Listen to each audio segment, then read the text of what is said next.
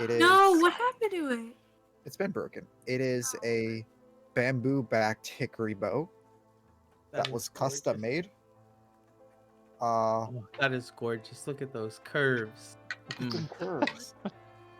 I love me a good piece of wood. Jesus, Phoenix. Sorry. Are we on stream? I think. Oh, I think that might have been the first thing they heard. Oh, that's great. Love it. I love those. Those are so pretty. Are you good? I've tried to shoot a bow a couple times. I'm not good. I'm not bad. I'm not as good as my buddy who got me into it. But that's because for a long time I shoot right-handed. Okay. I'm left-eyed. I shot for the longest time shooting with the wrong eye. Isn't that called cross something? Cross. I heard that term before. Yeah. I'm not sure positive, but I realized if I tilted my head a bit, I shoot way more accurately. I started hitting the bullseye all the time after that. But here's my second favorite. It's that nice, one's pretty too. Grayish green. Yeah. I love that one. Do you have the Christmas gift I gave you handy? It's always it should be right next to me. Yes. Hold on, let me. Hi, Pickle. It should be right next. Are you awake? I've used it to use it because I've used it to open a few packages now. You know, Package opener? Are you serious? I'm glad I got you a fancy letter opener. A blade is a blade, Tim. Opening packages is very important. Okay. Yeah, with a hand axe, that's enlightening. The most fun thing in the world. Yeah. With a hand axe. You can hold it up and just slice her. It's so fun. I'm gonna fill up my All water. right. I'll be right back. Okay, well we were about to get started. All right. Hey, can you guys in game change your pictures because we don't have the layout yet? Can you change your in-game Roll20 pictures to your character art? I'll be doing it when my character. When your character's introduced. Okay, that's fine. That's fine. All right. Okay. Secrets. I'm the last man standing with secrets. Fuck you. Yeah. No one knows. Oh shit! Look at what I have there. Okay. My name is still a secret, to be fair. Bingo. Bingo bango. All right, we'll wait for Lane to get started. Hi, Panda. I explained to you why I have not. You guys say hi to Panda. Hello, Panda. Hi, Panda. Hi, Panda. Hi. Pandas. Wow. This man. Wow, Nando. Wow. I'm sorry. I'm not a fan of pandas. I'm sorry. I'm gonna go ahead and say it. I'm sorry to Panda, but I am not a fan of pandas. You hear that? Live on Twitch.television? That is disrespectful. That's a hot take. I'm not gonna start this. I'm gonna start this, but when we're offline, I'm gonna talk some very strong-minded things about pandas. Some very strong panda opinions? Yes. This has been something of argument in my house. Oh, I bet you have a lot of girls. They probably all love pandas. What'd you say, Phoenix? A lot of girls. I have 2 girls.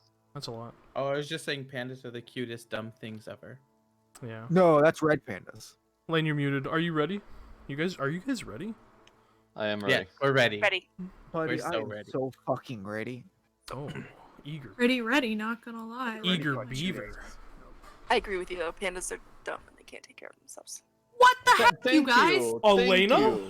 Wow. This is so much panda. Thank you. I am just saying, I'm not saying that I hate him, but I am just saying that evolution probably would not have, they would not be alive if it wasn't for humans. Y'all are. I will say it's the only animal that's the case. That's blasphemy, honestly. Chose at some point to be the most inefficient. Oh, my camera's just eaters. boxes. They're carnivores who eat bamboo. Thank you. Oh my god, thank you. What? Thank you. And they can only procreate like once a year. Like 1 day a year. What's wrong with that? What the fuck? I wish I had as strong of an opinion on anything as you guys seem to have. On this shit. Because I will go off. I will go off on this shit. My camera is just boxes, so that's that's fun. Right. This is bullshit. Yeah. That was disrespectful. Oh well, I don't know. Homophobic is what it is. I'll try it in a second. Yeah. Anyways, how about we go ahead and get started?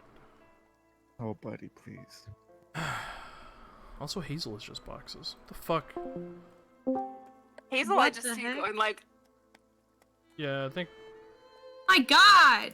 I think Oh, fuck Discord's this. having a heart attack. How come you load but I don't Is that shit load? over there? I'm trying to look sexy. Whatever. I'm done. Whatever. Okay, so. Let's go ahead and start this new campaign. The Wild Frontier of Issylra. There comes a time in every world, every age, where things suddenly shift and change. For some, it's for the better. For others, it is detrimental. So was the way during the Age of Arcanum, when the age changed, and again, once the gods banished themselves from the mortal plane, giving way to the Age of Divergence. Sometimes an age is quiet, however. It isn't defined by war, or some intense larger-than-existence event. Sometimes it is a whisper. Sometimes whole governmental bodies come together and unanimously decide that the world itself is changing. And sometimes, one lucky mining company out of a mostly desert continent uncovers a metal that can completely change the course of history. At the turn of the century, 1300 PD, a mining company out of Marquette, while surveying and digging for adamantine in the volcano-inhabited Smolder Crown Mountains south of Oncarel, stumbled upon a strange metal. The metal was unlike anything anyone had ever seen. Even the ore gave off small pops of what theorists and arcanists would later name energy from the Nolex. As it stands, every creation must have an opposite, lest the entire balance of the universe be skewed. It is these miners who found a deep vein of metal that had been touched by the Nolex, and it was those same arcane experts who decided it must be some sort of negative weave. Not sure what to do with this, the Arcana Pansophical was called in to study. Plane writer Finsorel Arcanon, the leading expert on the multiverse and the weave in particular, came to the conclusion that this information was too dangerous to release to the general population, and so the mine was locked down. Things that are meant to stay buried, however, rarely do.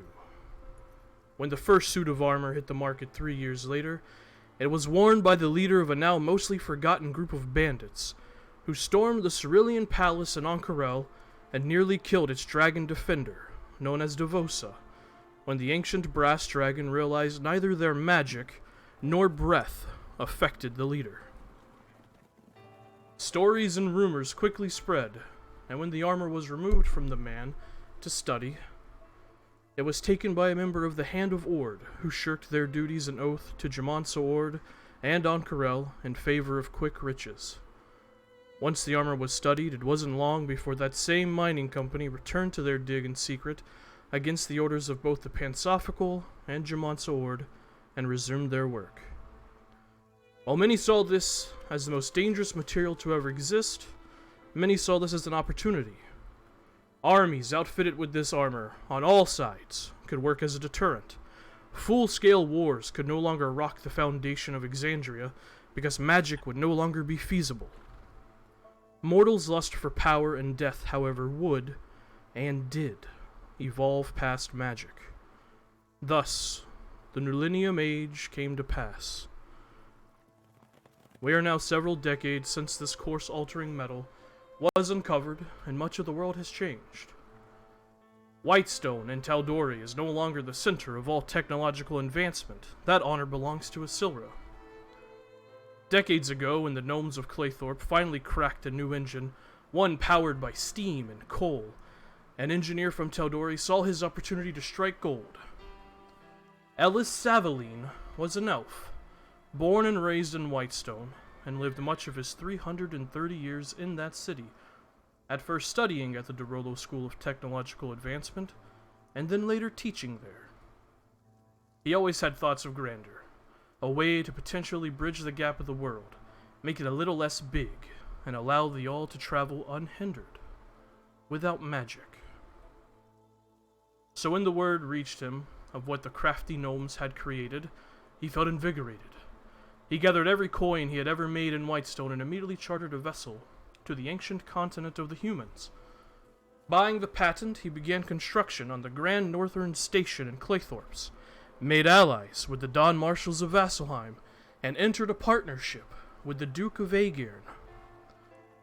So the tracks began to be laid, at first reaching out from the GNS, establishing the Saveline crossing, and then connecting to the port city of Aegirn.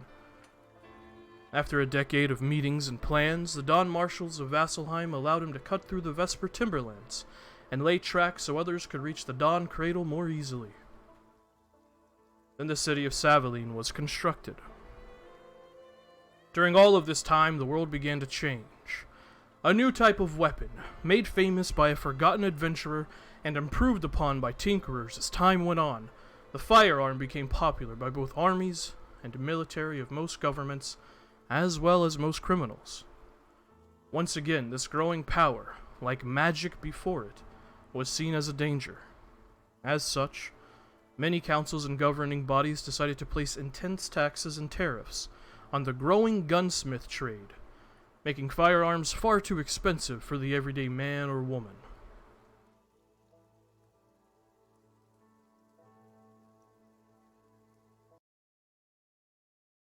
Ambiance change.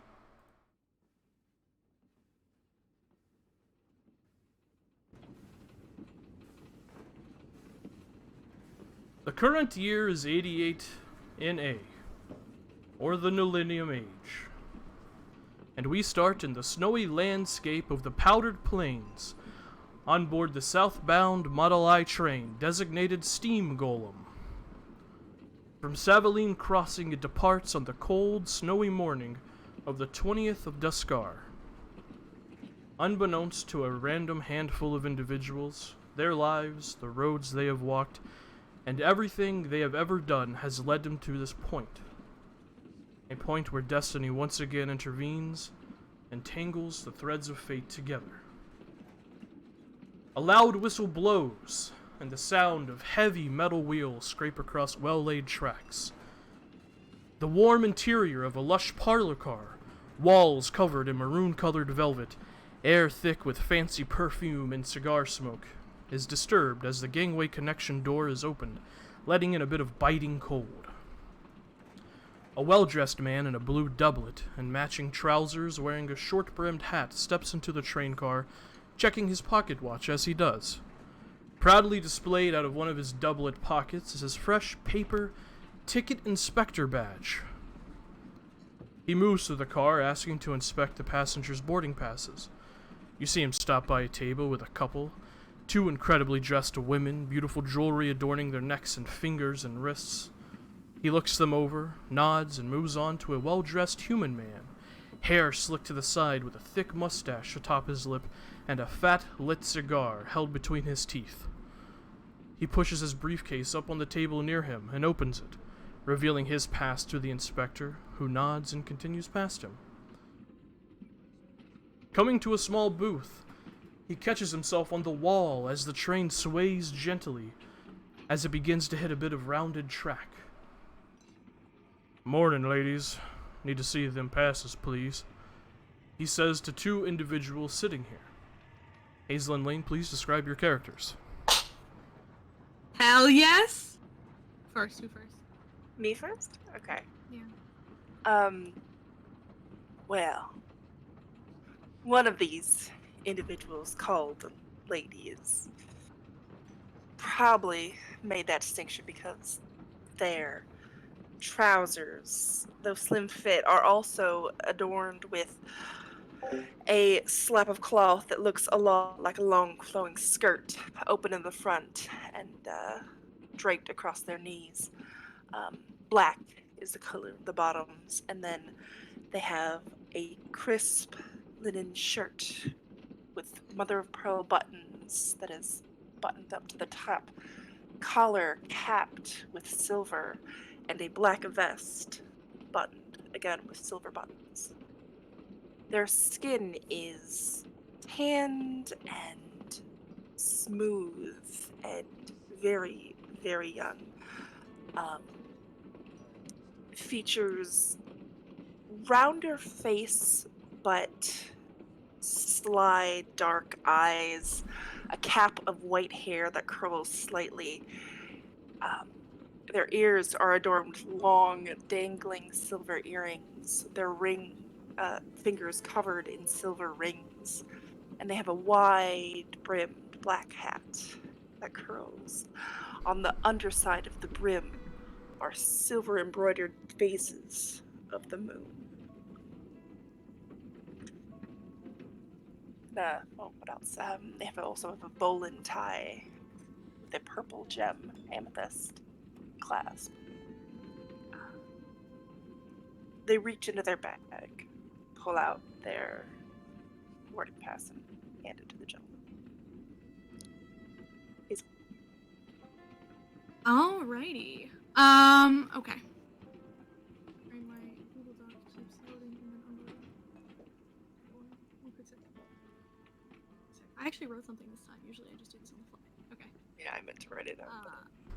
It'd be like this.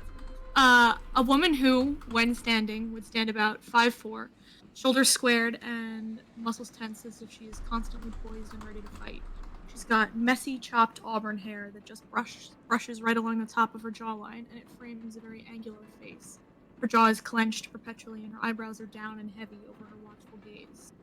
Her eyes are a vibrant blue-green, and they're darkened by makeup that seems to be smeared across her eyelids.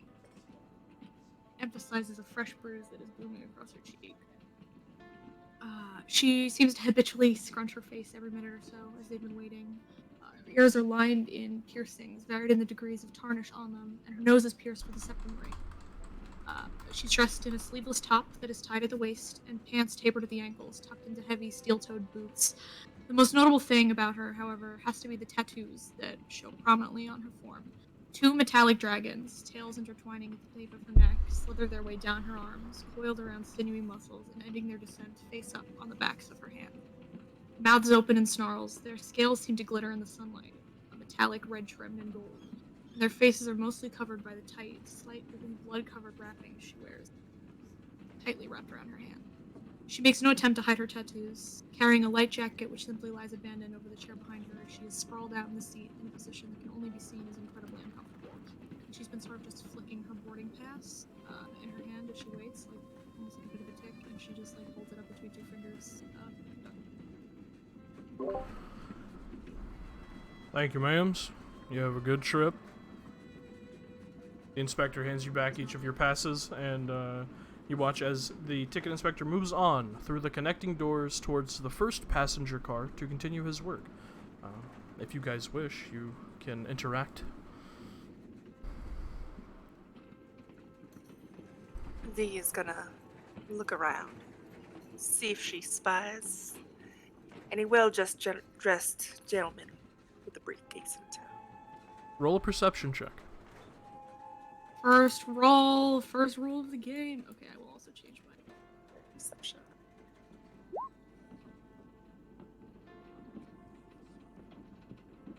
Is a 19. Yeah, you rolled that to me, by the way. Oh, I'm sorry. I'd had that toggled No, that's okay. 19. while I was setting up my sheet. Taking a cursory glance around the parlor car, from what you can see through the ever-hanging dense clouds of stagnant and putrid cigar smoke, you see 2 well-dressed men in this parlor car. One of them you saw had a fat cigar tucked between his teeth, and the other one is sitting near the gangway connection door on a single chair, no table, no booth, just sitting there kind of at attention, wearing roughly the same outfit the other ticket inspector had, but hasn't moved since you guys have left station, just has been sitting there.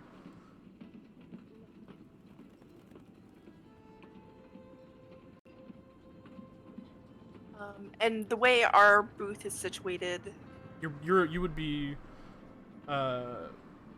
where the guy with the cigar is would be opposite the kind of corridor, the walking corridor of the parlor car, opposite of you guys, and the other guy would be towards the front entrance of the parlor car, where you first saw the ticket inspector enter through.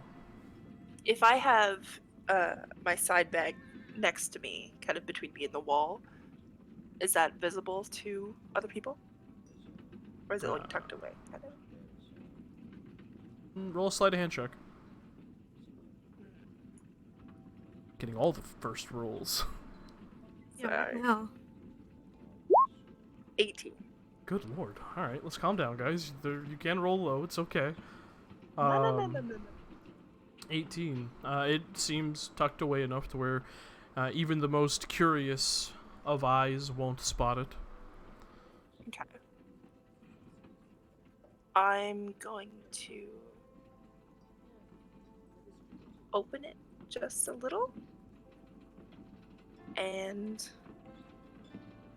mentally tell Zorka, quiet, go across the way. And a little butter yellow pseudo dragon is going to peek her little head out and snake down on the floor and try to carefully make her way to the other side of the car towards the man with the cigar, Okay. like hiding under the seats. I see. The guy with the cigar or the other gentleman? I thought you didn't say if either of them had a briefcase, so I was. Well, one definitely does. You don't know if the other one does. I described Cigar that. guy or The Cigar cigar man guy. has a briefcase, definitely. The Okay, other yeah. guy is unquestionable. Yeah, toward the cigar man. Okay, roll a stealth check for Sorka. 17. Okay. 18, 17, huh? Yeah. Good lord. Literally only downhill. Yeah, literally only downhill. And then to kind of, while Sorka's slithering over there, they'll turn to their friend. How long was this journey supposed to take? I don't 2 hours. know. It's getting kind of boring, so if we could speed it up a little bit, that'd be nice. Right. Wait an hour, yeah? Are you ready? I was born ready, that's a stupid question.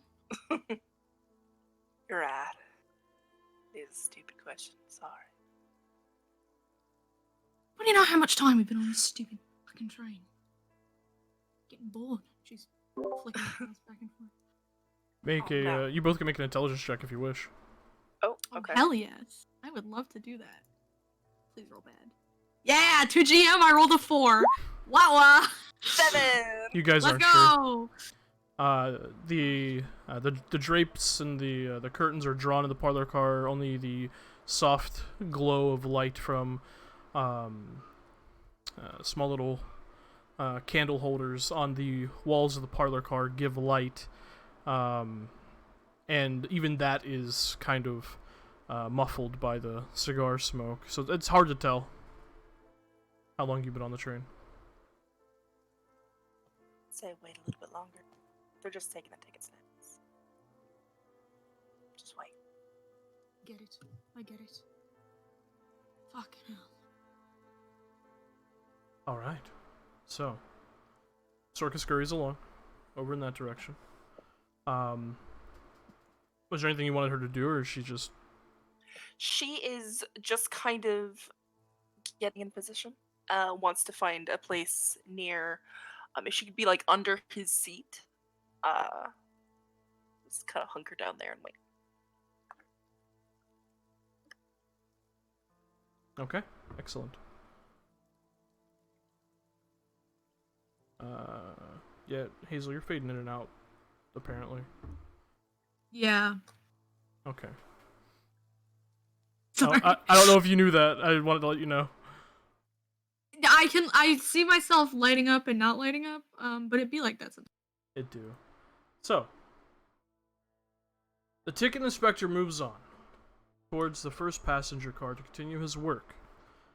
As the door closes behind him, we see a couple of individuals stand up, some heading toward the latrine, but one moves back towards the sleeping car, which connects the two passenger cars.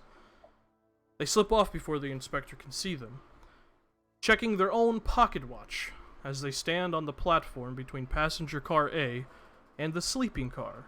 Alcia, please describe your character. This man's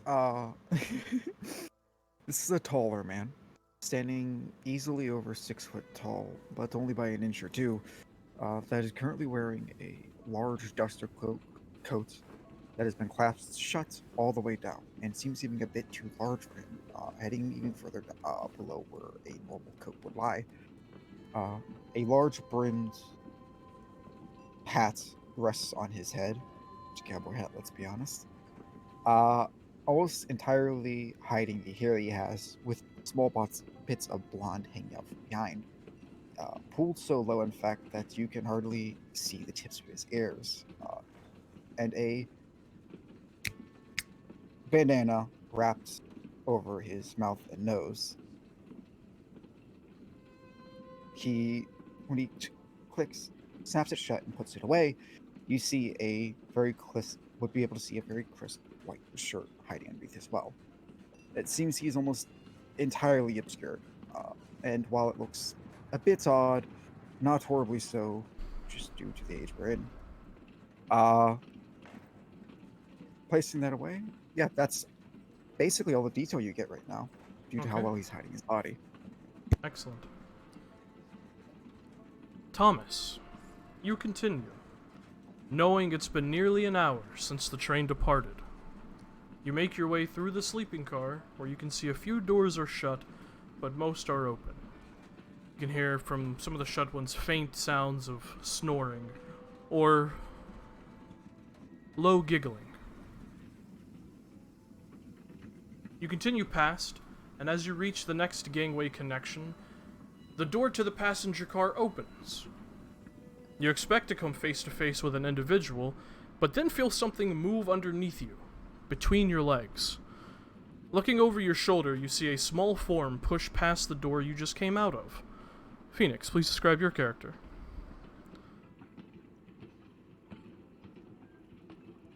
Alright, excuse me.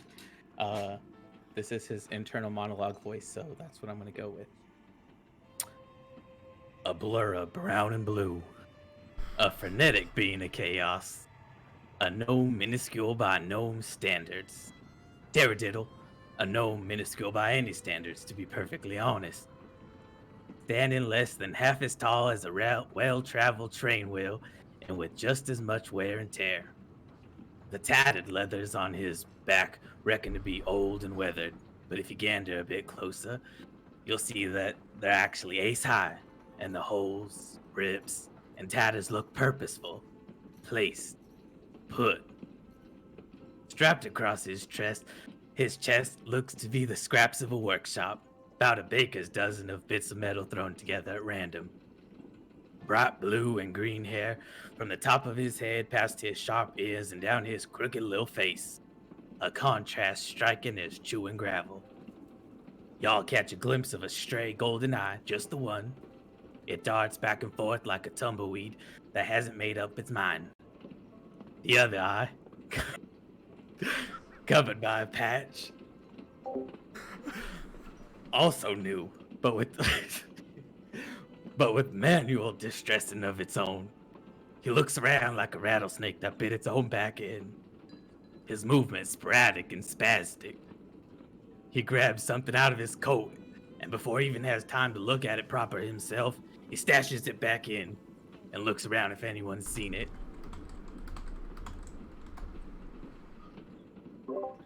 Roll a perception check if you want to see if anyone saw it. I am going to. Please tell me he sounds like this all the time. You no, wish. He doesn't.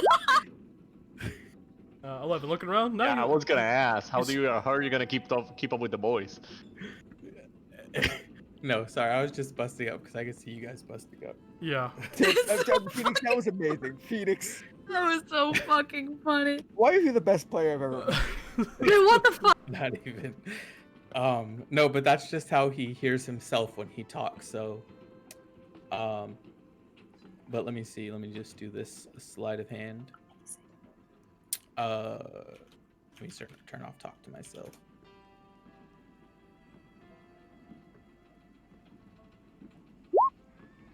Now you don't catch a glimpse. You don't catch a glimpse. Oh, that's excellent. So, you hear a high-pitched, shrill whistle as you shiver from the cold outside and step into the sleeper car. You feel a little let down as you bought a ticket for the observation car so you could see all the sights of the powdered plains, but for some reason the train had a final car attached to it, blocking much of your view. The whistle indicates the first hour of travel has passed, and you begin to pick up your pace a bit, heading toward your destination. A few elk get spooked from the shrill whistle that erupts out of the engine of the Model I train, and the small herd storms past a nearby wagon, disappearing into the snow flurries. Bundled up in this covered wagon, reins at the ready, we see two individuals look towards the oncoming train. Nando and Soda, please describe your characters. You can go first if you want, Nando. Yeah, that's fine. It's a 5'9", auburn, reddish hair, wearing green and black leather armor underneath a large brown coat that is a little bit more like a duster. It seems very raggedy as fuck. He's definitely been seen said better days. With a bandana around his neck, and carrying a pistol on the side of the chest, very high, and daggers everywhere that you can see, that the eye can see. Is Kunaki next to me? Of course. Yeah. Right behind me, large size fox creature that surprisingly has two tails. The two tails bang around everything and doesn't really seem to bother me at all. It seems to be resting at all, not being bothered by the tails at all, and just throwing a single coin in the air and catching it. Excellent. Oh yeah, and of course I have no pupils. Well, I have pupils, but I will have no. What is that called? The iris? I don't have an iris. Iris, yeah. Okay, I don't have Naturally. an iris. You know. Naturally. Naturally. So, Alright. go. Alright, sitting next to him is anybody not paying attention would be forgiven for thinking they had seen a Goliath, but anyone that was paying attention would realize they're looking at an exceptionally large human man. Must be, gods forbid, almost 7 feet tall. And definitely clad in attire that seems more reminiscent of a bygone age. Slung over his shoulders, he has a longbow and a massive greatsword that must easily come up to his chest. He wears a white fur cloak upon his back. You see a hand axe at his side in a leather holster, black trousers with, it looks like a bit of a furred loincloth underneath a blue jerkin, and well-worn travel boots. Very muscular, angular gentleman with chestnut hair.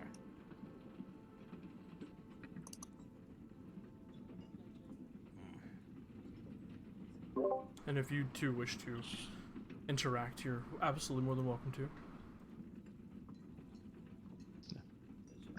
You said we are in a wagon?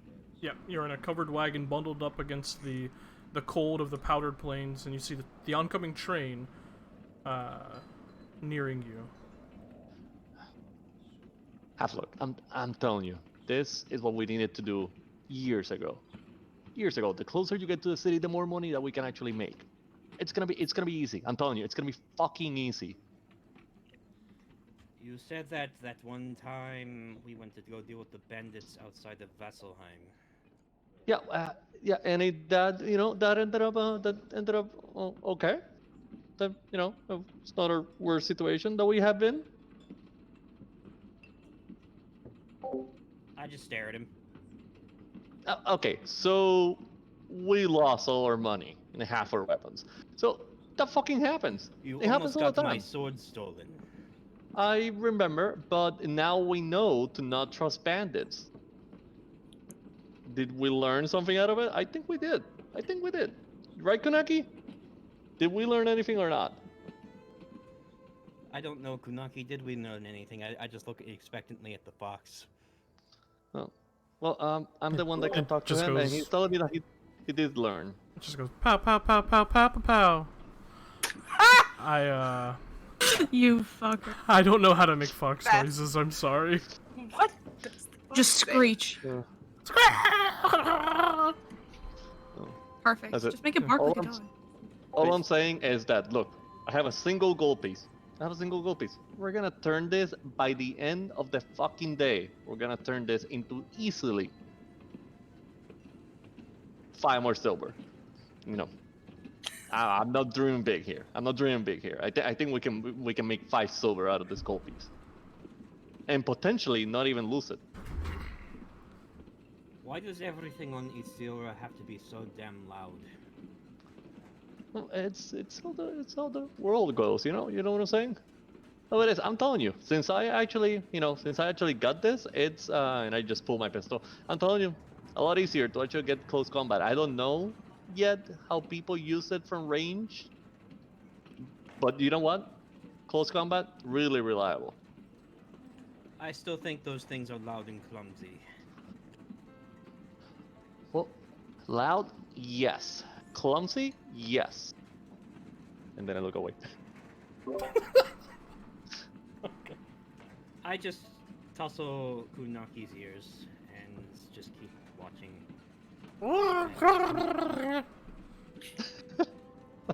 And that was good. You're making progress. It's getting close. Definitely getting close. That's how we imagine That is connecting. pretty close, actually. Good. I was just making noise. I don't know. And I just mutter something uncharitable about the loud tube of metal going forward past us. And it's loud inside the train cars. Outside, it is awful. It is so loud.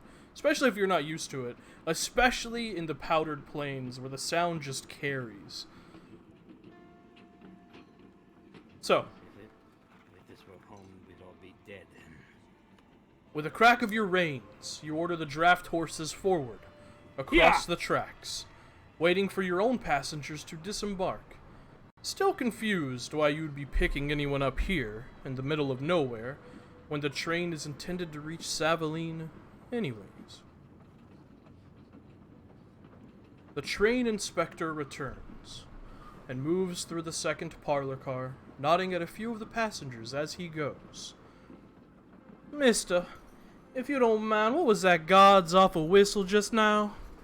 One of the well-dressed women asks as he passes. Well, that was to let the passengers know our first hour of travel is past, and to give them an idea of how much longer the trip will be, ma'am, he says with a smile, continuing on his path, walking out of the car. Ezra, V, what would you like to do? Right, I'll be back in a second. Yeah, I got something to take care of. Yeah?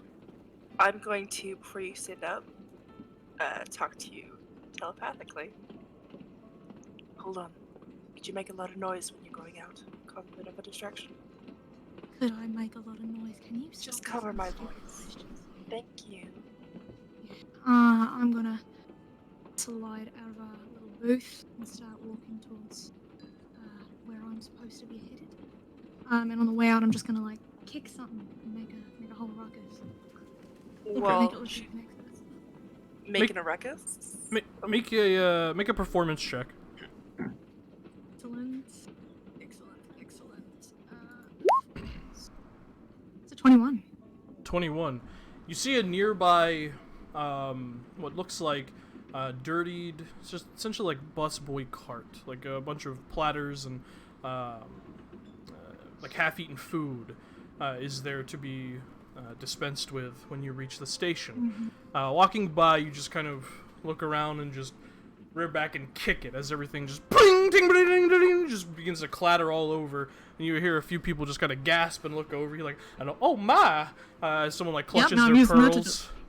And then flip out. you just walk out. You see that one gentleman who is kind of sitting near the door, kind of look over at you, look at the commotion, and he kind of stands up. It is all right. He kind of watches you exit out, giving you a cursory glance. And then a few parlor car attendants kind of scurry in from their small booths and begin to pick up and clean up, kind of apologizing. In the middle of the loud ruckus, Mm-hmm. I'm gonna have my hand up to my face and in a very quiet whisper, "His life and light belong to me, as I will, so will it be." And then through Sorka, under the gentleman's chair, she's gonna reach out, touch his leg, and I'm gonna cast Chill Touch through Sorka. Okay. Go ahead and make an attack roll. 15. 15 hits. Roll damage. Fuck! 1. You just watch as he kind of... Oh, God! He, like, kicks his leg. Oh! Snakes on this train! Oh! Oh, you alright, sir? I've been bitten! He, like, stands up. You watch as he grabs his briefcase and holds it close to his chest.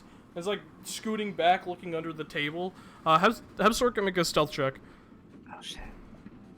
Damn, fucking. Sorka, stealth, okay. 10. 10. He looks at her. He's like, oh! What is that?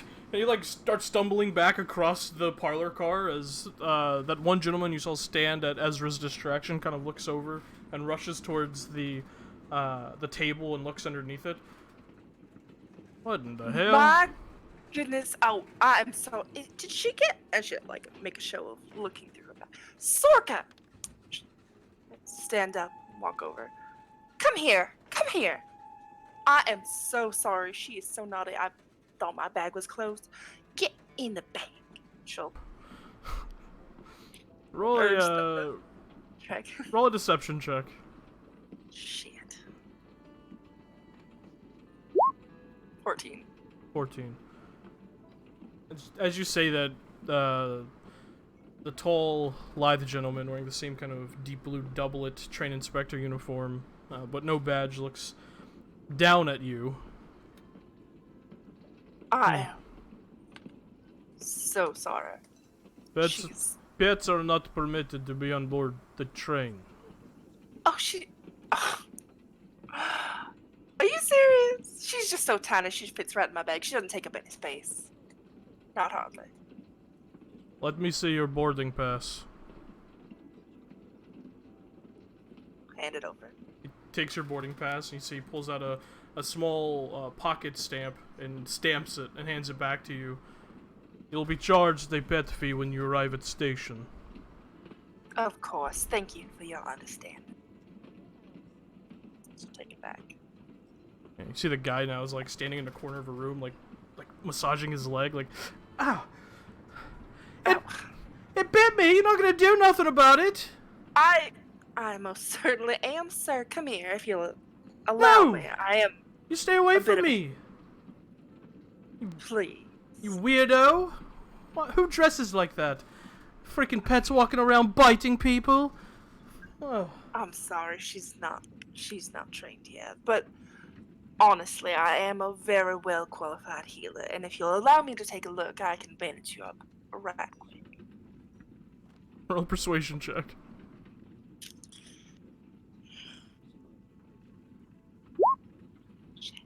Yeah, he's like holding a hand up. No! Sir, please! Keep this person away from me!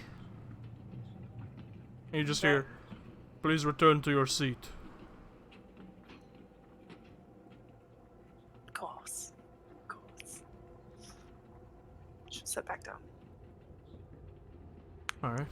At this moment, you see, coming into the parlor car, also using the commotion as a distraction, by happenstance, is a small gnomish figure who just kind of scurries through, looking around at the commotion, and continues in the same direction that Ezra went.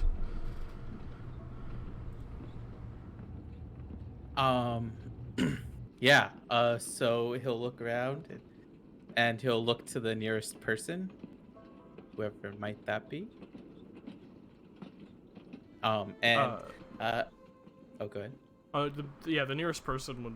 I mean, you would walk past like the entire commotion, and you saw this individual, Lane's character, kind of like trying to calm down this manic gentleman holding a briefcase to his chest.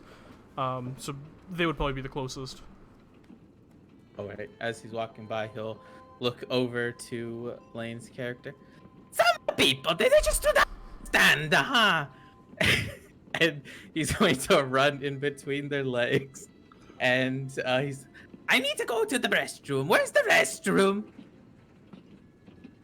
Yep.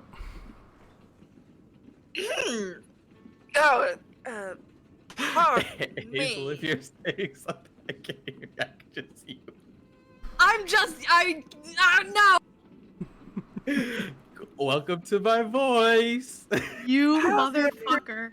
I believe the restroom is that way, and she'll point at whichever way the restroom would be. There is one Probably latrine. the one behind. There is one latrine closest to the gangway connection door that leads to the first parlor car that Ezra went.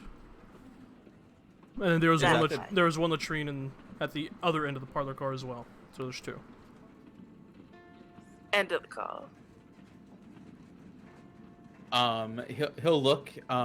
Which one is towards the direction that he needs to go? The one. That she pointed to, or no? Yeah, the closest one to the front of the parlor car. Yeah. Okay. He'll look at you and he'll kind of tilt his head. You know, I can probably take care of that little problem that you have. Sir, I appreciate the sentiment. I have no problem at the moment. All right, if you insist. And then he's just going to scurry off towards the front of the parlor car. Okay. Thomas, you eventually make your way outside the second passenger car, the biting cold whipping at your mostly covered flesh and eyes, but you can still feel it biting through, especially with how quickly these locomotives move. What do you wish to do? He is going to. There's no windows between these gangway connections, correct? No, the windows of the observation car are like behind it, so there are no windows here. And these doors, do they open or do they slide? They slide. They slide? Okay. So what he's going to do is the man puts up a hand like this and waves his fingers. A small mote of liquid metal seems to just manifest above his fingertips. And it quickly stretches and expands until it forms the shape of a shim, a triangle more or less. And he does this twice. And he's going to jam them in both doors to prevent them from being open for now. Okay. As soon as he Go does ahead and make a strength check. Or athletics. Oh, Probably not exact much. same, Yeah, so- probably not much difference for you. Oh, that's really painful. Okay, you jam them into both doors. Well, doing it again, he's going to this connection, Tim. Mm-hmm. Is it a chain and buffer connection, or is it a lock connection? Kind of. It's chains. It's like a coupler type situation. Coupler. Okay, so he's Yeah. going to.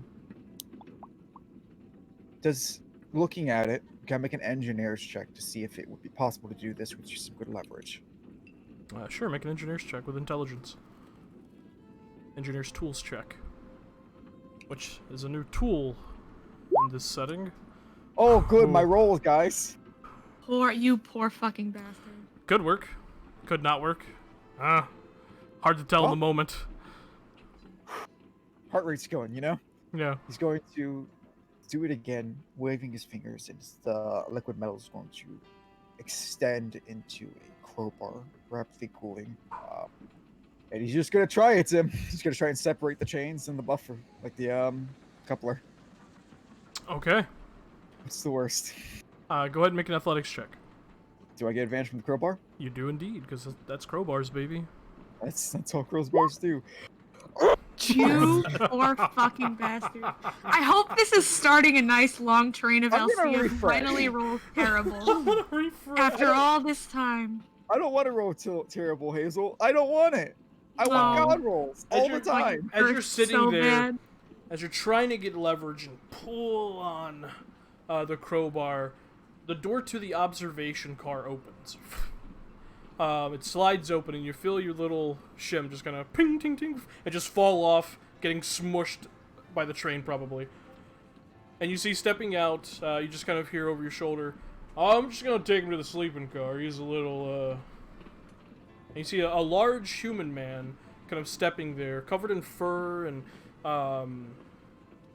like, heavy fur, normal, like, traveling clothes underneath that, wearing this almost, like raccoon style, like, circular hat with a little tail on the back of it, because that's where we're at.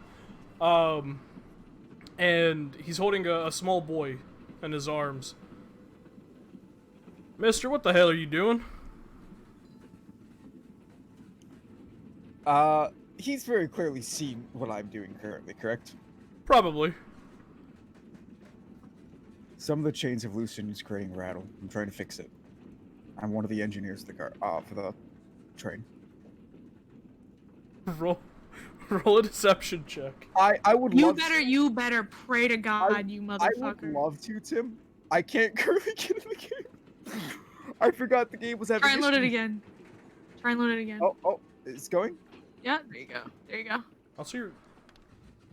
It says you're in, so. Yeah, it's loading. Come on. Look here. Do it. Come on. What if Oh. it doesn't want to? I know my Consider that. bonus. It's +0. So, to my knowledge, I do not have proficiency in persuasion. Or deception. Either of them. 10. 10. Roll bad. Takes him only, like...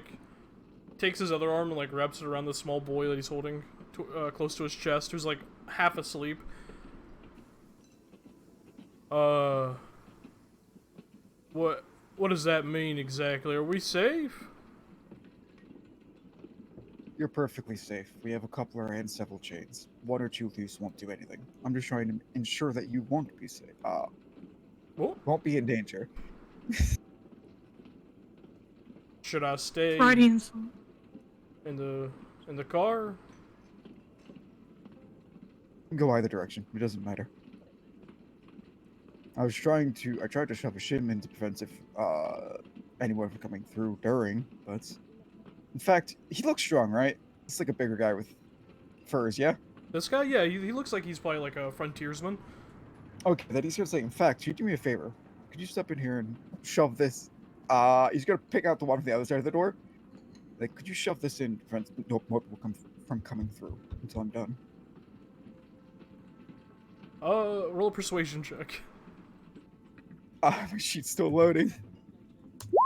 14? 14. Holding the small child in the other hand, he grabs it and goes ahead and steps into the sleeper car. Sure, sir, just give me 1 second. He goes into the sleeper car, puts presumably the child into one of the rooms and closes it and comes back out. Now, what exactly you want me to do with this? He's going to shut the door, like, because he's already probably shut the door by now.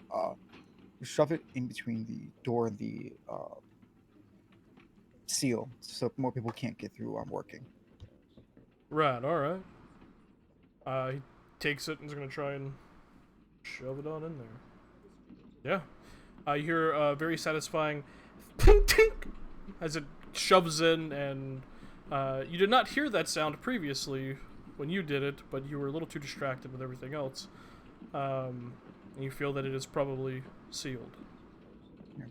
Thank you. You can get back to the sleeping car now. I'll let you know when I'm done. All right. Good luck with your work, engineer, man, sir. And he walks back into the sleeping car. Back to work. Go ahead and Bonk. roll another athletics check. Come on. You poor fucking bastard. This is so funny. You're How loud is the train? the train on the outside is loud. You do what I think you're gonna do. Yep. Yep, Yeah. I can he's see it in going his to, eyes. Like, prying and unable to get it still, he stands up, sighs, puts his hand in the air, and several of those little molten liquid balls manifest in several places around his hand. Each of them stretch, expand, and form small or larger pieces that all begin to click, snap, and move together. Screws entering, forming, oh, I guess not screws, but still, forming a shotgun in his hand. A coach gun. A coach gun in his hand, which rapidly cools to the appearance of normal metal or wood, with the exception of the stock being ornately carved, and everywhere where the wood was moved away is glowing a light molten red, along with a pattern across the barrel of the gun, which is also glowing that molten red. And he's just going to hold it down to the coupler and fire. Make an attack roll.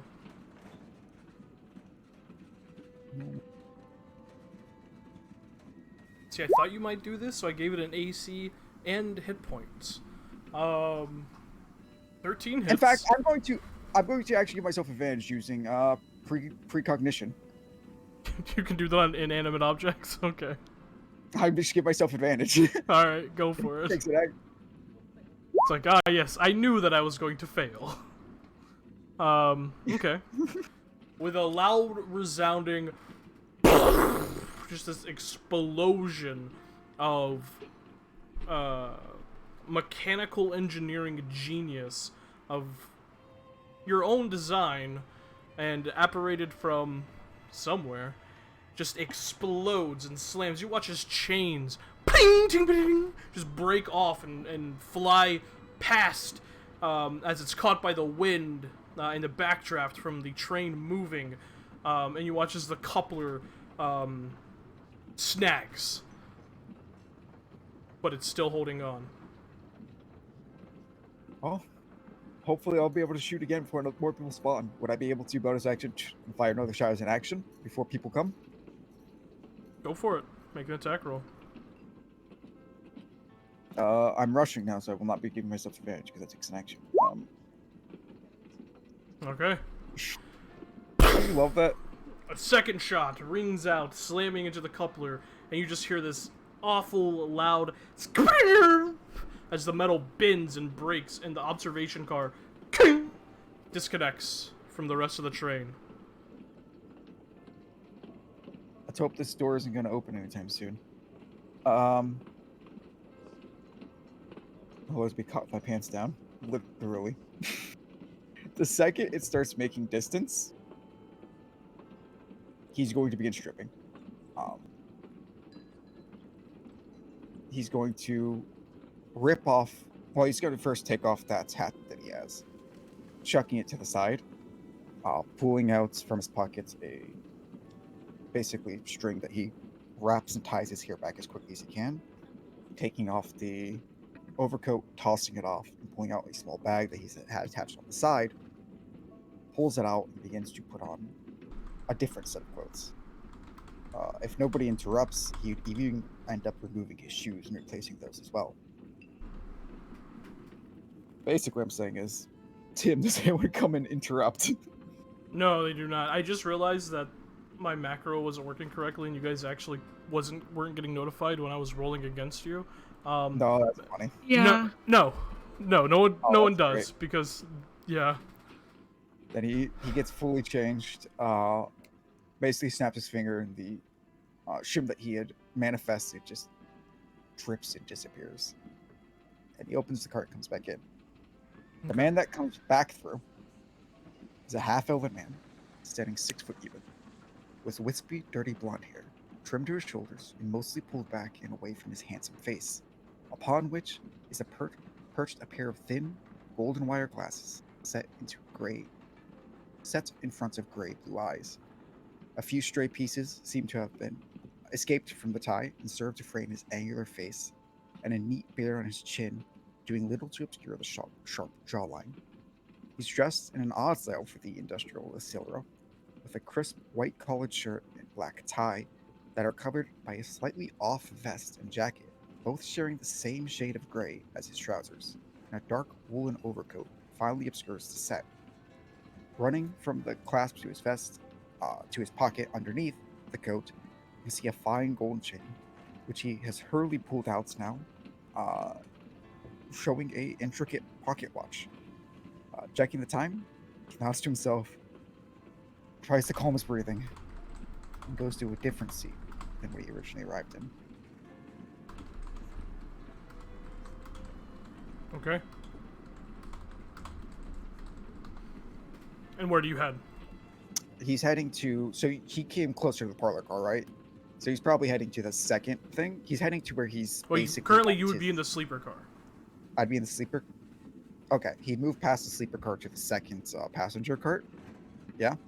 Yeah. No, I'm sorry. I apologize. You would be in the... That's why the motherfucker didn't hear the gun. You would be in the second passenger car. The next car after this is a sleeper car. Then the first passenger car. Then the parlor car. Okay. Lot to remember. He'd probably be heading towards either the parlor car or the second passenger cart, the one he's in, I suppose. Whichever one he would have left his companion at with his stuff. That would be the first passenger car. He would have separated him from himself because he. Oh, wouldn't be okay. disguised. Yeah. Okay. So we could say that. We could say that's... We could say you... Honestly, you could probably say you left him in one of the closed sleeper car rooms. Oh, perfect. Then Yeah. he'd head over toward the sleeper cart, passing the second passenger cart. He'd head over to the first sleeper cart, open one of those small closets, I'm assuming. Yeah. And out rolls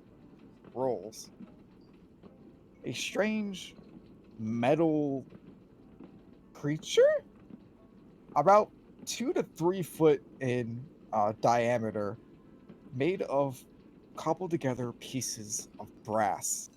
And in the center of its face, a eye that stands easily a foot in diameter, with a brilliant blue iris in it. 2 spindly, strange metal arms come from, and legs come from the torso, as well as a spindly piece of wings that just seem to have feathers that are almost glued on. They look so unnatural and stupid. It hops up, does a little putting its hands up, runs back, reaches back in and pulls out a case, a blocky, well, sort of like a briefcase, but a toolbox. Yes. Toolbox. Yes. A blocky toolbox that it picks up and begins to follow him over to the first passenger cart. Okay. I will send both images. Yeah. You just hear just this kind of waddling skirt, skirt, skirt, skirt, skirt, skirt, skirt. As it walks behind you. So as you make your way to the first passenger car, Ezra, you have made your way through the That's first parlor car. Mm-hmm. Between you and the engine is the tender car, filled with coal, which makes a neat round mound.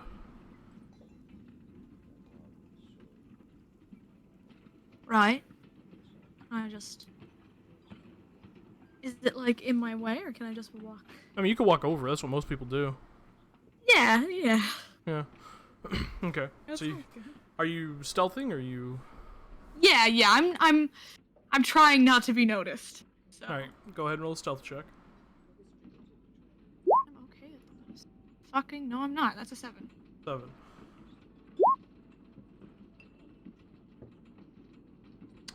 Let's see, GM... What? Whatever. Okay, you begin to slowly kind of skulk over the mound of neatly stacked coal tender and make your way over, and you can see within the engine where the controls are for the throttle, the whistle, the brake. You see a single man wearing this fine black doublet.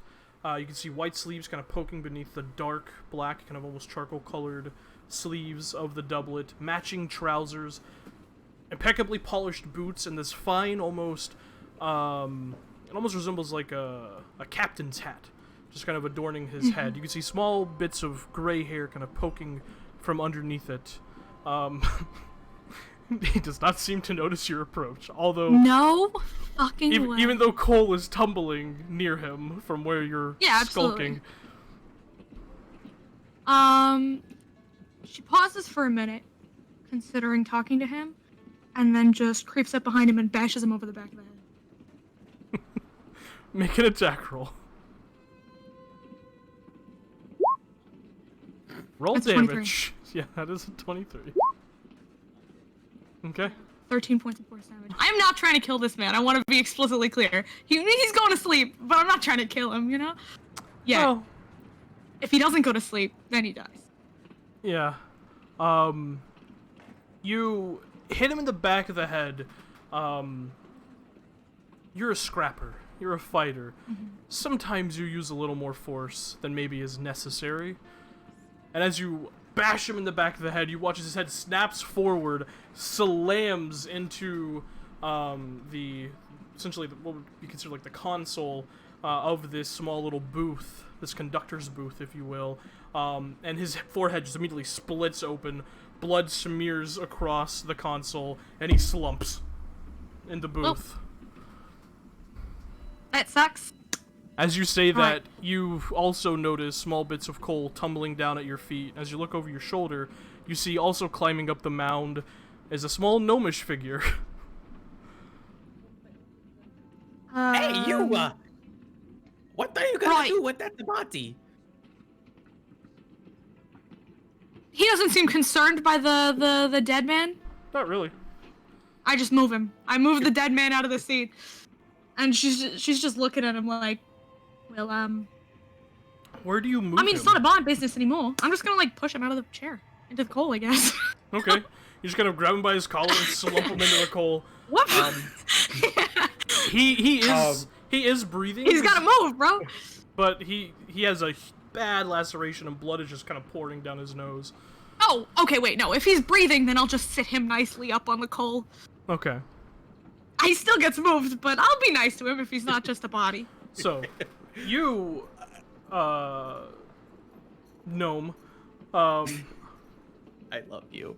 you remember what you were sent here to do. Right. To disable the engine to the point it has to be repaired before it can get moving again, one would need to get up on the engine, make their way to the throttle and steam dome, and figure out a way to badly damage the dry pipe within. Right. So he's going to look over. So here's this, right? I am not going to tell anyone, but I need you to throw me up somewhere. Deal? Deal. Sounds like a sweet deal to me. She's just gonna pick him up Alright. by the back of his shirt and lift him up. That way! And he points as he's being held by his I'll collar. just chuck him. Roll an athletics check. Gnome, roll an acrobatics check. Yeah. What the? Oh, what the fuck? That's a 17. Nice. Yeah. Oh shit! He gave my name. Well, there you go. I was trying to protect it. I know, but I messed up. But anyways, thank you. As you fly through the air, the wind just whipping past This is amazing! your beard. You land, boom, boom, boom, kind of two-stepping on top of the engine, kind of catching yourself, and you see up ahead of you, where the steam is coming out, is the steam dome. What are you doing? Does it look like he can fit down there? Roll an investigation check. Sure. 11. Maybe, but there's also a lot of heat coming up from down there. Well, okay, does he know if he dropped something down there that did a big explosion? Would it be enough? Uh, I'm so sorry in advance. I'm so sorry. oh boy. It would certainly need to be repaired. Oh, I also can pull up character sheets. What tools do you have? Do you have anything that would? I have forgery tools and forgery, smith, thieves, and tinkers. Okay. Just make a general intelligence check. All right. Not good at that, but we'll go with it. 11. Yeah, if something explodes in there, probably fuck something up real bad. You're also standing on top of it. Right. Well, he's going to sit down. He's gonna pull out some smith's tools, and it looks like a little baby anvil, compared to him. And he's gonna grab a hammer, and he's gonna be hammering air. But as he does, he's going to engineer, aka summon, a stick of dynamite.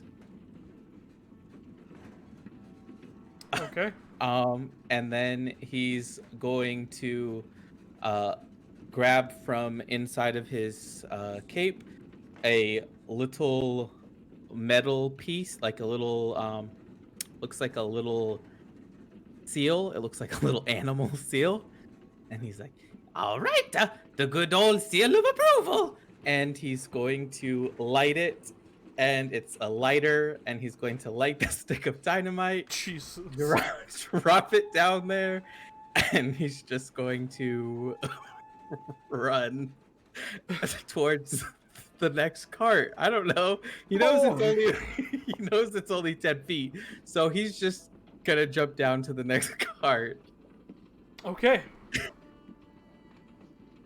I'm so Oh my as you fucking God. drop the stick of dynamite down, you just hear a faint kind of psst as it just kind of disappears down the pipe, down the steam dome into the pipe, and you begin to just bolt. Yep. Back in the parlor car, V, what are you doing?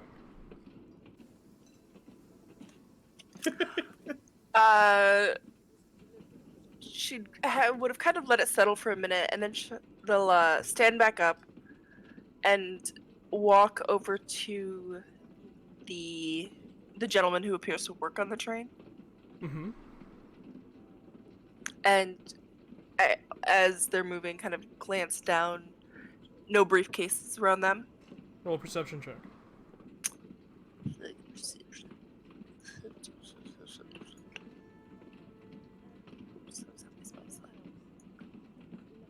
22. 20? That's performance. What's your Oh, shit. modifier? 3, so 21. 21. Sorry. Looking around, you still see the man in the corner kind of clutching his briefcase. He took a seat far away from you, as far as he could get. The other gentleman, who appears to work on the train, returned to his seat. And as he did, you notice him kind of lean underneath the chair and kind of fiddle with something. And as you look, you can just make out the faintest bit of, like, leather material, like some sort of... There's something underneath his chair.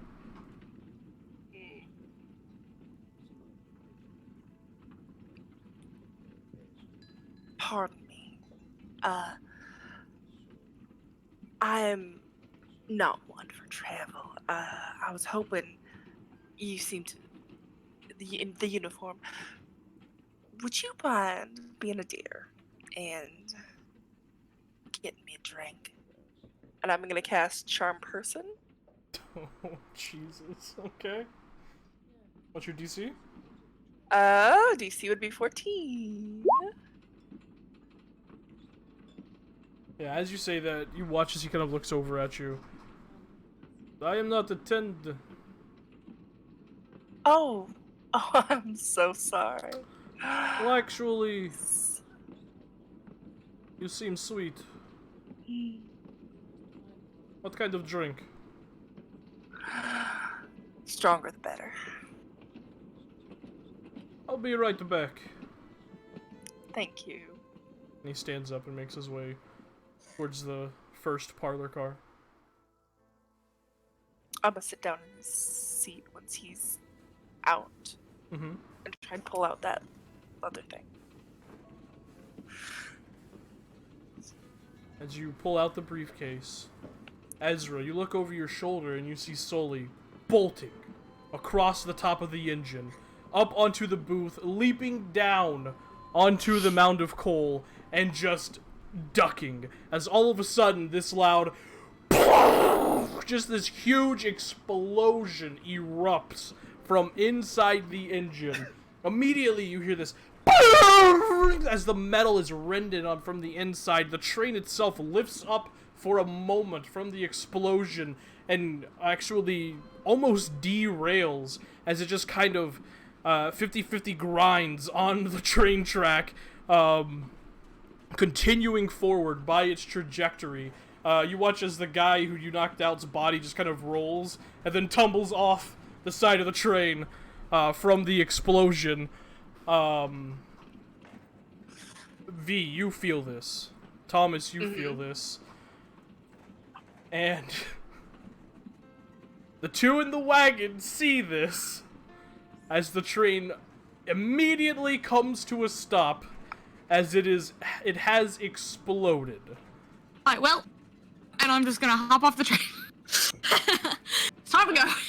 Is the brief cigar man still clutching his No, everyone inside No, the that- parlor car got flung a bit, either against their seats or out of their chairs.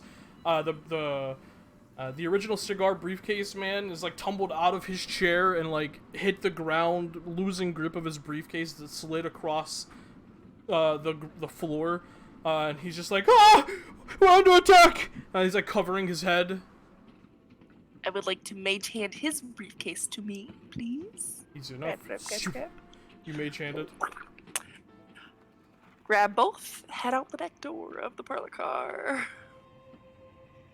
Go through several cars for that shit. Are there? Well, are I there assume there's like doors on every car connecting, company? like Just hop off the train. Yeah, just like hop off Train the stopped. gangway connection. Yeah. exactly at the out of that car to the connection. Jump Okay. off. All of you... Actually, you know what? Because you guys are right there, I need Ezra and Sully both to make dexterity saving throws. Fucking hell. If you explode how fucking Gnome is the best. It's a 20. Okay. Excellent. You managed to dodge out of the way of some of the flying pieces of metal and debris. However, you both do inadvertently take... well, that's not much. What would that be? 3 points of piercing damage. And you make your way off the car. Are you fucking nuts? Oh, shit. Sorry. Fuck. He's going to look up at her and turn around with his backside towards her. I think something's bit me in my butt. Can you check?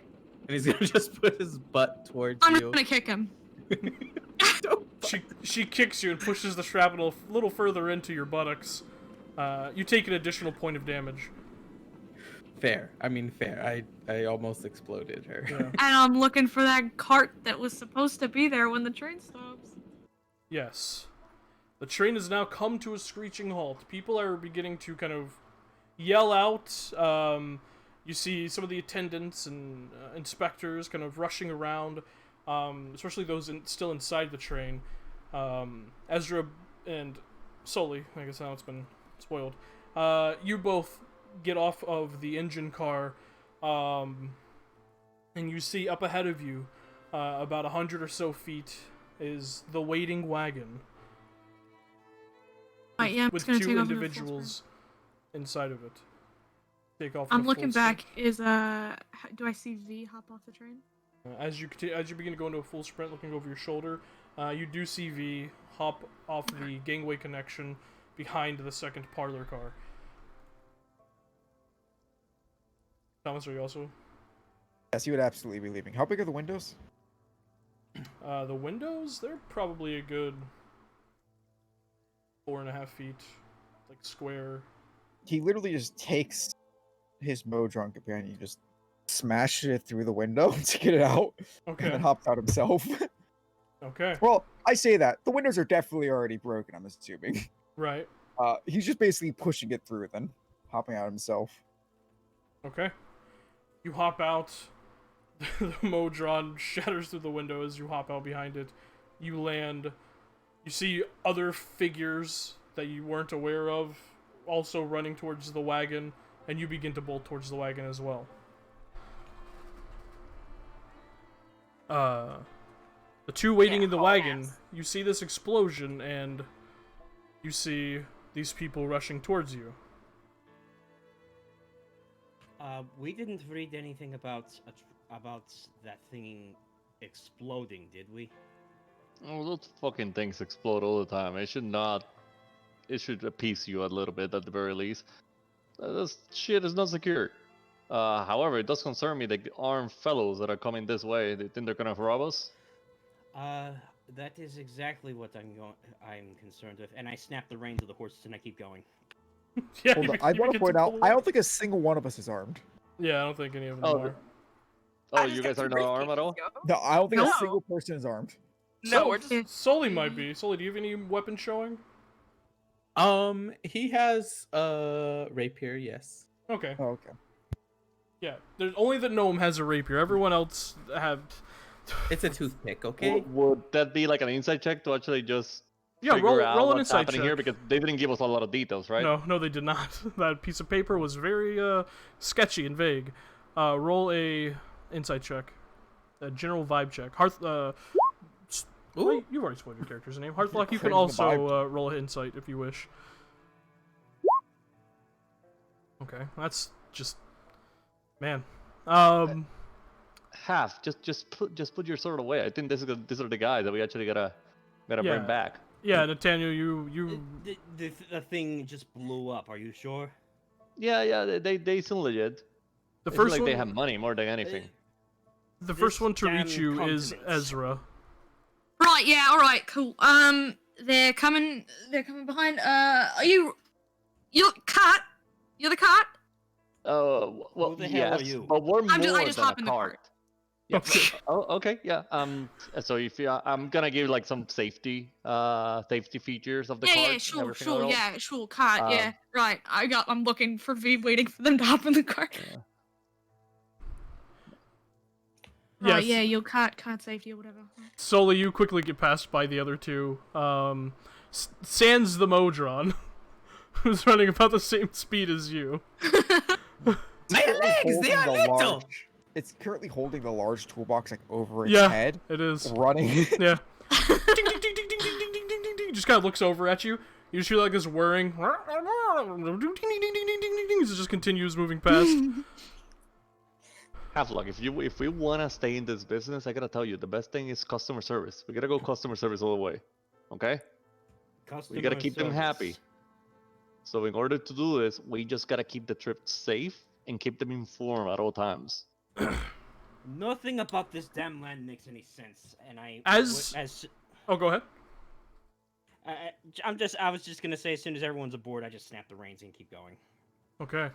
As the rest of the party reaches the wagon, you all hear the thundering sound of approaching horse hooves. Coming around the train. And you see, coming around, 7 individuals. 6 of them wearing bandanas over their face, 1 of them not. You can see a rifle slung over his back as he looks out over all of you. Well, that was a job well done. I'm afraid I'm gonna have to take that briefcase off you now. The Chasm Boy gang has a reputation to uphold. So they are not part of the people that are gonna be on my Oh no, wagon, I'm gonna go right? kick their ass, so I'll be back in a second, and she's just gonna hop off the cart and square up. All right. With that, I need everyone to roll initiative.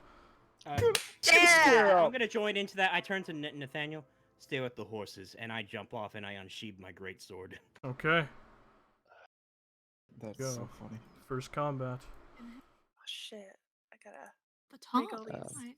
Does Kunaki have a token as well? Oh, I forgot to make Kunaki a fucking character sheet. Oh.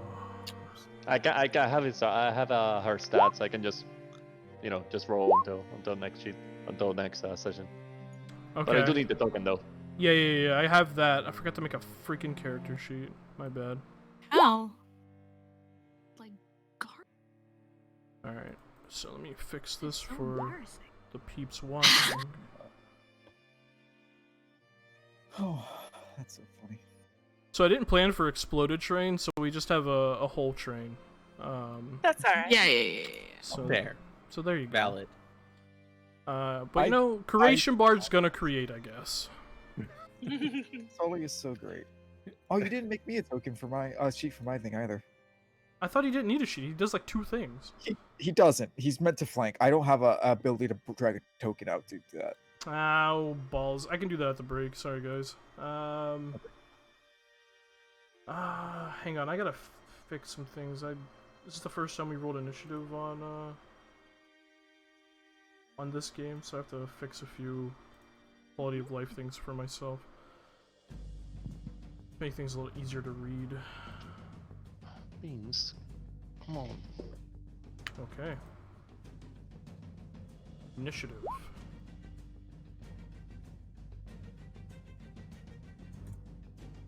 Also, we have new battle music. I don't know if you guys fuck with the music at all, but Oh, I like it. I love it. let me check stream, make sure they can see. Excellent. Okay. Alright, so top of initiative. Thomas Colt. Thomas raises his hand in the air once again. Devil of these molten balls of steel forming, stretching, turning to pieces, shifting, pushing together, until you see a long rifle come out. A carbine, in fact. As Tim, do you have disadvantage for shooting a carbine while prone? No. Okay, then he's going to take a few steps back, drops prone, and shoots at the leader, the one that does not currently have a bandana, with his Colt NA-87 carbine, and botches. Misfires. Holy fuck. You pull the trigger, and you hear a slight clink. And you look down, you immediately know this. Your blood runs cold as you just see smoke eject as the shell shoots out and just spits out with sparks and smoke. He's like, oh, what a fucking entrance that is. Like, he's trying to, like, unjam it. Great. That's my full turn. That's your full turn. Just a You know what? dude, just a dude laying in the snow. Stand back up. He'll be like, well, that didn't work. Just brushes the snow off himself. All right. This guy is going to. Oh no. I didn't take into account. Sheets aren't loading. Oof. Oh no. Maybe we go to break. It gives you a chance to do the character sheets for the lads. No, they have character sheets. They're just not loading. No, I meant the other lads. Oh, the other lads. No, we've already started. Especially though. if the fine. NPCs aren't going. Alright. I Also, Tim, so, I have macros. Kunagi's large, by the way. Whenever you have the chance. Big boy. He's large? Yes. There you go. Yeah. He's a big God lad. damn. This guy's going to, like, essentially thunder up. 30 on his horse, pulling out a light crossbow, and just, well, fired at the first person. Actually, no. Because of his passive perception, V, he sees you carrying the briefcase. He's gonna fire at you. I am in fact carrying the briefcase. Alrighty, let's do this. That is going to be 13 to hit. That is my armor class, so it does Okay. hit. You take 7 points of piercing damage Ouch. as the light crossbow fires off, slams into your side, and you just feel it cut through your flesh. Ouch. He goes ahead and reloads, kind of stepping off of his horse and kicking it on the side as the horse just takes off into the powdered plains. As that guy stands there.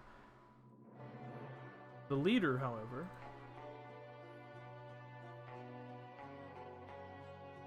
oh, I love this song so much. There's a lot of Red Dead Redemption 2 on this soundtrack. As there should be. I am just a sample nerd. I'm gonna try and refresh. I'm gonna give it a refresh, see what happens. Hold, please. Aye. Yeah, I need soda, so I'll be back in a second. I want a soda. Let me figure out how the fuck to. Go get a soda. Quick! While they're. Alcia. You know, Hazel, you think you know so much. Familiar can Academia. use their own attack to attack, right? Or do I have to command them? You have to They command can? an action or a bonus action. I have to command them, but I have to do that first. And then they use their reaction, but They then use can their reaction. they take an action? They take an action on their turn, but it cannot be the attack action. It can't be the attack. It can be help or dodge or Disengage, yes. disengage. Okay. Thank you. Otherwise, injured to be a lot more useful for little boss. Look. He does his best. He does his best. He does well. He's doing amazing.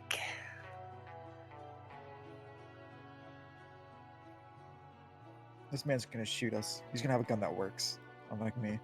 He's gonna have a gun that works, he says. What an embarrassing entrance to my carbine. It'd be like that.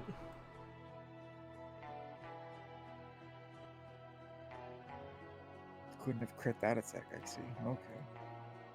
Sorry for the hold up. Yeah. I forgot to go over that. Yeah, the party is starting at level 3, because, you know, fuck it. Fuck it. A lot of people had stuff that really required them to be level 3 for their characters to For make like some the expert. person. Makes Oh, sense. sweet, it's working now. Okay. So yeah, he is going to... he is going to ride up on his horse. Here, like right at the remnants of the engine car, getting off of it, turning towards you, V. You watch as he pulls out these 2 ivory grip revolvers, and he points them towards you, and he is going to take 2 shots against you with his ivory cannons. Delightful. The first one is an 18 to hit. Yeah.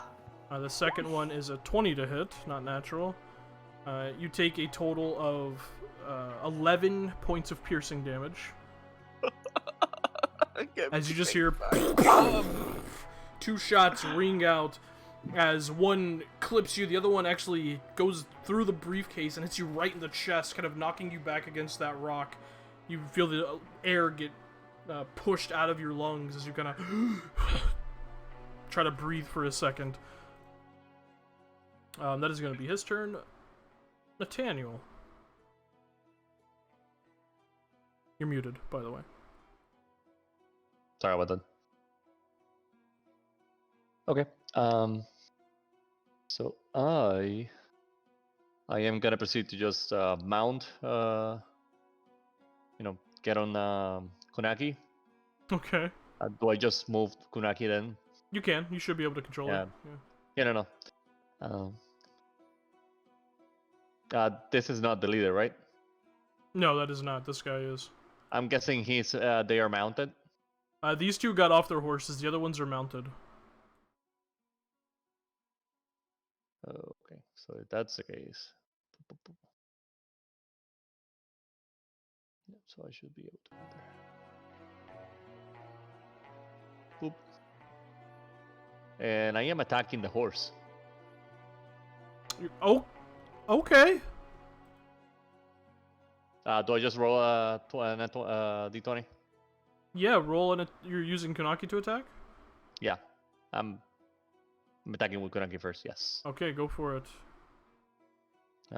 Give me 1 second because I gotta, since there's no character sheet, I gotta pull out the Of thingy. course. Sorry. God damn it, Tim. God damn it. There was so much world building I had to do. How dare you? Beautiful. You can forget about everyone else. Nobody else means shit. But Kunaki means the world. Whoa, Phoenix is the most important person in the game. I don't. Phoenix Hey, player? Kunaki, I don't. Not even I Nathaniel, Kunaki. specifically asked for a character sheet for my buddy. Yeah, Well, but could've Nando's taken the initiative. point. Nando's Silver spoiled can do and it. expects me to. Yeah, exactly. Thank you. Yeah. Proudly spoiled. I heard entitled. What? Proudly. Entitled. Just kidding. So I'm gonna guesstimate this because I cannot find, for the sake of me, cannot find the class thingy now. So I'm just gonna guesstimate this. You went Prowler, it's a- right? I believe It's it's, a, I believe yeah, it's Prowler. five It was a correct. +6, I think, to hit. +6. Oh. So I'm just gonna roll a d20. Did I roll a Yeah. d20? No, I haven't rolled a That's right. d20 yet. Roll a d20 at 6. Boom. That definitely 21. hits the horse. Horse has 10 AC. Okay, what's 2d6 damage? Or 1d6 damage? I don't remember. I also do not remember. Let's go with 1d6 damage plus dexterity modifier with +3. Let's go with that. Sure. That sounds right. That sounds right. I believe you're correct, Theo's got an encyclopedic knowledge of everything D&D. I'm sure he's. including your homebrew class. Yeah, That's exactly. what I intended to him originally. Okay, so 4 points of damage as Kanaki latches onto the horse and just begins to claw into it. Notice the horse kind of rear backs, trying to kick away, letting out this like breath into the air that's just kind of freezing. The horse is looking hurt, but it's not dead. Oh, yes. Let's see, I have a plan. After then, Nathaniel is gonna throw the net to the rider while there's all this commotion happening with the horse backing and kicking and shit. Okay. 14? Yeah, that'll I don't have advantage because of all that's happening? No. Okay, no, that's fine. but that does hit. Okay, yeah, it doesn't do damage. No. Yeah, It just grapples and restrains them, I believe. That's what a net does. yeah. Fucking. And that is... Okay, so, yeah. A largest marked creature hit by a net is restrained until it is freed. There you go. Strength checks, 5 slashing. Okay. Yeah, that's fine. That's my turn. Excellent. Until at the very least I figure out the character. Yeah.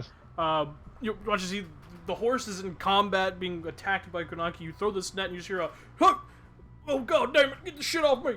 That is that. Hearthlock.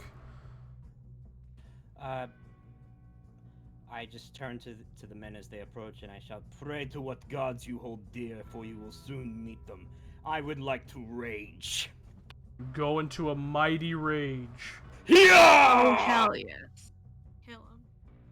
And you watch as he does this, like 3 glyphs flash to life along his flesh, along both his forearms and on the back of his right hand. I am running right towards this chump over here, and I'm going to attack. Okay. Pull your great sword out and rush forward. It's gonna be 19 to hit. Jesus, yeah, it is. You guys gonna get fucking cloven in two. 13 points of damage. 13 points of damage. Hearthlock striking to kill, right? They're shooting at us? Yeah. Yeah. There's no talking here. Shooting at me. Your character is about the only one I'll ask that question for. As you rush forward with your great sword out, raging, the sword glowing, you bring it down, and just right at the collarbone and down, you just cut a perfect line diagonally across the torso as the two halves split with a sickening sound, and they just hit the ground, scattering it with viscera and blood. I just let the viscera drip over me, and I stare at the leader, and I go, "You're next." You know what? Roll an intimidation check.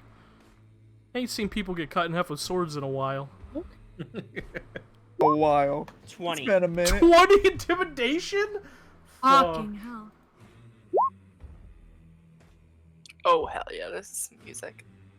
Oh yes. Hunt I'm showdown. gonna turn baby. it up. I have to turn this up. It's great. He takes a half a step back and just turns his ivory cannons towards you, Hearthlock.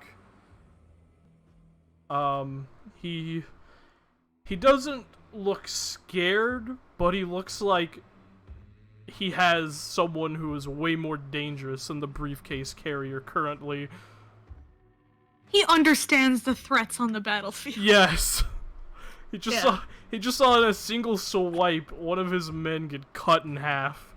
He's not scared, but he is intimidated. Yeah.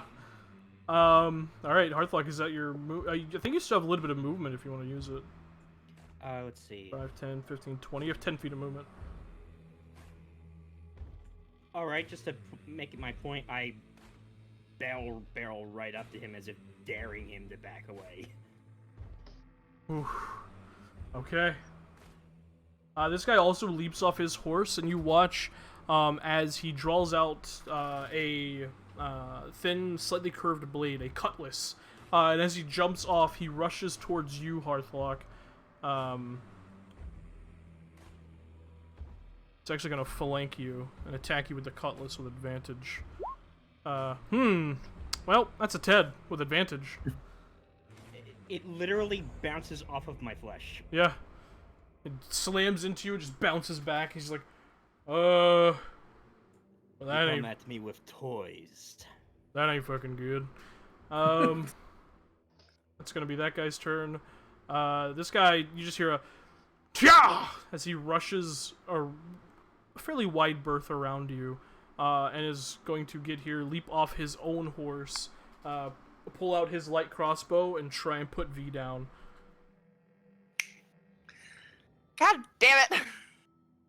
Uh, I rolled Ivy. so shit. that is an 11. Miss. Yeah. You watch as he takes the light crossbow and just fires it at you. You pull your briefcase around and your briefcase. Well, sure, it is your briefcase now. I got both. You got both. That's right. You got both briefcases. You just put them both in front of you as the crossbow sinks into the briefcases. And you just kind of just sitting there, kind of trying to catch your breath as you have a large bullet wound in your chest. All right, Sorka. Sorka. He's going to. It's very loud. Leap, come like tearing out of her little nest bag and move here. Trying to pull this man's attention around and away from V. Okay. Yeah, he kind of looks over at it, confused as he's reloading his light crossbow. She's like, what the fuck is that? And she's gonna take the dodge action. That's the weirdest goddamn pigeon I've ever seen. Alright. She takes the dodge action. Ezra. Right, okay. Oh boy. I'm gonna hop out of the cart, first of all. How much movement does that cost me? Just whatever the square costs. Just whatever the square costs. Cool, I didn't know if it was like a stand-up in front thing. Alright. So, I can get here. That's not good enough. Okay, so Ezra is going to hop out of the cart and start running, and for a moment, she stops, and then it seems as if she shoots forward and is going to appear behind the man. It seems that she gets it a little bit faster for a second. It's my feature. And I'm going to bop that man with an Eldritch Blast. As you use shoot style. Yeah. Alright. Yeah! That's a crit. That hits. Yeah. Crit 26. God damn. So 15 points of force damage to this guy. As you rush forward and then propel yourself almost in the blink of an eye, kind of sliding into the snow behind this guy and just slam your fist right into his back. And he kind of, oh, god damn! Kind of looks over his shoulder at you, now surrounded by this large barbarian and this fairly diminutive but hard-punching figure. Yeah. Right, yeah, unfortunately, that's all I can do currently. But I do it and I look All I can do. cool while I'm doing it. You do look Force real Let's cool. go! Alright. Let's go. This guy rushes forward, also leaping off of his horse, and is going to pull out his cutlass and attack you, Ezra. Seeing more bodies on the field now. I would like to see this motherfucker try. He's gonna hit me. That is a natural 20. Yeah. However, rolled real bad. You take 4 points of slashing damage. I can do that. Yeah.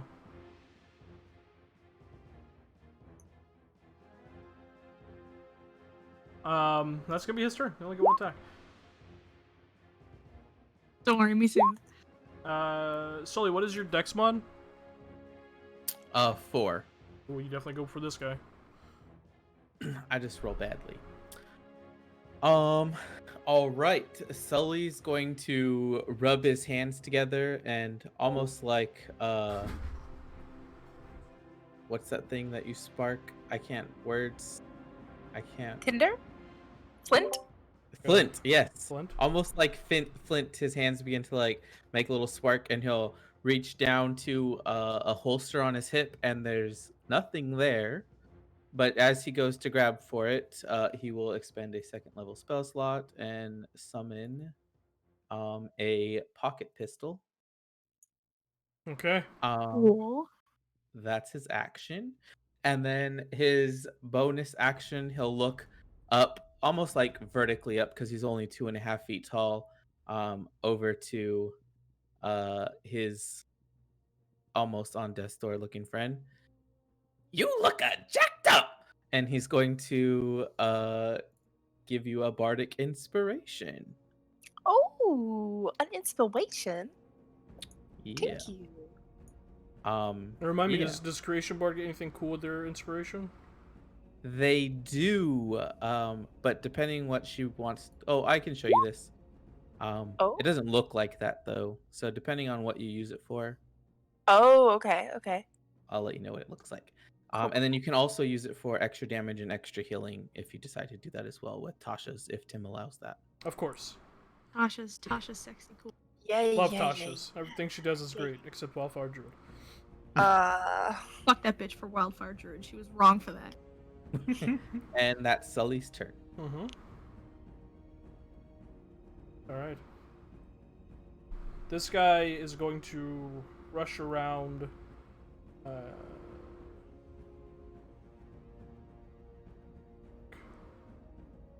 A lot going on now. It's homie in the back not doing anything. Yeah. Now he's gonna rush around, leaping off his horse, and come to attack you, Nathaniel, with his cutlass. That is a 15 to hit.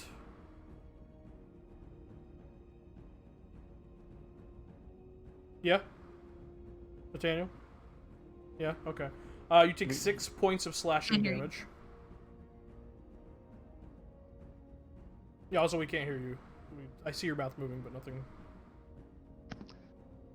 Yeah, okay. Sorry. Fancy headset. Alright, that's gonna be his turn. V. All right. Reaching into their pocket, they'll pull out a sprig of sage. Snap! It ignites, and the smoke flies straight up their nostrils. And that will be Hex Remedy, and I'm adding the inspiration to that. What is that? A D6. D6. 6 6 points of for healing. me. I'm gonna die. Yeah, V, you watch as you take that healing. You've actually not encountered this before, as the healing like goes through you, you feel this small little pinching sensation, and as you look down, a bullet round just kind of pops out of your chest and falls to the ground. That's weird. Fuck. And then they're going to hop up into the wagon and fall prone. And then bonus action, I'm gonna tell Sorka to sting that motherfucker. Okay.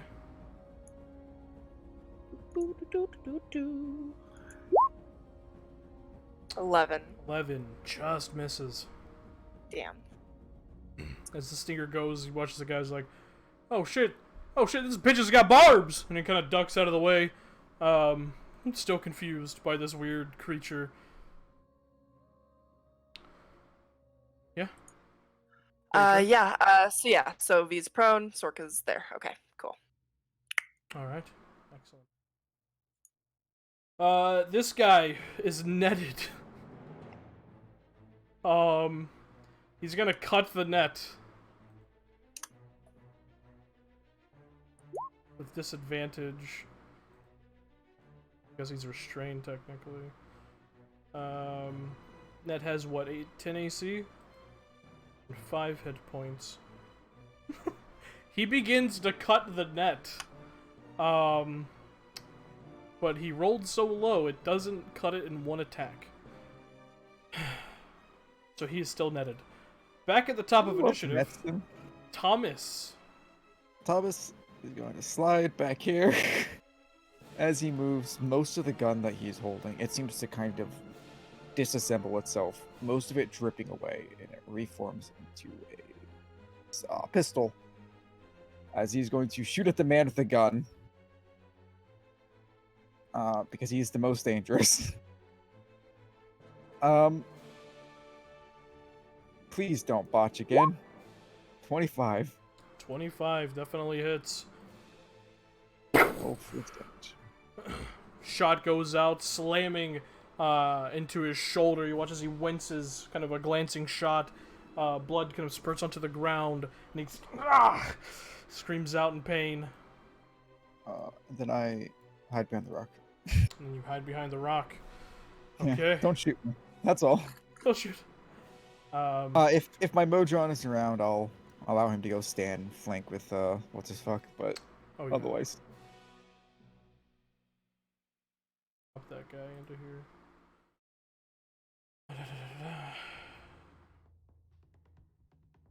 I saved that token, right? No. Ooh. Okay. Can you message me the token? Yes. Alright, that's Thomas Colt's turn. On top of this guy's turn, he just kind of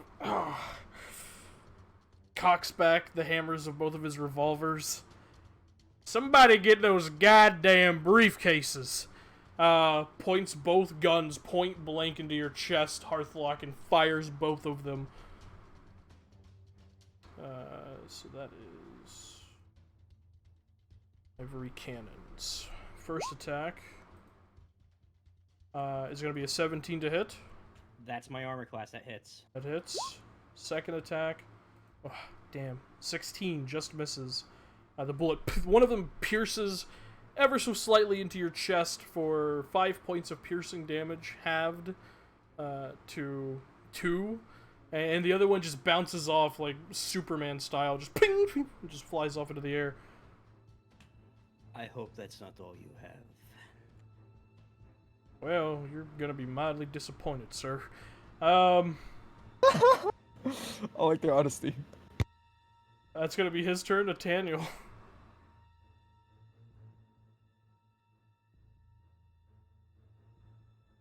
Well, you are muted if you're trying to speak. Sorry. Ayo? Yeah, Kunaki's gonna attack the netted fellow over here. I'm guessing he has advantage. He does because he's restrained. So I'm guessing it's gonna hit. It's gonna be a what? It's above a I got 12, it stat. hits. Yeah. Plus dexterity plus modifier. So yeah, it hits. And by the way, the first attack was the only one that was 2d6. From now on is 1d6 Okay. Well, since you for, get for future. Yeah. since you didn't get that, you can do the 2d6 this time. Okay, thank you. Yeah, since you didn't get it. So then 9, a total of 9. Ooh, 9 points of damage. Kunaki just slashes at the guy in the net. You watch his small little ribbons of blood kind of shoot out some of the weave of the net and kind of soaks it with crimson. So he just screams out in pain. He is looking like he is on death's door. Yeah. When I acting character, so then I'm gonna grab my hand axe, and I'm gonna look at Halflock. I'm gonna throw it at this guy right here. Okay. What's the range on a hand axe? I have no idea. 2060, right? Okay, if that's the case, when Kunaki attacks, I get to make a bonus action and disengage. So I am gonna do that. Okay. Boop, boop, and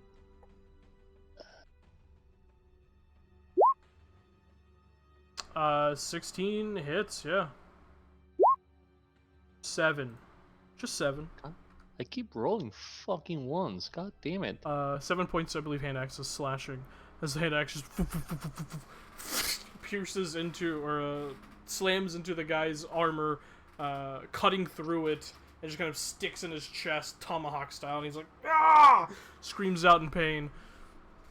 Say, watch your fucking back. And I'm gonna He looks pull over out his my shoulder. Yeah. And I'm gonna pull out my pistol, and that's my turn. Alright, pull out your pistol. Hearthlock. I raise up my great sword, looking to, if possible, maybe take this man's head off. Oh boy. Definitely have advantage. 23. Yeah, that is. 14 points of damage. 14 points of damage. You slash into him, and he manages to duck, but you watch as you actually cleave some of his hair and like scalp off, and he kind of screams out in pain as blood begins to pour down the back of his neck. He's looking very rough. I just have no pity. Yeah.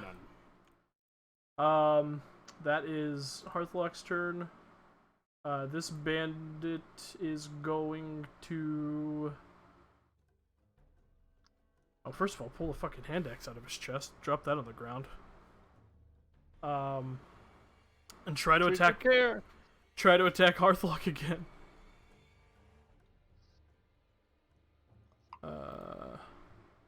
With his cutlass. Fucking balls, bro. 5. I don't even pay attention to him. Nope. It's like a child wailing on the leg of their father. It's just not even affecting a little bit. This bandit pulls out his cutlass and is gonna attack Sorka.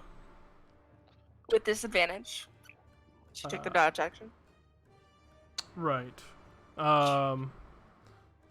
Yes. Great. 6. Do not hit the dragon, please. A miss. Yeah. Awesome. Sorka dodges out of the way. Just kind of giving this just this trill as it flies out of the way. Or she flies out of the way. He's like, this goddamn pigeon's weird. Sorka. Sorka would like to disengage and come near her friend to help. That will be her turn. Okay. Ezra.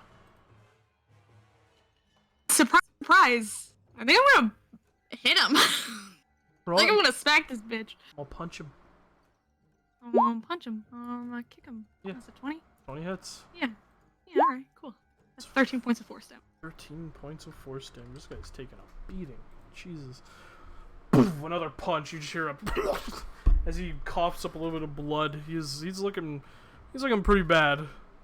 Not quite on death's door, but close. Cool, that's it for me, Chief. He's like leaning forward, blood kind of trickling down his back. Small little bit of blood kind of caked onto the side of his mouth. Has his revolver still in his hands. Ain't looking good for this guy. No However, mercy, baby. this guy is going to attack you Come at me. with his cutlass. See if I can actually hit That's something. the one guy that can hit. 19 to hit. Yo, that's hits. 6 points of slashing damage. Ayo. Not cool. Look at this. I'm doing things in combat. I mean, I'm fine, but not cool. Yeah, the cutlass slashes you across the lower back, cutting into some of your clothing and flesh. Let's turn Sully. Yeah. Sully will. He's gonna attack this big bad guy. He's gonna Okay. shoot him. Your pocket pistol. With my little pocket pistol. Pocket pistol is a laughing. 30-90 range. Right. I need to step up 5 feet. I can do that. up. And Step he's up to going, the streets. he's going to shoot. Oof. 13 misses this guy. Yeah, As you fire at sounds him, about right. he ducks underneath as the bullet whizzes past. But still, Sully will be laughing maniacally, and I got them. Thinking he hit something. And that's his turn. You hear an elk moan in the background.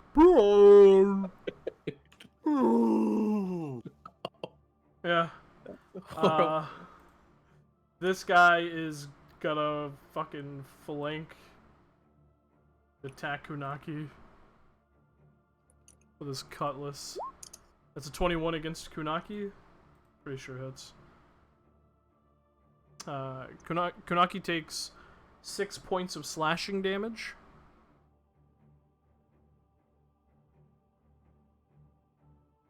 Okay. Alright. V. Prone in the wagon. Okay. Have my movement to stand up so I can see. And my good friend Sorka is going to help me cast Cure Wounds on Ezra. So Sorka will fly Let's in go. Let's and like nudge her little nose against Ezra's cheek, as she has done several times before, I'm very sure. Sweetest baby, best baby. Jesus. 12. Jesus Christ! I am almost at full. Fucking hell. Hell yes, good best baby. And then bonus action. Sork will dart towards the person who just attacked Ezra and sting. Okay, go for it. 20. 20 hits. Okay. 8. 8 Piercing points of damage. Piercing damage. And he must make a Constitution saving throw. Yes, he must. 15. Damn it. Pass. It's not very high DC. No. The stinger slams into him. Just kind of watches as it pulls out. Blood begins to kind of trickle down his chest. And she hisses.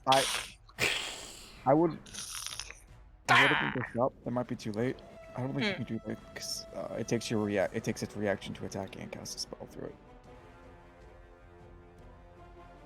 Ah, I Silly. see. That is so silly. so you could not do both. I cannot do both. All right. You want to keep the Unsting. damage, that's fine. Unsting. I can go back to Unsting. that. Unsting. Cute, See, you're ruining my fun. All right, so I can't do both. Gotcha. I'm so sorry. I understand now. I guess I have no bonus action. And Sorka can just vibe. Remember, Vibe everyone, dog. honesty is the best policy. Exactly. Thank you, Alcia. I'm playing this Um, class. Which coach? Which coach? Which coach? This bandit is also going to attack Unaki. This giant, weird fox creature. Is that the one that is restrained? A big floof. He is. so he has disadvantage, but he has advantage, so it cancels each other out. So it's a 17 to hit. It hits. All right, Kunaki takes 3 points of slashing damage. Okay. This guy's just still netted. Like, fuck it, whatever. Thomas. Thomas is going to peek out. Boop, boop. He is going to. You know what? He's gonna make his little buddy move a bit. Move down to here, and he's going. Thomas is going to drop a side point to use grab on the BBEG. Okay. Strength saving Let's throw? make a strength saving throw. Yep.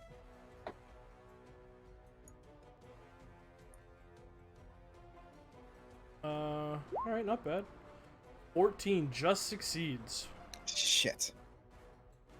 Well, the little Modron attempts to grab it, but fails. Okay, I'll drop you wanted another to give him side a little point. hug. Yeah, I'll spend another side point to drop growing, and I'm going to fire again with my revolver. So, 18 to hit. As the bullet comes out, if it hits, I should say, 18 hits. it gets larger and does an additional 4 for 12. Okay. For 12 points of damage, slamming into this guy. He is. Remember your stat blocks, people. He's going to use his reaction to gunslinger dodge Oh, and take half damage.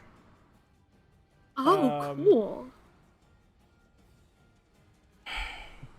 Yeah, he pretty could have. cool indeed. He could have done this entire fucking time. Oh, poor little rogue didn't remember his uncanny dodge. Well, I'm back as at he it. does that, he also, because a part of Oh, that shoot. is that he can take a shot, and he's going to take a shot at you, Thomas. That's pretty cool, not gonna lie. That is pretty cool. That is a 24 to hit. 24 will hit. I'll hit. You take 11 points of piercing damage I don't like that. as the shot rings out. As he dodges most of the bullet, because of its large size, it does graze him and damage him. And as he dodges in the snow, rolls mid-roll, just fires off a shot at you as it slams into your leg, kind of clipping right past your kneecap as you limp back behind the rock. Cool. Yeah. He could have a lot more hit points right now if I had remembered. But because of that, he is looking like he is on death's door. So he is going to disengage.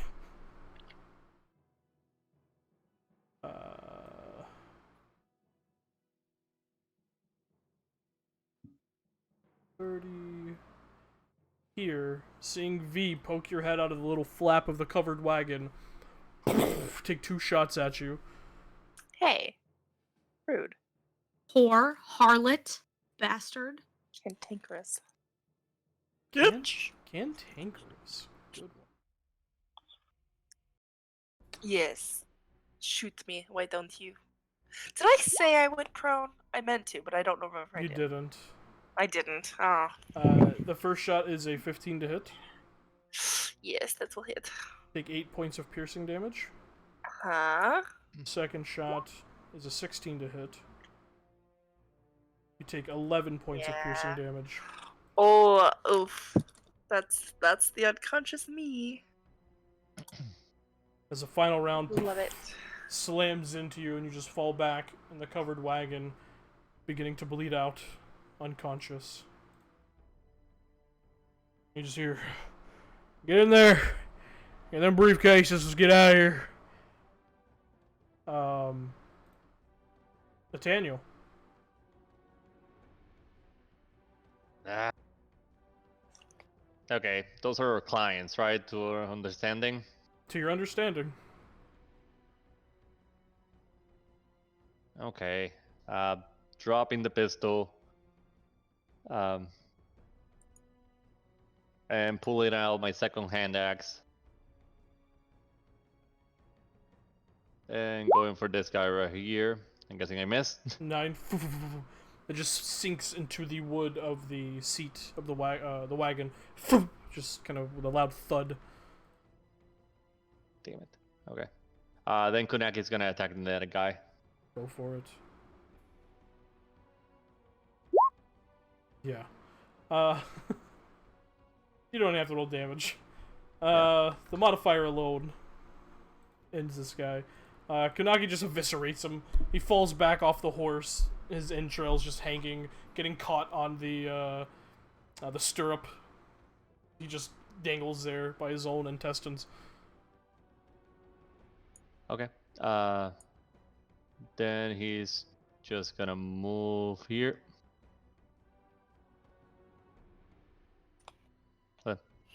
He'll take the attack opportunity if you want to do it. Of course.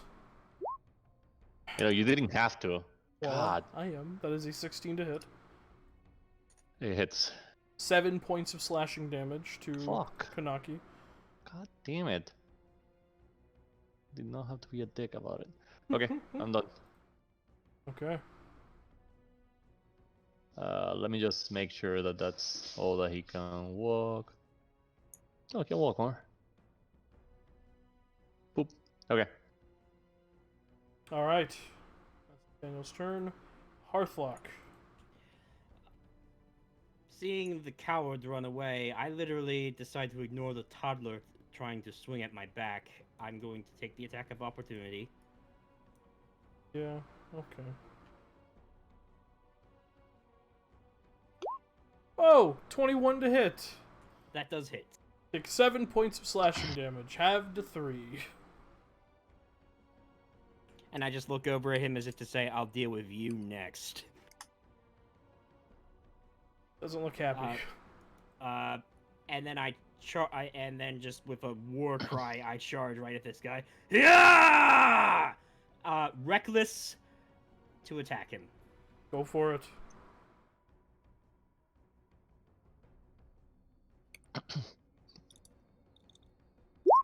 $23.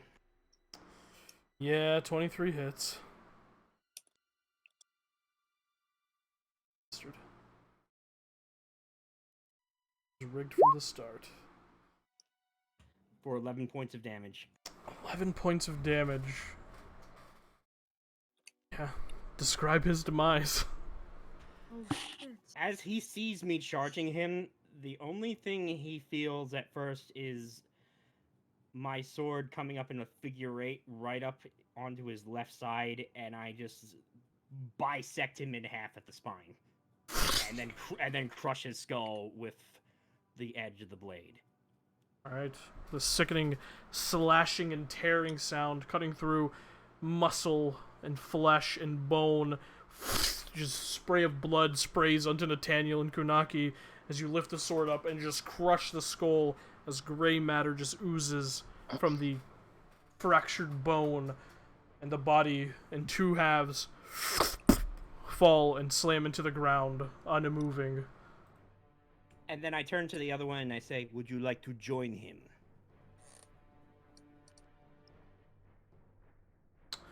As you say that, this guy's like, yeah, you know what? No, not really. And he's going to run.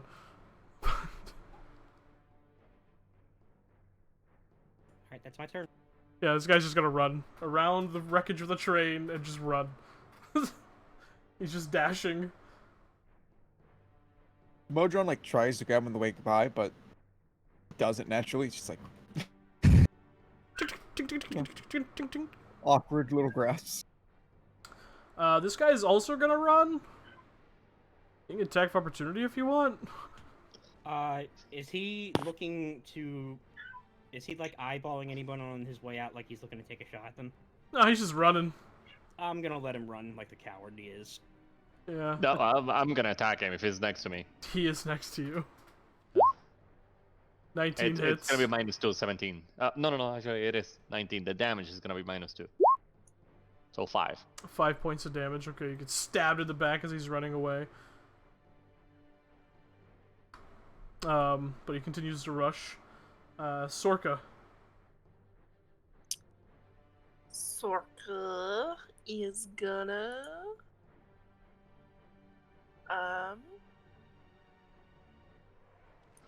go find her master and protect. She'll hold an attack if anyone takes a swing at B.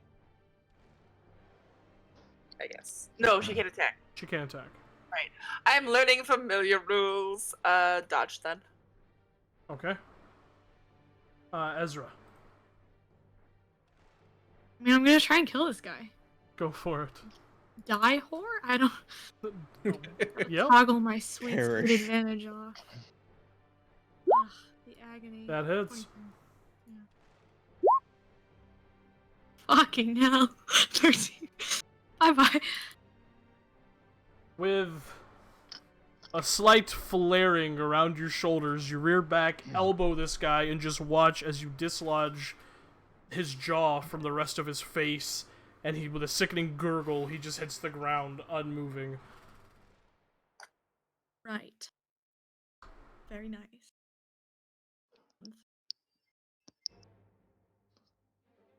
You want to move at all?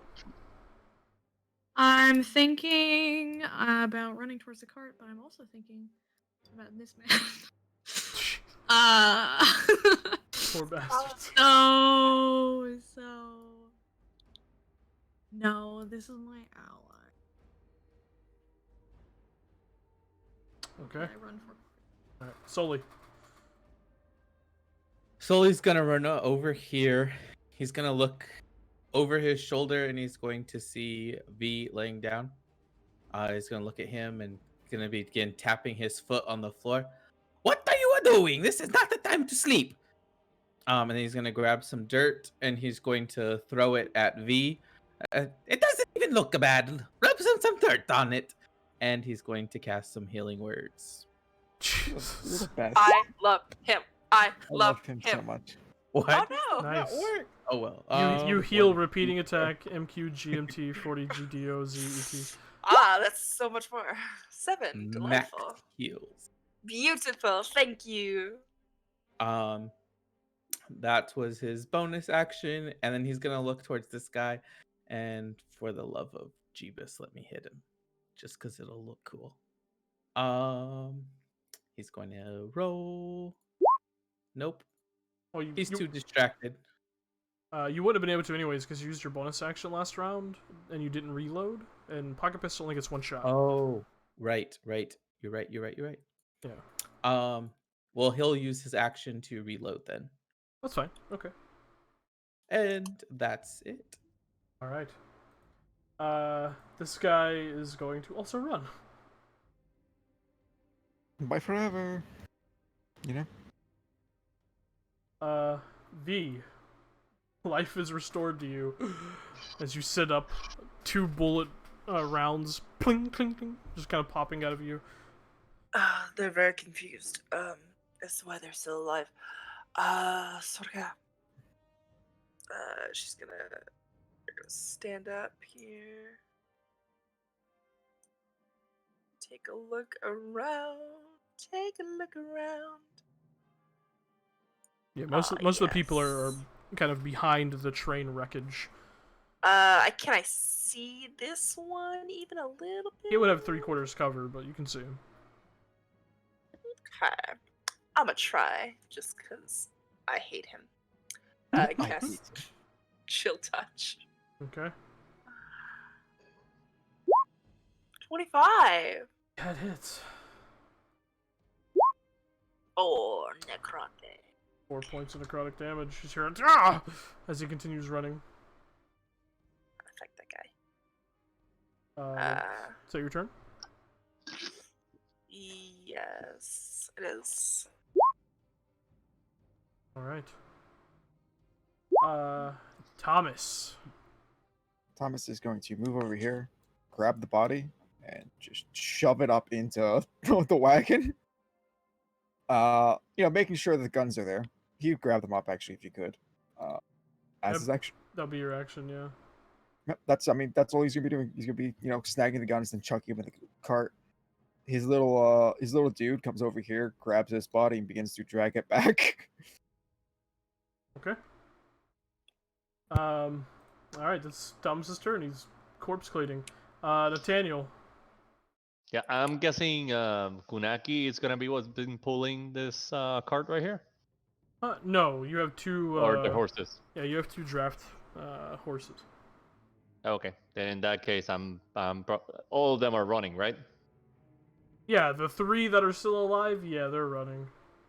Okay, I'm picking up my hand axes and I'm picking up my pistol that I dropped, and then I'm getting on Kunaki, and I'm gonna say, okay, come on, the cart. All right. Telling my clients. Is anyone chasing after those three? I think about No. No, I don't think we are. think I about it think for a about really it. long Get time. outta So funny. Sully Like she definitely sits thinks at about the it. back of the cart, like crouched down, watching them all run off. And like every once in a while, she'll like move as if she's gonna hop off the cart, and then she just sits back. Sully just looks at his little legs, and he just crosses his arms and decides against it. You better run. Also, You're because lucky my legs are so short. I forgot to put you guys on the screen. This is what the train looked like. Nice. I totally forgot to. Not anymore. Not anymore. No. DM, now that we're out of combat, I crushed the skull, but like, is the face at least relatively intact? No, it's all mush. It's all oatmeal. Oh, okay. Oh well. Yeah. That poor bastard he's gonzo. But now that we're out of combat, we're gonna go ahead and take a quick break. Oh, alright. Oh hell yes. How long? Hello. Normal length. 10-minute bio break, 10-minute break. 5-minute? I don't know. Whatever we usually do. Short. Be right back. Screen going up. All right, we'll be right back.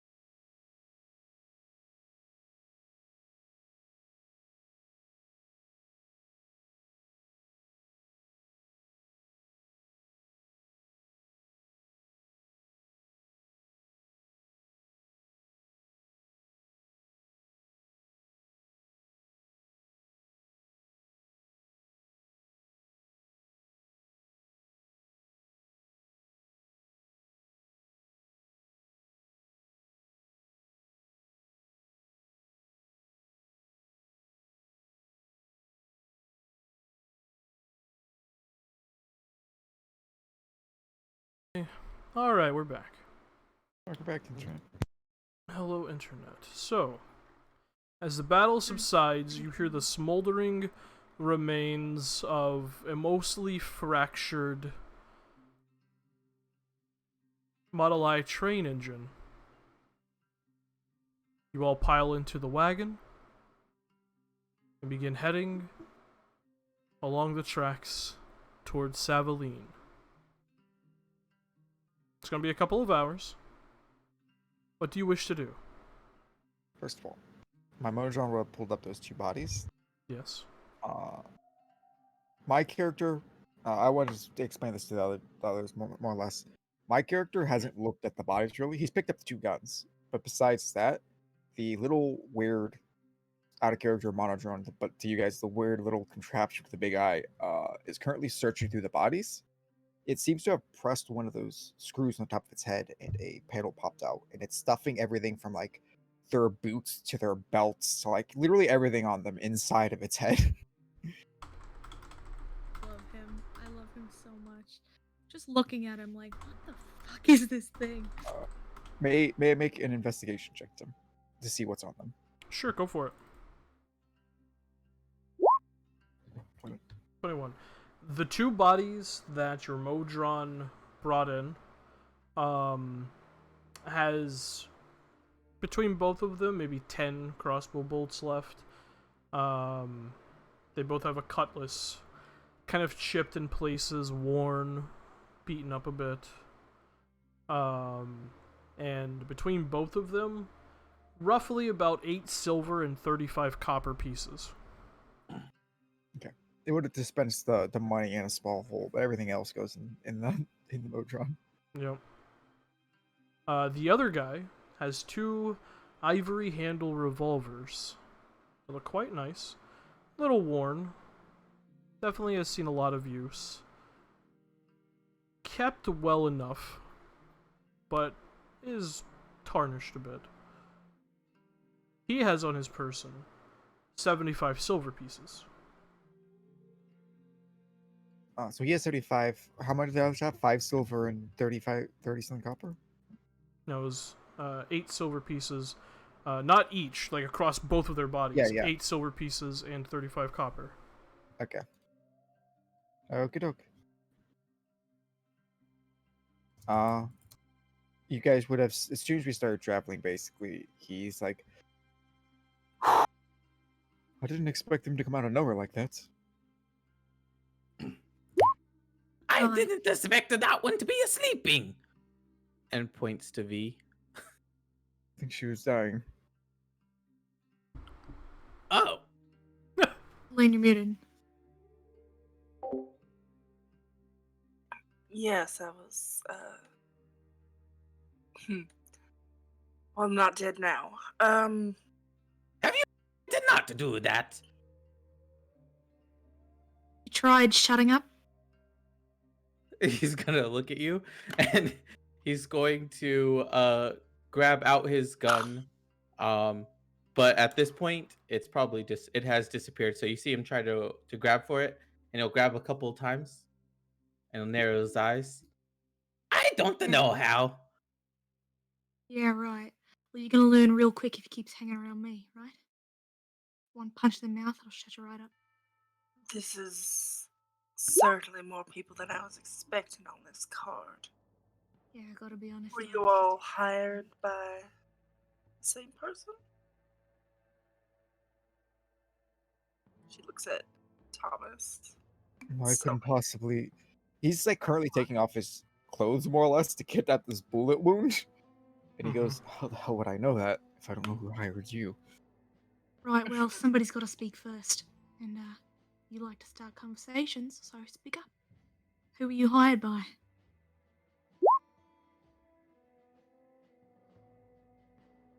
Thomas. As you look over at Ezra Oh, quiet. and fully engage with...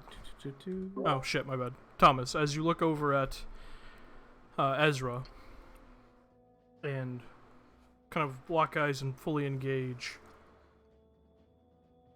you hear something very strange, but compelling. You hear what sounds like the most complex machinery that has ever existed. Tinking and connecting all of the gears perfectly in place. Solid, well-oiled. The perfect machine. When he locks eyes with you for a second, Ezra, he doesn't break the contact if you don't look away. He's just basically like, still like mid trying to get at this wound, looks at you, goes,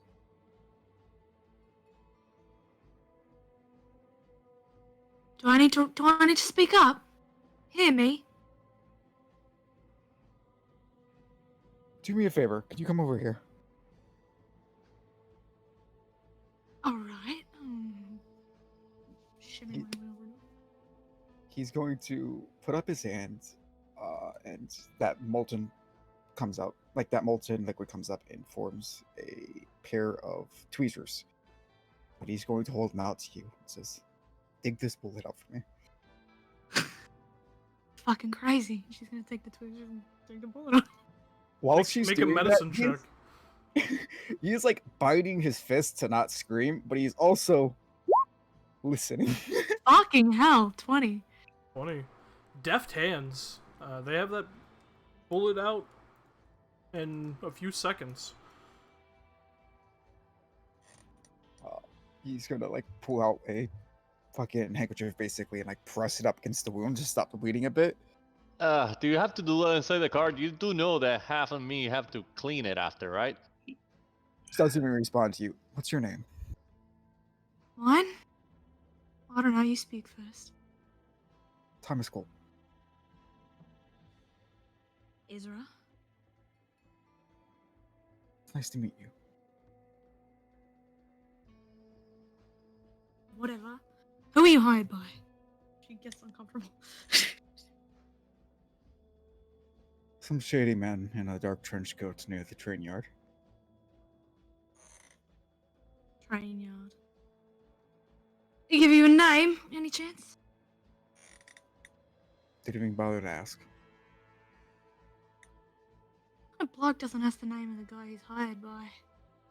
So I didn't believe he didn't give it to me. He technically did give you a name.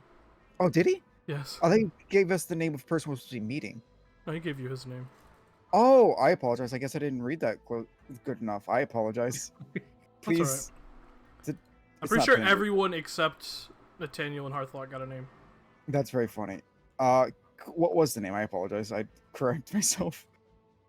Henry. It was Henry. It was Henry? Yeah. I keep I missed that. Then I might go Henry. Right. How about you, moron? She'll turn to the gnome.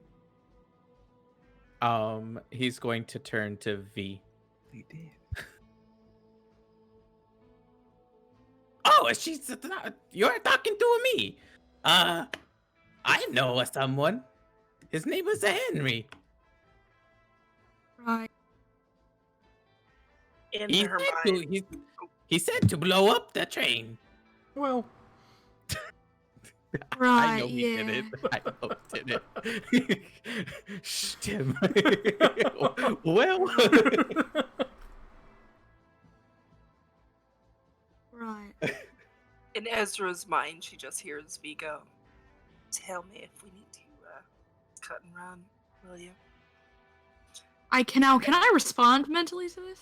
I believe so. Yeah, I'll allow you to. Right, yeah. Well, not yet. Money's promising. And then she'll get up and move her way towards the front of the cart and lean towards the two that are in the front. She'll just put her elbows up on the back of the bench seat and lean in. You two know about a Henry?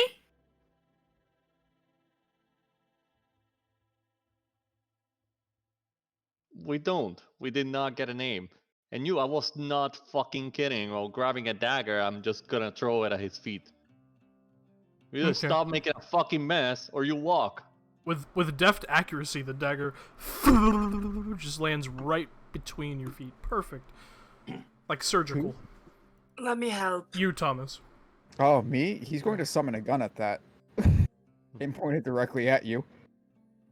Right. It's a long ride to Seveline, and if you guys don't keep bickering, we're never gonna whatever. Enough. And she'll beat him in the. She'll, V waves punch him in the their belly. hand and the blood disappears.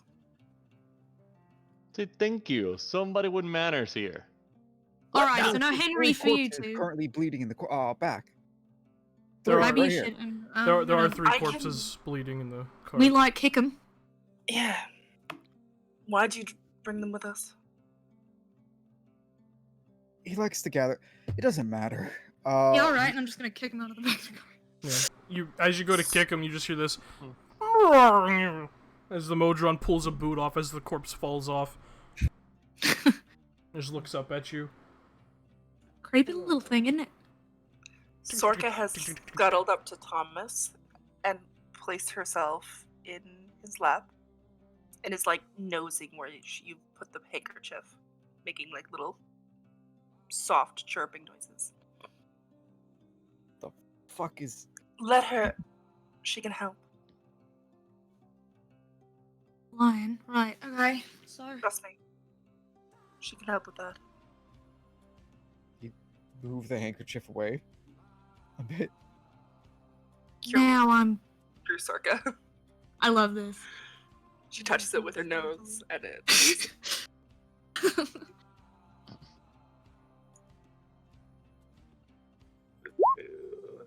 Dang. God damn. I know, right? Look at me, back to full. Heals up. And then Oh, that's so much better. Right. So, that's enough. Come back. how much are you all getting paid? Gonna cure wounds. Oh, 2. Come on. Got it. I'm not getting paid. 9 gold. The man's name and isn't getting paid in gold. Huh? And you? She'll turn to the gnome. I'm a getting 100 gold pieces. Is this motherfucker roll a actually getting deception 100? check? Yeah. I'm onto you, bitch. Yeah, I feel like I will definitely insight that because they are Yo! not No! I'm gonna insight. I'm gonna insight this too because Yeah. would it be safe to say I'm getting like a shifty vibe from these folks? I mean, Oh, yeah, I'm for- definitely shifting. You consistently get a shifty 5 from Nathaniel. I mean, yeah. Yeah, he's. Right, yeah, I gotta make it. Hard okay. luck. I mean, they're Yeah. they're a little. I just shrug and go back to cleaning my sword. Yeah, they're strange, but you've met weirder. Yeah, both Ezra and Nathaniel see straight through Sully's bullshit. Right. Now, how much are you really getting paid, you little shit? Better not be more than 50. Well, I'm gonna tell them that I need my 50 gold for my dynamite. Yeah, right, sure. I'm sure they'll take right kind of that. Shall I sit back? If you're both going to fight in the back of this cart, you can walk. I'd have the decency to kick his ass on the road, you understand? Sully, you can't. Is there a road? I did not see a road. Yeah, the road's whatever the cart rolled over, and I'll just take you out on it and smash your face into the pavement. And there's a pavement. Open your eyes. And there's no pavement. But- But they're doubling down. But Sully literally goes to the edge of the cart and will look around. I think Well, you like- are seeing things. I'm gonna like slide up behind him and hold my hand out as if I'm gonna like hold his face over the road. And then I just think against Ezra. it. He's I'm gonna having turn- fun. I'm having fun. he's gonna turn around, look at you, and be taken aback a bit that you're so close. I think, you know, that man over there. He has the glasses. Do you need some? Right, if you ever ask me a stupid question like that again, I'll rip your head off your body. You understand? Promise. Promise. All right, but can we do it naked? Now she picks him up and holds him up. Let me go! Let me go! I'm just gonna roll an athletics check. Yeah, come on. That's worse. 11. 11. Roll an athletics or acrobatics. Yeah. You go to hold him over the cart. He just like starts screaming and flailing and actually gets loose from your grip and slides under your feet. Or under your legs. Well, what's gonna be done about it? He's gonna run to the front of the cart. And he has enough room to actually run. And he's gonna prop himself up towards the front. And he's gonna look at the two in the front. So, what's the worst thing that you've cleaned back here?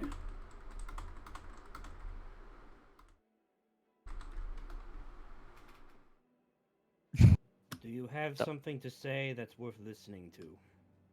I have a plenty of things. Once upon a time, there was a thing, and he'll go and he'll tell you about the time that he invented his seal of approval. And he'll show it to you, and it's literally just like a little lighter, but it's shaped like a seal. And when you press down the tail, the seal blows fire out of its mouth. That is so fun. That is actually magnificent. I actually love it. Can you do it Oh, again? Yes, if you like, I can make you one. I will love one. Thank you. See, I'm not so pissed anymore about all the fucking bodies in the back anymore. They're not in the back anymore. Did you see that girl, that person, that died? Yeah. They used the magic. Nasty stuff that it is. See, I don't know why they rely on shit like that. You know what I'm saying? It's a disgusting. It is disgusting. I'm not gonna lie. It's disgusting. Did you touch her? Did you touch her? No. What if I catch a magic? No. You can get the tree herpes. Oh my! I almost went to Orion. It's hard to go, oh my compass. Oh my compass! Oh my compass. Oh my! I can can't get do the it. I tree just herpes. I need to not say oh my. What are the tree herpes? It's a horrible disease. You start by touching the magic people. After you touch the magic people, next thing you know, 2 days later, you're humping trees. I mean, humping start the getting- trees is not a bad thing. It's not necessarily a bad thing, but it is a bad thing when you start getting fucking fungus downstairs, if you know what I'm saying. I understand. I What do a- not want a what a- mushroom on what a my medical enormous lesson. mushroom. Huh? You guys are really par for par with children in that field, aren't you? All I'm saying, that's how it starts. Come crying to me if you get the tree herpes. You do not want the mushroom on your mushroom. Yeah. And sometimes a mushroom on your mushroom on your mushroom. It happens either way. I Right, think do we you could all guys go enjoy without hearing living about your in mushrooms. Yeah. Right. I Listening apologize. to people talk about how they're probably diseased, V is gonna take a look at the 2 cases. Let's see if they're Okay. locked. Yeah, they're damaged. A couple have a bullet. You know, one has a couple bullet holes. One has a crossbow bolt stuck in it. Mhm. One of them is locked. The other one is not. Which one? The one that you got from the cigar guy is not locked. The other one is. All right. Well, I'll take a peek in that one. Oh, it's locked. I thought you meant the non-open one. Oh, the non- the non-locked the one. non-locked Gotcha. Sorry. Yes. Opening it up, you see a boarding pass for a individual.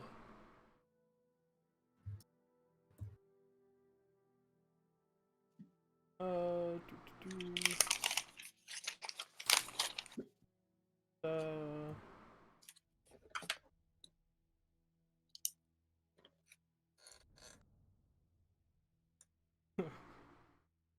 okay.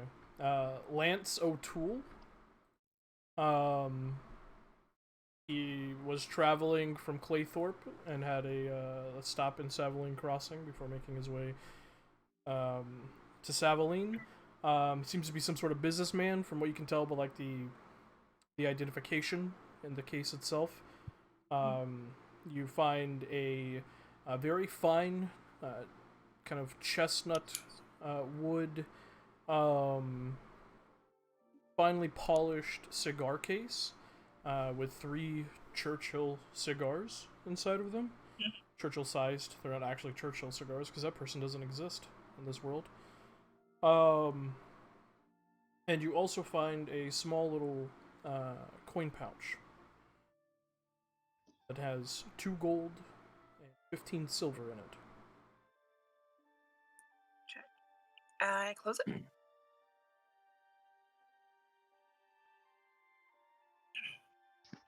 And then I'm going to take a look at the other one.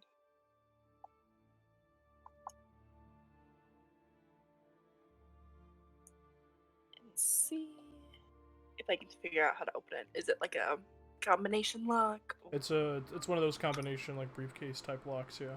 Okay, yeah. But again, it is a briefcase, so you probably could just break it open. Yeah, I think I'm gonna leave it be for now. Okay. I was just told to get it. Do you eye it at all?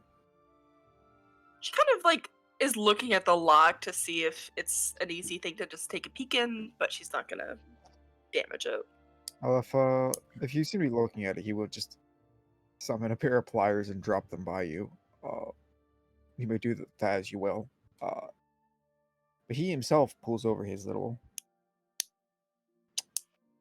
toolbox. I keep forgetting the name of a toolbox. It's crazy. And we'll open that up, and Timmy's going to begin to take apart and look at these guns. Well, one of them. Basically, he's just studying it. Yeah. Finely made. It is a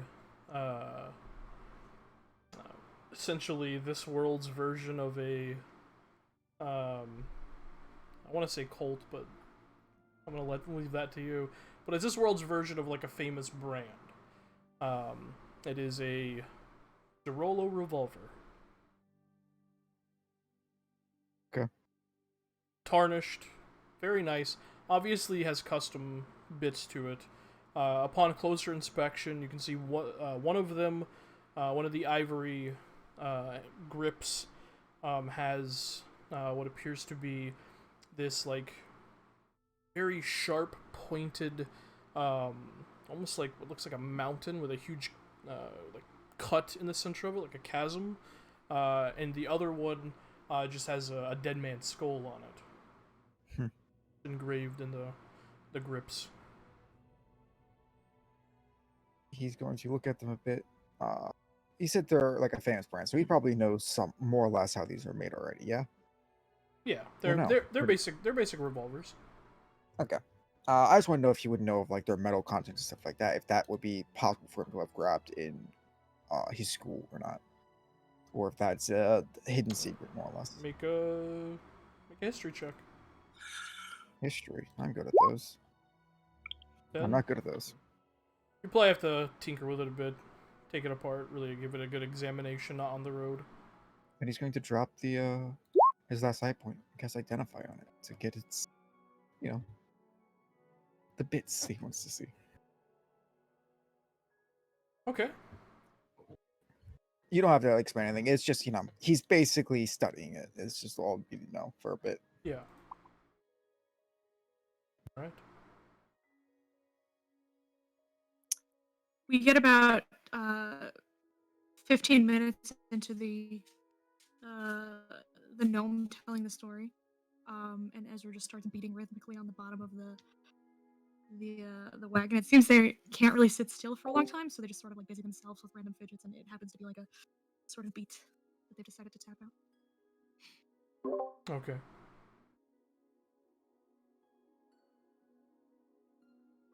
All right. You guys do anything else? Say anything else?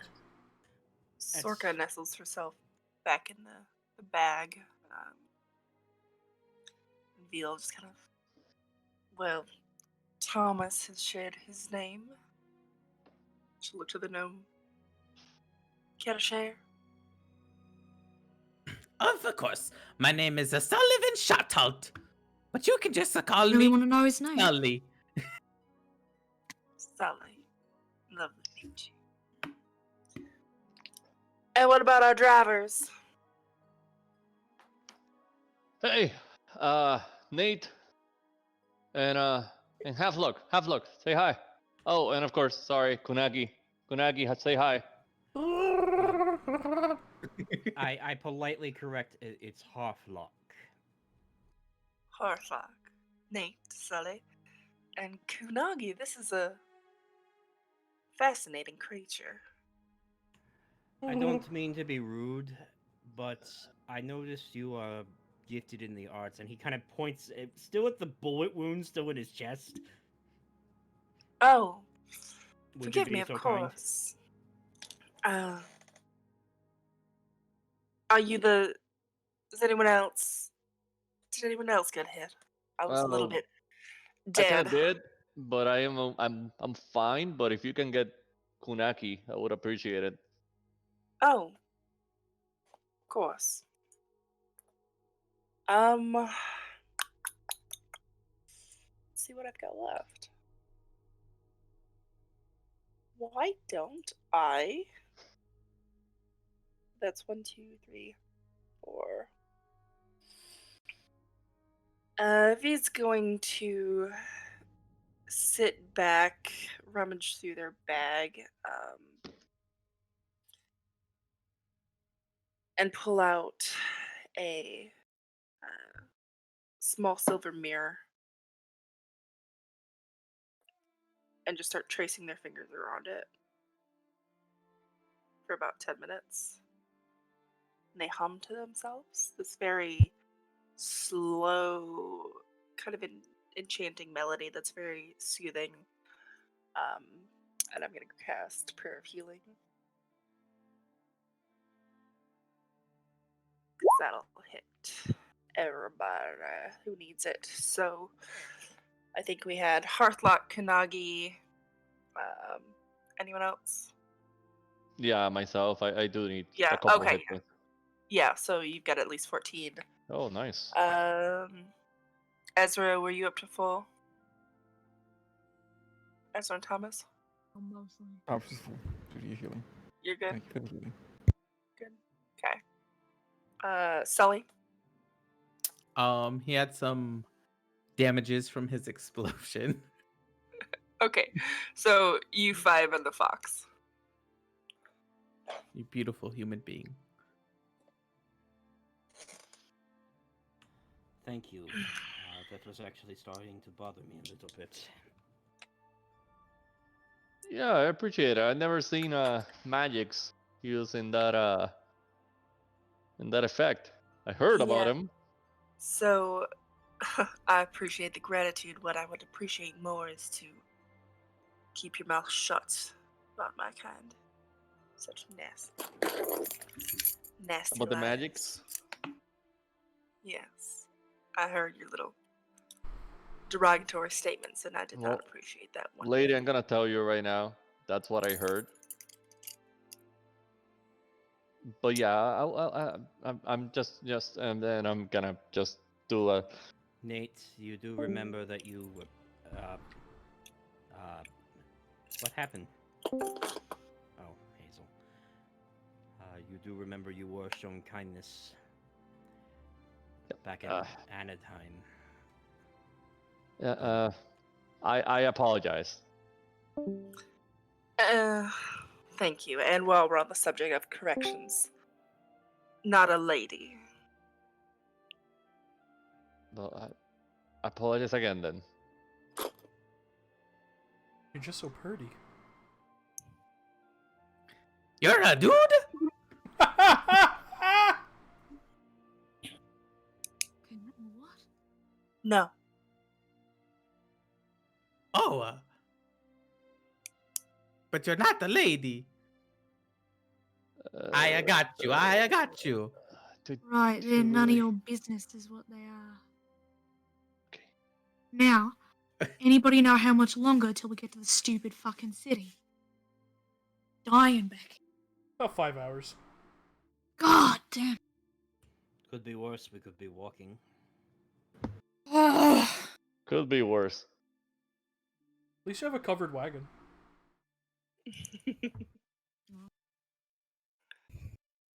DM, I'm probably gonna get on Kunaki and I'm gonna go just slightly ahead and just check the road. Okay, make a perception check.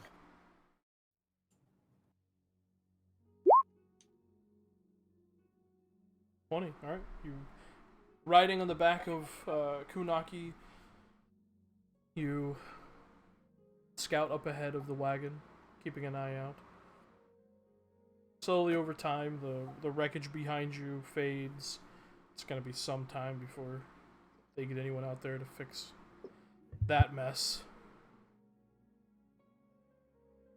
How much did the whoever hired us told us that he was gonna pay us? Well, you should know that. I should. Okay. Yeah, I sent you the thing, right? You did not, Yeah, sir. but sometimes it's hard to remember exacts, Tim. Sometimes you forget Henry. Let me double check, but I believe not. I believe so. I sent it to both you and Soda. March 22nd. Oh, there we go. Never mind. Yeah, I just saw it. Yeah. Okay. I mean, okay. Good. Yeah. I'm gonna stay, slightly ahead. All right. Okay. You guys continue on for about 5 hours, but for some of you, what seems like an eternity. Continuing along this path until eventually, slowly, coming into view is the incredible city of Savaline. Savaline, which some of you know, is an incredible work of genius. The city finished construction in roughly 35 New Lineum Age, and continued to expand for roughly 30 years. Now, in this day, finds itself being dubbed the City of Tomorrow, sometimes the City of Gears, and some even see it as the new capital of Althansia.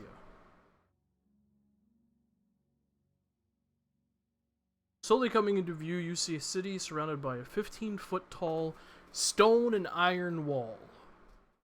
Has 3 entrances. One of them has train tracks leading into it. Making your way into the city, you first see the Steel Suit train yard on your right as you're making your way down the main thoroughfare. The draft horse hooves clumping on paved cobble streets. You can see, at this point, small little street light lanterns slowly illuminating. Other people pass by. You hear the faint distant sound of a train whistle at the nearby boarding station. You see people walk by, you see individuals in carts or on foot or just on single horse making their way to and fro the main thoroughfare until you find yourselves making your way towards the Bright Lamp Farthing.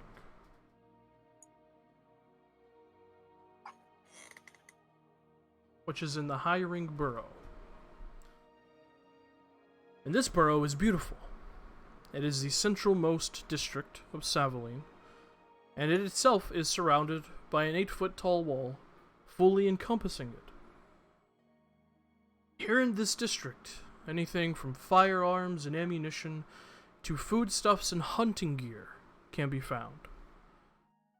A small guild of blacksmiths and gunsmiths run most of the businesses here.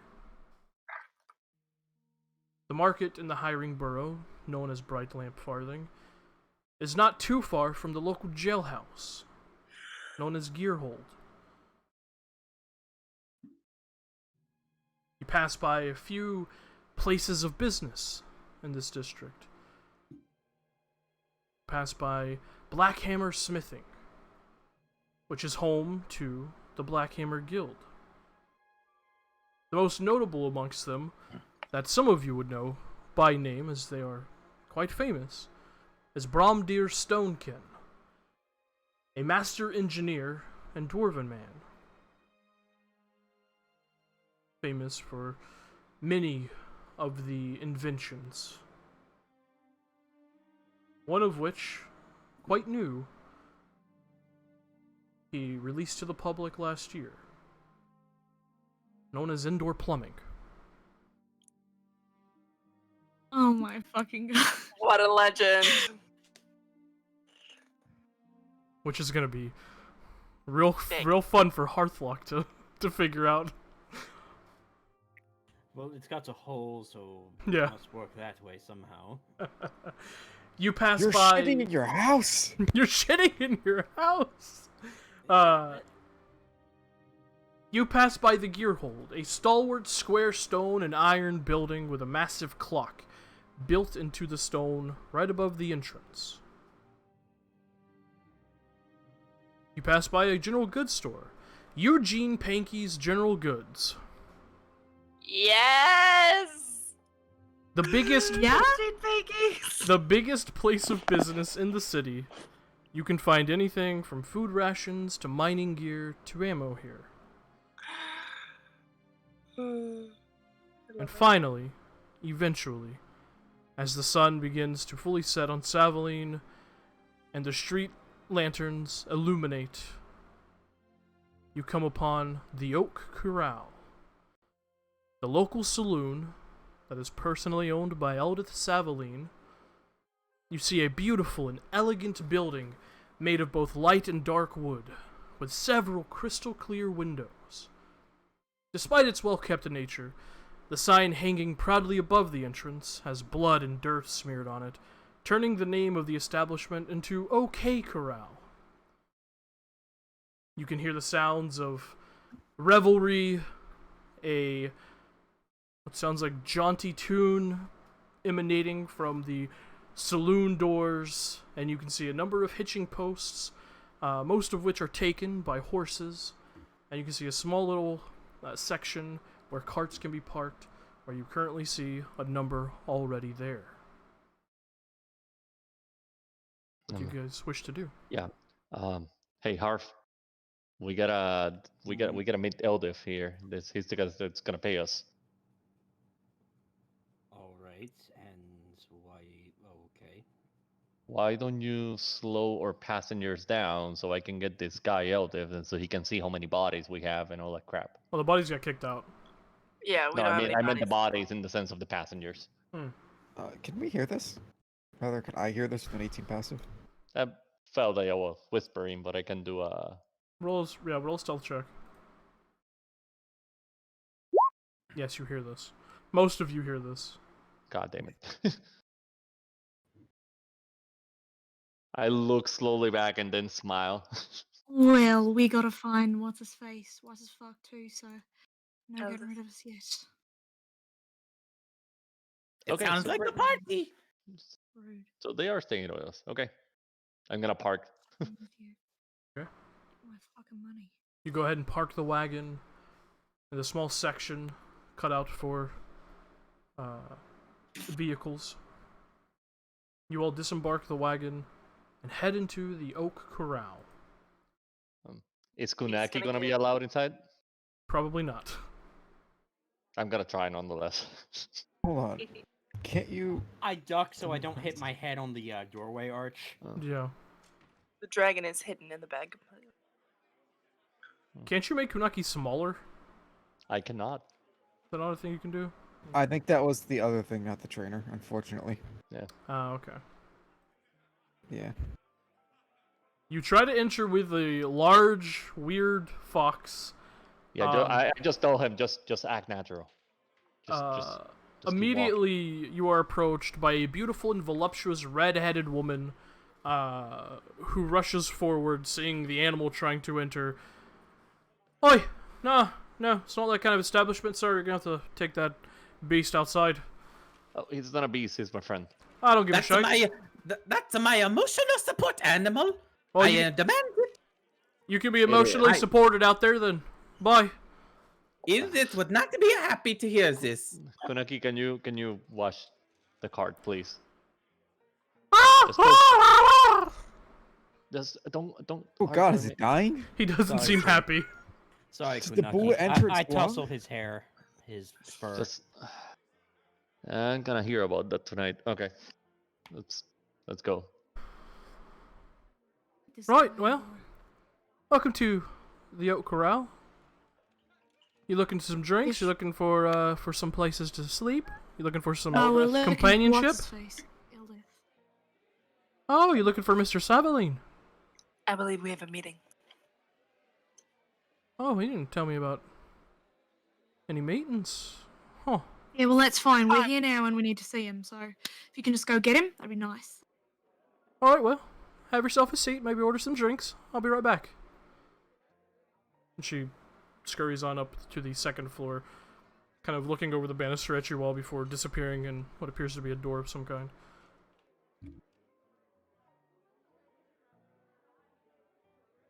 You guys take a seat? Yeah. Yeah, sure, fine. I'll be here a while. Hey, Harv, Are they like spinning stools? what's your coins? There are bar stools, yes. Yeah, I want to sit on one or spin around. Okay. Discuss this. I don't have much. Sit by Ezra. The not much that we have, they'll take it. So just keep an eye on your purse.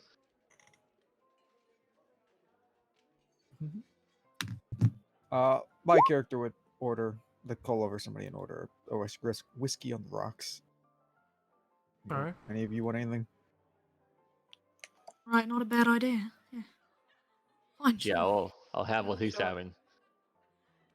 I never rolled for gold. Oh, let me I'm realizing I apologize. never finished my character. Would one of you two? And he does look at just V and Ezra. Right, yeah, sure. I'll take some. Alright. As you order, Thomas, you see one of the women of the establishment kind of look over at you. Oh. Aren't you just a tall drink of water? If you're looking to have a bit of companionship later, you let me know. I'll make sure and I'll make sure to do that. I'll get those drinks for you, sweetie.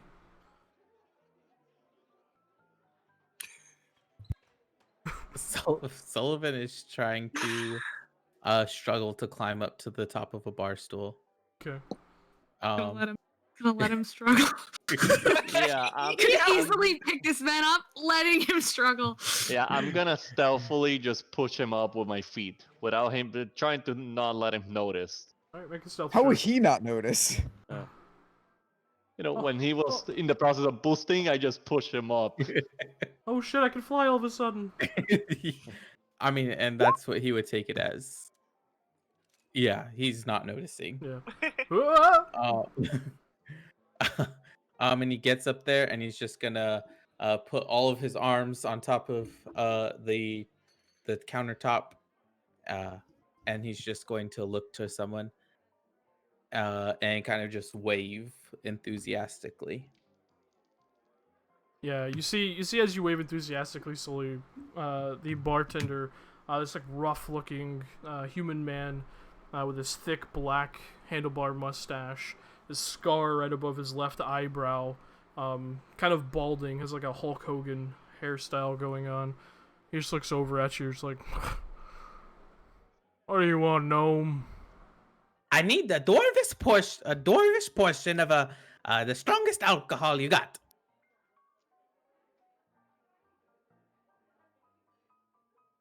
We don't serve no dwarvish ale here.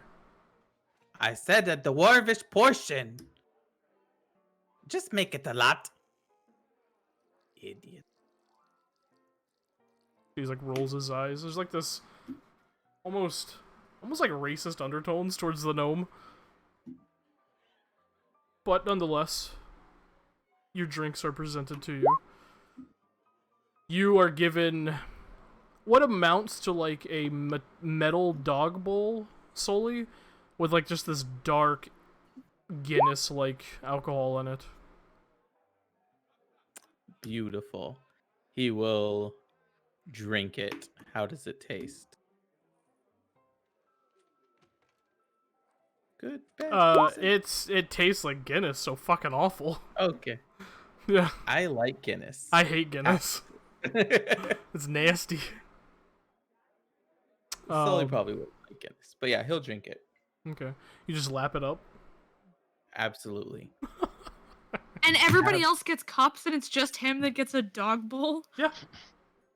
Huh. Huh. I mean, I'm not gonna do anything Does about it it, taste but that's slightly of fucking saliva sucks. and have like a few hairs in it?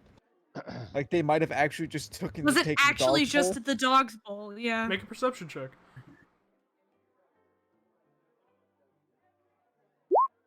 Yeah, Oh my it probably God. was just a dog bowl.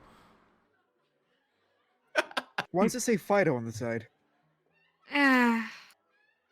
Actually says Under Spike. the Spike, sorry. under, with their That's the hand name of the drink. It's a spike.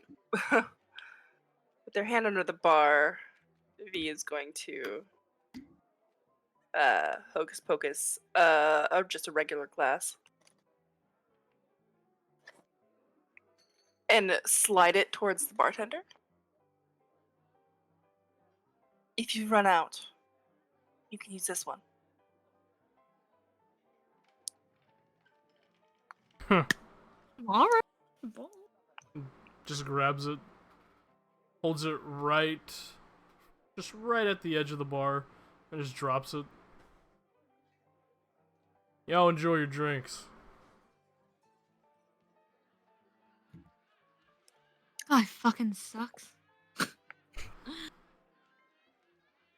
Yes, Sully has the dog bowl and he's kind of just drinking it. This stuff is delicious. He's having a good time though, so really, who cares? I mean, I wouldn't care if he wasn't, but you know, even better.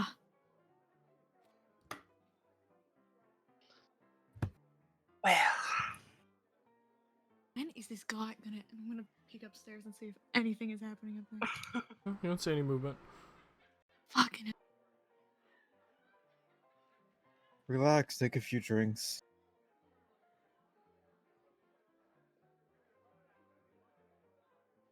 It's been 5 hours. 10 more isn't gonna hurt anyone. 10 more hours. 10 more hours? 10 more minutes. Yeah. Sure. Fine. That's fine. Oh, it's creepy. Yeah, it's so creepy. Hazel, please stop staring at your camera. Please stop. I forgot that's where the camera is. I was looking at I'm looking at my tabs. I forgot that is also where the camera is. Oh, it's so creepy. Intimidating Thomas currently. Yeah, is it working? As you guys sit there sipping your drinks, some of you lapping it up, you hear a commotion towards a table not far from the bar. And you just hear this grunt and like a screeching of a chair slide across the wooden floor of the saloon. And you just hear, "Oi, you're a goddamn cheater!" And you just hear, "No, you got it all wrong, friend. I ain't cheated nothing. You got fucking cards falling out of your sleeve, you motherfucker." And you watch as this guy, as you look over your shoulder, picks up a chair and goes to swing it at the other guy, who gets tackled from behind. Both of them slam into you, Ezra, slamming you into the bar, spilling your drink. Alright. One of you guys is gonna fucking get it. Who started it? They both kind of stand up, look over at you, look back at each other, look back at you, and both swing towards your face. Yeah, alright. Good. I stand I'm behind gonna mash both these of guys them. into the fucking pavement. If you get involved, I'll fucking kill you. That is going to be a 15 to hit and a 12 to hit. Nope. Both of them punch. You dodge both of their punches, diving underneath their swings. As this happens, you begin to hear the music swell and just the clashing of bottles as a full-on bar brawl begins in the Oak Corral. What are you guys doing? Yeah. These two guys are getting their faces smashed into the pavement by me. No. V Sully- pulls her. Go ahead. Nope, go ahead. V pulls their messenger bag onto their lap to kind of cover it with their arm, and just sips their drink. I jump towards the other side of the bar, and I duck for Why? cover. Oh, Thomas is going to move away from where the fight's definitely going to end up hitting. Basically towards the stairs a bit. He's just going to watch, but he's going to mentally go and make his companions start beating the shit out of people. Okay. After I jump to the other Modron. side, I'm gonna start looking, like going and reaching up for my drink. Okay. Sully, That's fucking Harflock just parks himself out of the way of all the friggin' bottles and just sits there, crosses his arms, and just shakes his head. Yeah, one bottle flies across the room, Hearthlock, and just ping, just beams you around the forehead. Doesn't really do much. You just kind of watch it bing on your forehead and then fall to the ground and shatter. I do keep an eye on Ezra to make sure they're not in trouble, though. All right, Ezra, roll an attack roll. Righty. Are you trying to kill these people? That's a 23. That'd be a problem. Is anybody else dying? No weapons are being used. It's just fists. All right, fine. No, I'm not trying to kill them. Boo. Okay, go ahead and roll damage. That's 9. 9.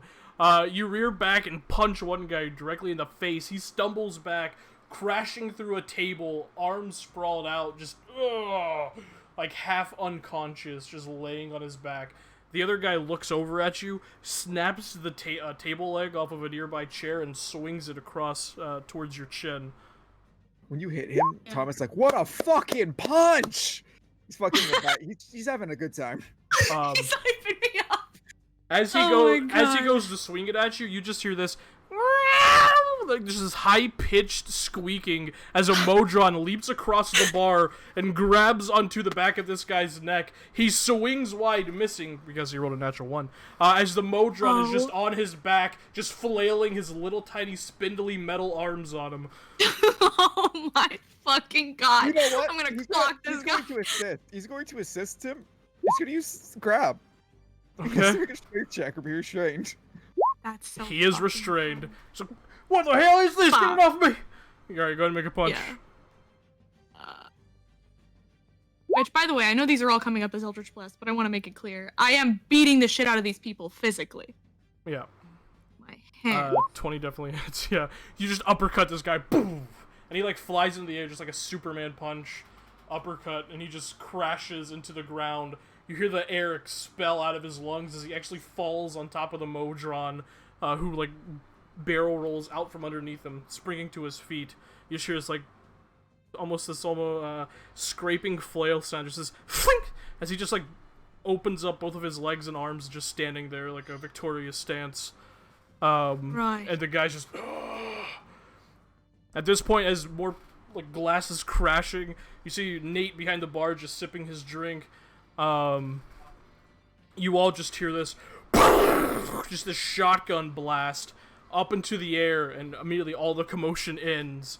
And you see standing up on the top of the staircase is the red-headed woman holding a coach gun. Alright, you fuckers! Last call if you can't behave. Start cleaning this shite up. And you watch, walking from behind her, stepping out of the room she had went into previously.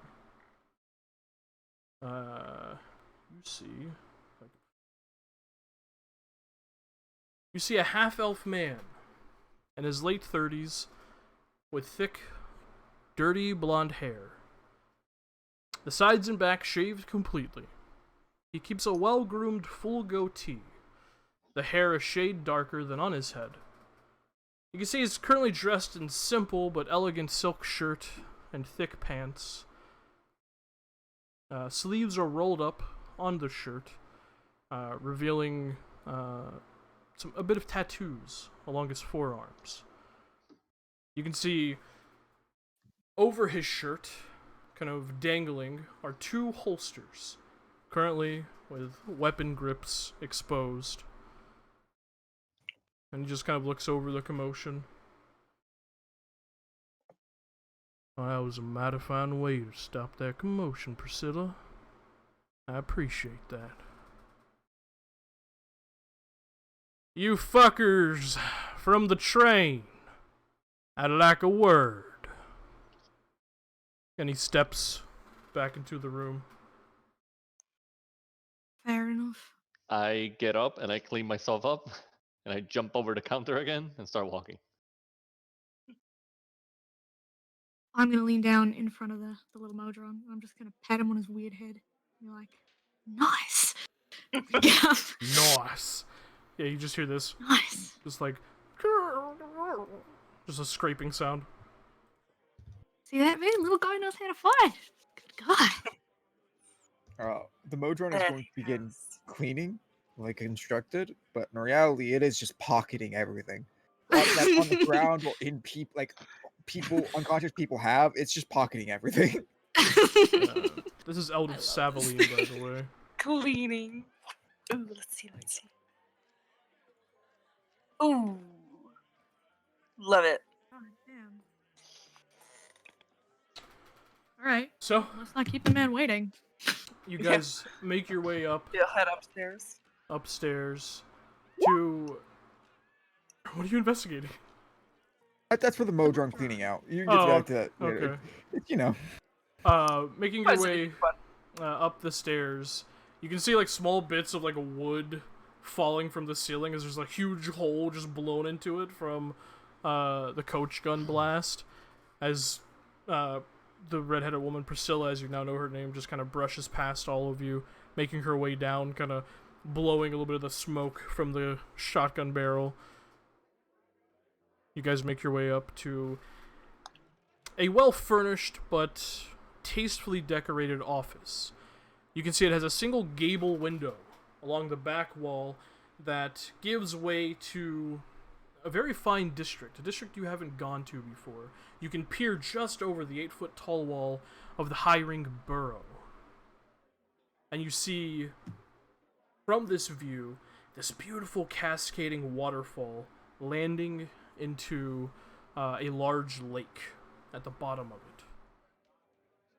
You see there's some portraits hanging along the walls of what appears to be a very stoic-looking high elven man, dressed in what some could say is the old world attire. The room is lit with those same self-illuminating lanterns that you saw along the streets of Savaline. You see a large desk in the center of the room, right in front of the window. You watch as the man who just spoke pulls out a chair and sits down. We got whiskey, we got bourbon, take your pick. But, have a seat, I'd like to talk.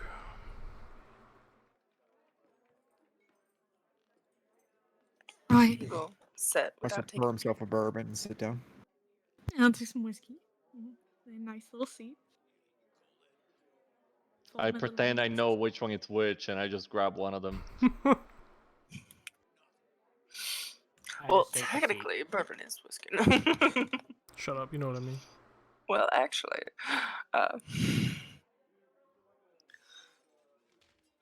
Well, Miss. the fact that all you've arrived means that it was a job well done. Yeah. Please. Did you? And she's gonna get real close, like uncomfortably close up on the desk.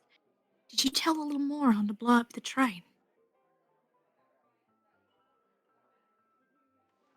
Watch as he just pulls out one of the pistols from the holster and sets it on the desk. I ain't one for comedy. Tell me you're joking. Do I look like I'm joking? He looks towards you, Sullivan.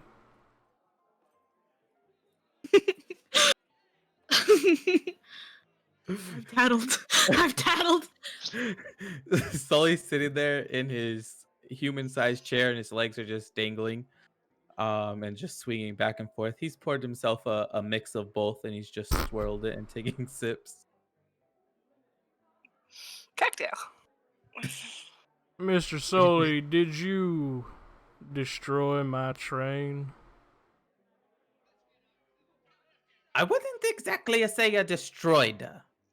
Maybe more like a temporarily made unavailable. I was under the impression you knew the inner workings of these machines and could disable it without outright destroying it. I am, yes, I am a great engineer. Roll a deception check. You motherfucker. This is. May I incite this? Sure. Oh man, I'm not gonna be able to beat that. So very close. So close. Oh, I very am close. inciting this because, well, actually, no, I don't even know much about engineering. What do you Yeah. know about engineering?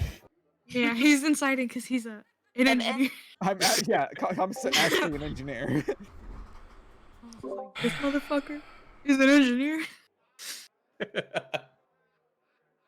Well, if you're such a masterful engineer, a real paragon of your craft, then why the hell did you blow up my engine? Well, you see, it was the only thing that I could do. It was unlocked. You didn't have to give me a key.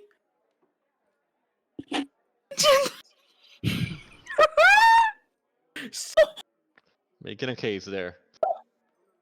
Oh no.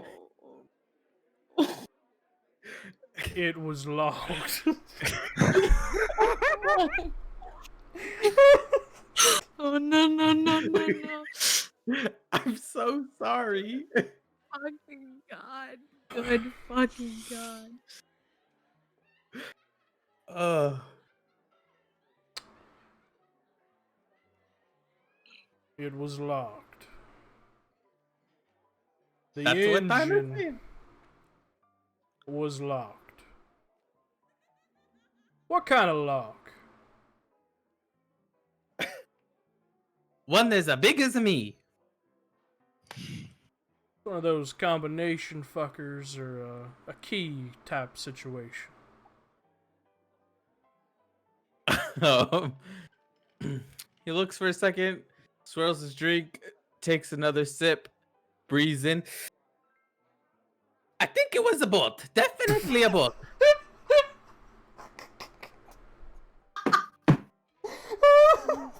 No. I can't breathe. Okay.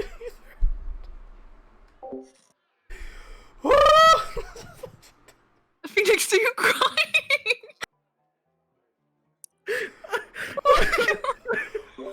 Kill This motherfucker better laugh. You better laugh. I don't care how straight faced this motherfucker is. Holy shit. You know what? Just roll a deception check. I'm so sorry. There you go. Nice.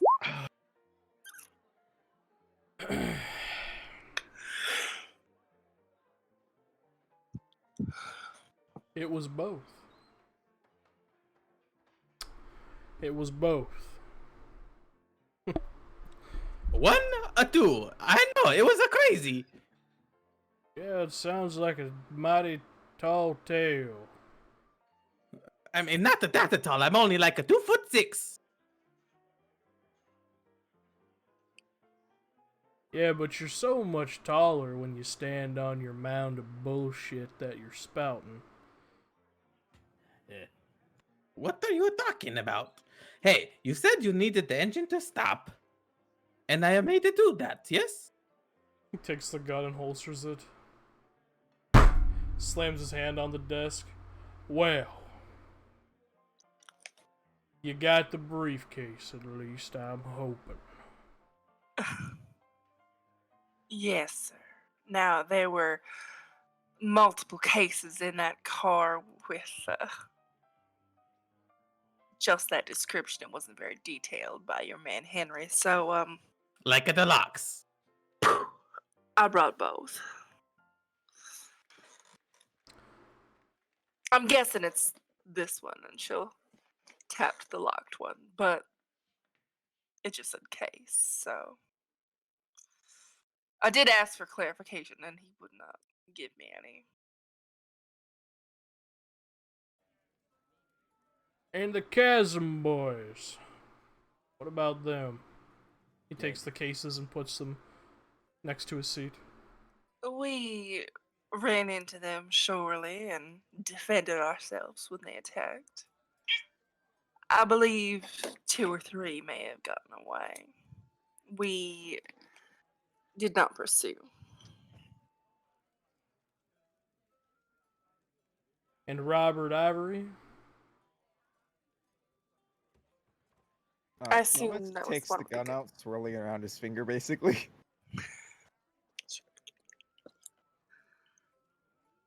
Mr. Sullivan. Takes a long swig. Yes, sir. I thank you for your service, but I'm gonna have to dock your pay. I used a very expensive piece of equipment. Or maybe you should have bought some fairly cheap lockpicks instead. You know, a good point. See, if you were there, I would not have had this issue. The rest of you, however, good work. In them cases. Good work. And putting Ivory down. Been a real thorn in our side.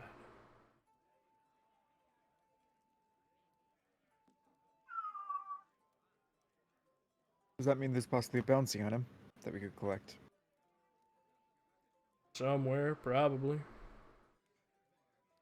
Not here, though. We have our own share of trouble here. I might have more work for you all. If you're interested. The coming days. Pays as good as this one, maybe I am interested. Oh. Issylra, it's much better.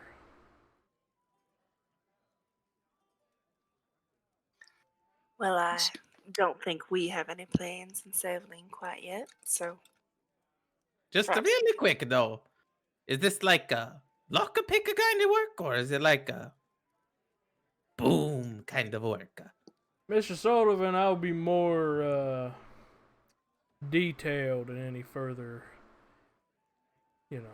information I put your way.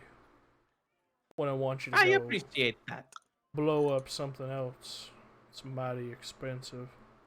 And speaking of details in a job, just no disrespect, of course, but perhaps knowing all of the members of our troop at the outset might be helpful.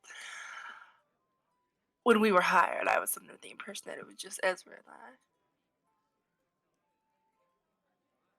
These all were maybe a surprise, and perhaps if we'd known, we might have curbed some exuberance in the disassembly of the train. I would have been ready to hear this motherfucker babble on for 5 bloody hours. And she looks at the gnome. 5 hours. Yeah. I hope you understand. You see, sometimes whenever you need a very intricate job done, it's better to rely on each individual to play a part. Look at it like putting a puzzle together. Each of you are a piece. Some of you are fucking ruptured. Fucked up piece. Looks at Sully. He's obnoxiously sipping the last of his alcohol. But y'all went together anyways. You got the job done. And that's what matters. course. Right, I suppose it is, isn't it? Now, in the meantime, if you are looking for more work, looking to make a bit of coin, Marshall down at the gear holds looking for some help with possible bounties. You took care of Robert Ivory well enough. You might be well suited to hunt down some ne'er-do-wells, as it were. Right, now this is familiar. Maybe we give it a look, hey? I'd be interested. Huh. And for you, Mr. Thomas, he reaches into a pocket, pulls out a bifold piece of parchment, slides it across the desk towards you. The rest of you, sans Mr. Sullivan, see my lady Priscilla, she'll have your reward. Much No. appreciated. Well, we'll get out of your hair. I don't think you want us here, and I don't want to be here. Let's go. Yep. Thank you. And I get up and I start leaving. Thomas will take the paper and immediately unfold it. Just glance, give a courtesy glance over it. Okay. It is. I'm assuming it's just permission to enter. Yeah. Yeah. He just has a big smile as he just refolds it and tucks it away in his pocket. Do you mind if I take the spare case with me? Roll a persuasion check. Eyes, eyes, eyes. If you, Fuck. give me that 5 Why gold. are they right next to each other? Yeah, no. It'd be one more than that, so 6. Very sad. I would mind. Might come in handy. Of course. I believe the gentleman's name was Lance O'Toole, if that means anything to you. You didn't rough him up too bad, did you? Oh, of course not. He just got startled and dropped his case. When she says startled, Sully makes the. Maybe I the, tried to kill him, but like it's fine. But I doesn't say that. But it's fine. It's whatever. Nobody knows. What does Sully do? Sully just made like a boom thing with his hands when she said disrupted, startled. Startled. But he's going to stand up on his. He's going to stand up on his chair, pour his glass to the top with the alcohol, hop back down, and carry the cup with both hands out of there. Hearthlock night. Shall we? What's your like them? Mr. Thomas, if I could have a word in private with you. Absolutely. Immediately. Eldith is from the school, yeah? He's actually an engineer, isn't he? Eldith? No, his father was. No. Oh, his father. Shit. Okay. Yeah. Yeah. He turned like, absolutely. He waits for the rest of you guys to leave. Last of you closing the door behind Yeah, bye. you.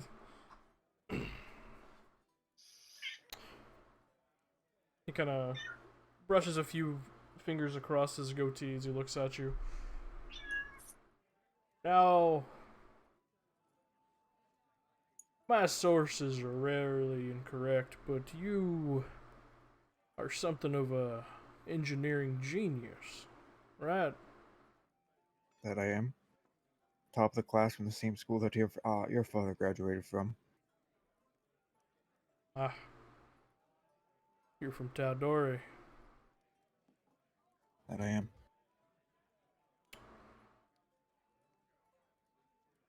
I might need your help. Your personal help. A little project.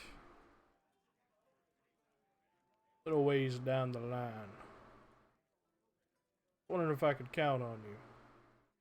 Get your engineering expertise on it. First-hand knowledge of a new technology. How the hell would I be so foolish to deny that? Absolutely. Sound like my pal. He holds a hand out towards you. You'd shake it. Nice firm handshake. Yeah. As you shake his hand, immediately your knees go weak. And you just hear in your mind the high-pitched shrill of crunching gears, metal being thrashed, almost akin to a train wreck. Just this awful metal on metal, painful, searing noise.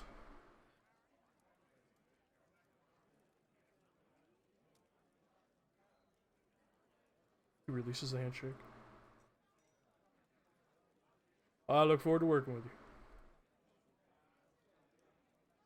He'd take a second, nod, pick up his own drink, right?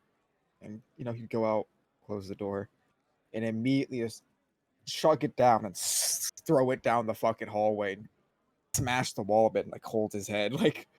Yeah, as you hold your head, you do feel a slight bit of warmth trickling down the top of your lip. You have a little bit of blood coming out of your nose. Ouchie. Fuck. He just starts to stumble off back downstairs. The rest of you reconvene here. Priscilla refreshes your drinks. Goes over to you solely. Oh yeah. Mr. Sullivan, on behalf of the Oak Corral, I apologize for Mr. Alberto's demeanor. For the rest What of do the, you mean? For the rest of the night, drinks are going to be on the house for you, my good sir. Can I get it in? Oh, Can you what? can I get it in a nice big cup that I had before? He wants the dog bowl. Dog bowl. He doesn't know. Oh no! Aye. Of course. We'll have it cleaned for you and brought back out, and we'll have it good to go. You are the most beautiful thing I've ever seen. Thank you. I forget the coin to spend. I forgot the time for you. Just gives you Oh, a wink. I have. He's going to hurriedly pull for his. How much is it? It's no. I will. You can have all of these, and he's going to give her 2 gold. I don't know if that's a lot. I don't know if that's an insult or a lot. That is definitely an 2 golds, a skilled laborer's full day, man. Yeah, she's Yeah. very skilled. Yeah. Well, how She did takes- she takes a gold? No, handing a courtesan, Right. a sex worker. Saloon gal. 2 gold in this world is like, handing one in real life like $2,000. That's so Oh. fucking funny. That's fucking hilarious. That is so fucking. She's the most beautiful thinks thing he's ever seen. He He's thinks still you gonna just do hired it. her for like He's- the next week. He's still gonna do it. Yeah. Hi. I'm in room 205. I'll see you in a couple hours. She gives you a wink. Okay. And just to be prepared, I am big for a gnome. Right, can you leave any sooner? Like now? Thane just hitting herself with her brush. And he's just gonna strut, like his hands are going up and his legs are going high, and he's gonna go get his dog bowl full of alcohol. Jesus. Right. Fucking hell. What are the rest of you guys doing? Don't you have a... Ignoring him, certainly. She paid us, right? You haven't asked her. Well, your man upstairs said that you got our agreed upon payment. If that's not too much trouble. Oh, not at all. Let me go ahead and rustle that up for you. Make sure you Fantastic. disappears for a Much few moments. appreciated. Returns with different sized coin purses. Sets one in front of you, Ezra and V, and sets one in front of Hearthlock and Nate. I will Thank check you for that. how much is inside. 50 gold pieces. Nice. Nice. Nice. Nice. Right. And Hearthlock and Nate, you guys Ha- have 25. Pardon me, miss. 50 gold pieces each? Well, not to what the job was for. It's 50 gold pieces for the both of you. Yeah. Yeah. So it's 50 We gold have pieces. two for purses. Each one has 50 each. Oh, there were 2 purses. Two? Gotcha. Yeah. Okay, I thought you said there were just 50 between the two of us. Gotcha. Oh no, you guys should be splitting 50 gold pieces. I might have missed. Yeah, it's Yeah. 2 bags, 50 and 50, and there's It 4 of definitely them. No. says 50 gold pieces for each of you. Well, I mistyped. I'm sorry. Damn! It's 50 This is gold bullshit. I split would between both never of have you. taken this job, you I didn't even get motherfucker. paid. Yeah, right. Yeah, you did. I would never have taken a job so cheap. 25. So cheap. Five Yeah. gold pieces. And Hearthlock and Nate, you have 25 gold to split between you two. I can hardly afford a dozen sex work. Oh, so it's 25 split between us too. Okay. Yeah, because you were just Yeah. you were the wagon drivers. Yeah. Okay. Each job had a scale, like, hazard pay type situation to it. Yeah, I had to kill a man. Okay, I I'll- almost had to kill him. You did. However, I'll give you 13. didn't I have to didn't, go. and then he Chose fell to. off the train. That Okay. was unfortunate. So Hearthlock gets might 13. be right. You keep 12 for yourself. Oh well, not you got a little bit of coin in your pocket. Are you looking to stay for the night? Right, well, I don't know if we have anywhere else to go, so sounds good to me. Yes. Well, If you've got vacancies. we have a couple of rooms available. She kind of like looks through a ledger. 4 in total. It's gonna be about 8 silver a night. For me? Yeah, sure. You looked Right. over. Do we want to stay for a few days? Well, I mean, if we're doing work, yeah, sure. But, Alright. in case we need to cut and run, it's not like we're saving anything if we pay ahead, are we? Maybe we should just pay night by night. Yeah, Alright. we'll do 8 silver to start. Just one room for the two of you. Why is that a problem? No.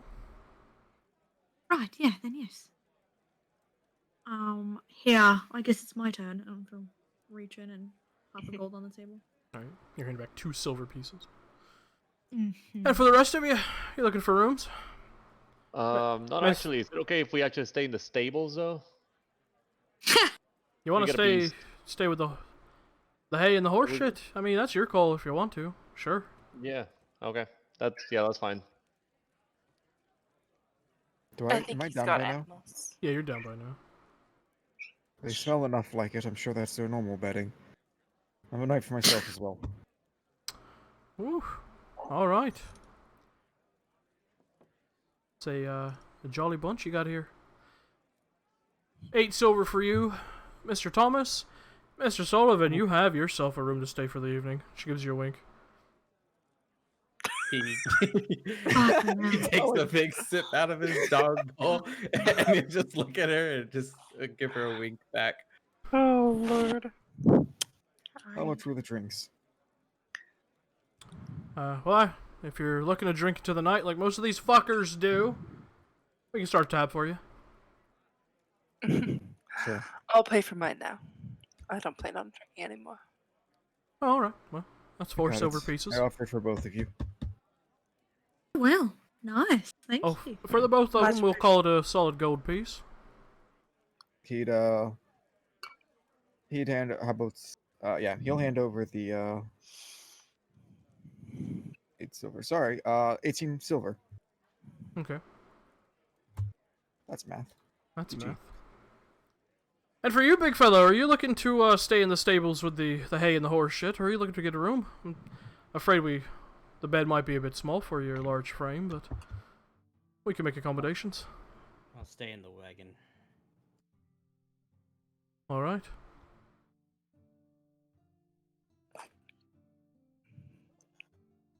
Fair enough, thank you.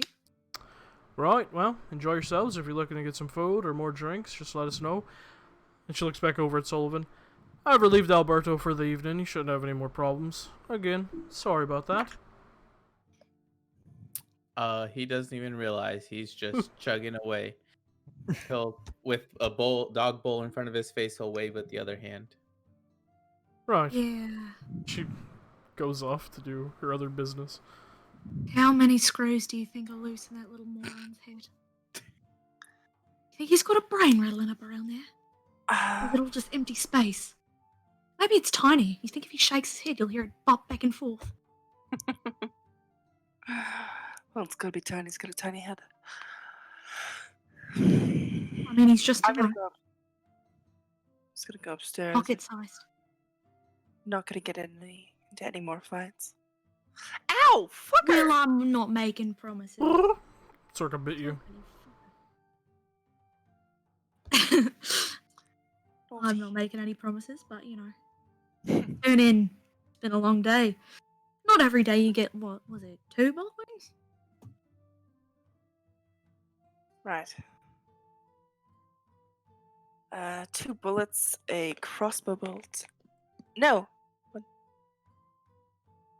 3 bullets.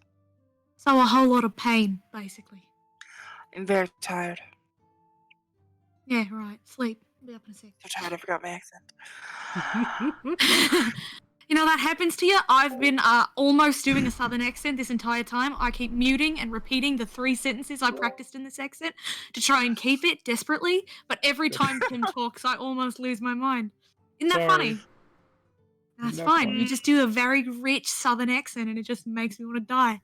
And every time I go to say fair enough, I almost say an Irish accent and I just lost it. Fair enough. Fair enough. That's fucking a sen. I hate this stupid character.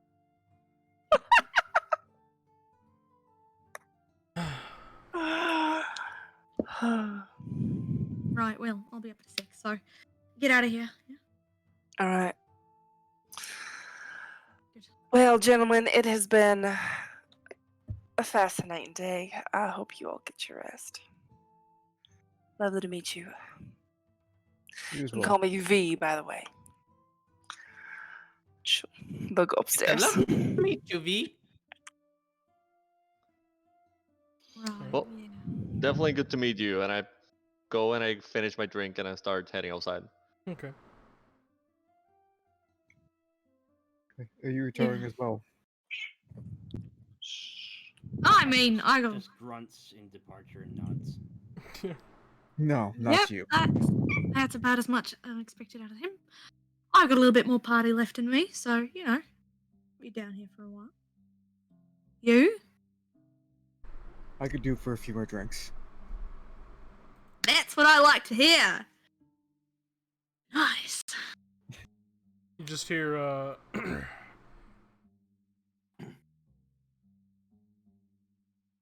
Right, yeah. Saw that gold being passed around. Perhaps you'd like to come over here and try your hand at cards.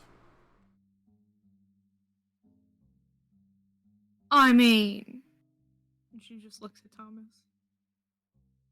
Cards? I've always kind of been shy at cards, but you know, I've never made a responsible decision once in my life, so losing money sounds good. I have a few pieces to lose. Nice. Cards it is. What about you, gnome? No, don't ask him. You have any He's gold? You have any gold to lose? He's gonna turn around. I think so. Yes. No, you're busy. Not for a couple of more hours. That's when I go Fuck. hang out with her. would love to play cards with you. How much have you been drinking, little one? Maybe about a lot.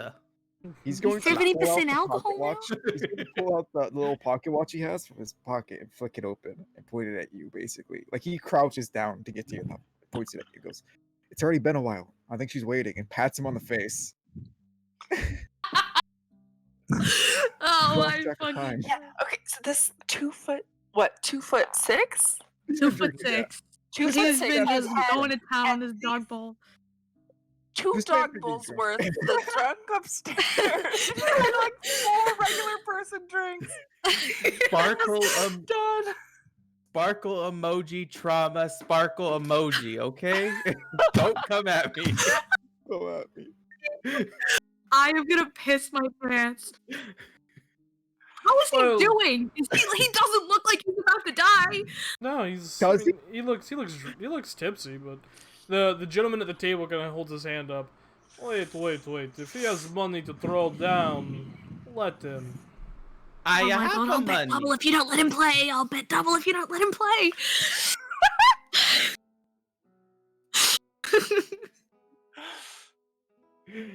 He's starting to crawl down from his bar stool.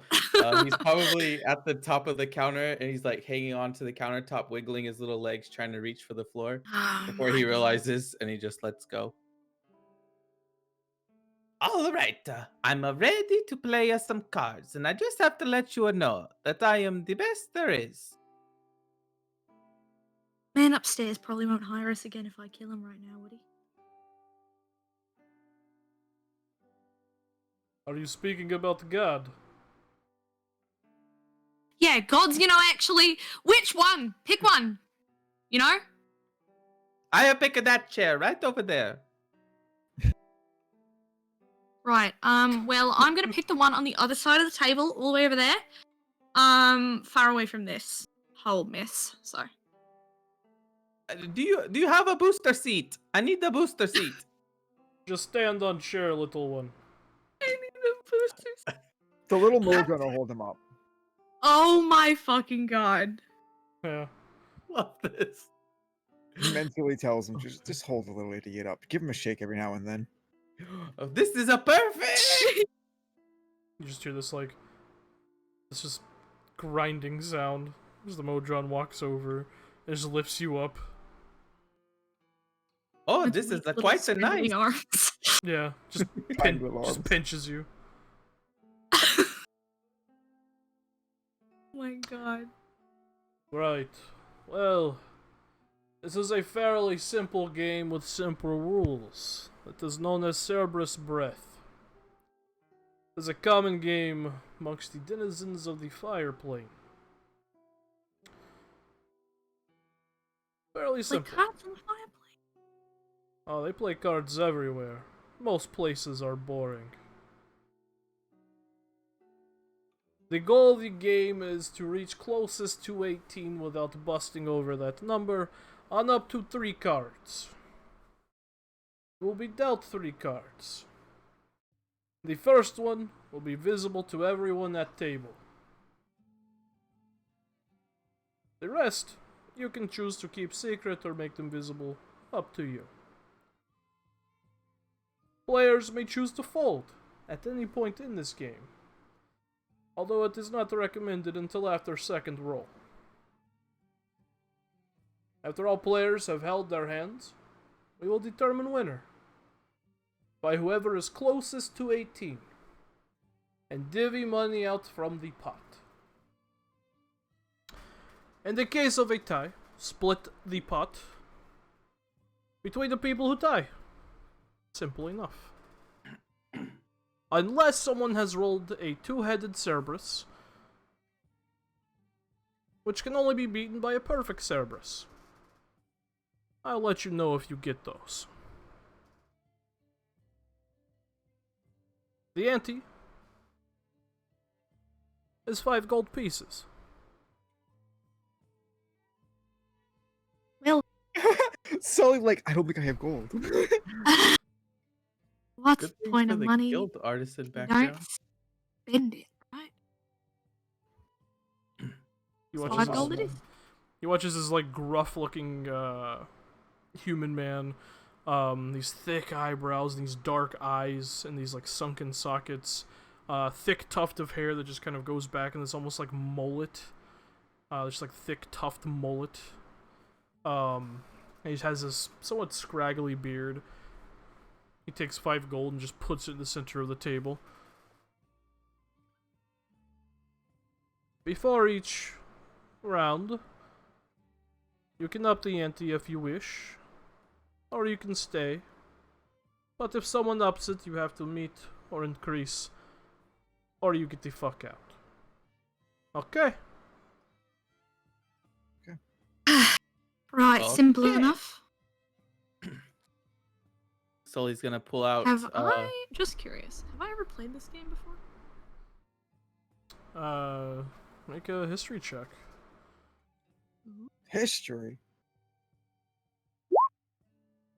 No, I don't. 5. 5. Oops. Ooh. And I oof. And I oop. Not that you can remember. All right. Just curious. So do you guys put the coins in the center of the table? Yeah, 5 gold. Fuck it. I'll play one more.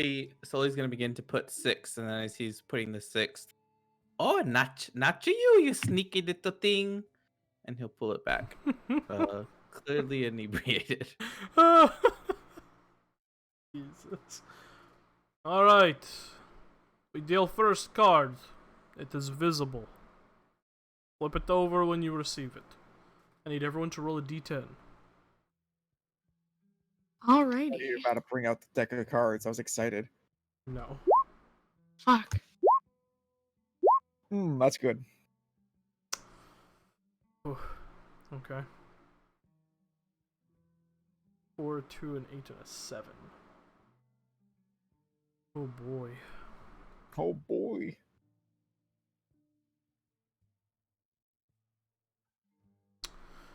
Okay. Thought there'd be more people playing this. I'm sorry. Oh, good. Everybody's tired. Fucking hell. Yeah, they're not I'm partying. sorry. Yes. I thought this Sleepy was bitches. bedtime. V did They get just up. screamed upstairs and been like, "Get down here, V." It's still on for the next like hour after I went to bed. If you want Oh, to. it is. Alright. I It's dealt the default. Drunk Gnome. You can choose to stay or up the ante. He's gonna look at this loose piece of gold that was in his hand. Oh, I know you just want to go out there, yes? Okay, you can. And he'll throw out another gold. Alright. Oh, that would be lame. Yeah, I'm only playing the one unless I win, so I'll toss another one. Okay. The gentleman also puts another gold coin in there. Alright, second card will be dealt. You either keep it hidden or show it, up to you. But also, if you choose to keep it hidden, just roll to me. Mm-hmm. You roll another d10? Yes. I think, right? Hang on. Sorry. No, you're right. Okay.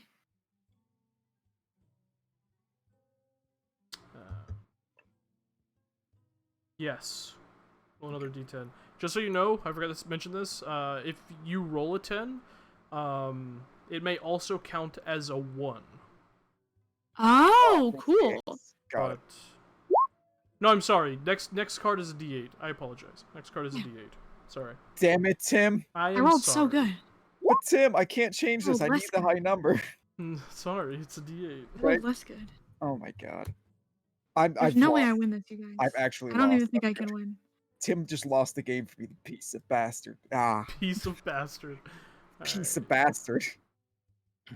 5 for what, Thomas? I get? A literally 2? cannot win. Yes, because you. Oh, yes, a 2.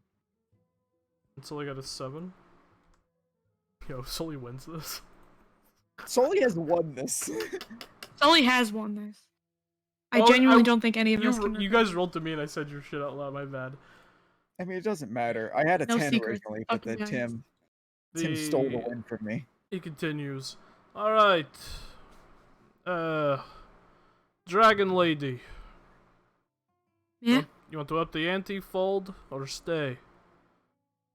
I mean, I'll stay for now, and if one of you assholes ups the ante, I'll kill you. So. Good.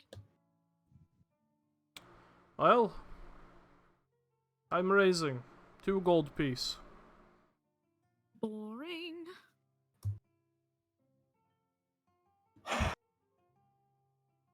Yeah, I'm assuming everybody kept their cards hidden, except for me. I'm guessing. Yeah, cool. Does Sully ante up or raise or what? He's gonna fumble through his bag and he's like, I'm going to call you S, and I'm going to call you a Thomas, and you are going to do a good things for me. And he's gonna drop them both in the pot. Okay. I'm poor. So I'm so fucking poor right funny. now. Yeah. Thomas chucks his 2 in. Yeah, I can't win, but I also am not a baby, so I Yeah, put I'm not 2 a bitch gold in. baby, so I'm going to just lose with Yeah, pride. fuck. Like, I do what I do with real life poker, and I just keep betting up and hope everybody gets intimidated. I should have just put in 20 gold. Yeah. Bam! You were 20 gold. All right, the final card. Everyone roll a d6. You can keep it hidden or not. Up to you. Oh, fuck you guys. No secrets. Okay. So is the 2-headed and 3-headed just copies, Tim? What's that? 2-headed and 3-headed Cerberus, are they just getting the same numbers or no? A 2-headed Cerberus essentially is a 10 and an 8. And a perfect Cerberus is An 8-6. having all 6s. Oh, all 6s. Oh, well, shit. so I've lost.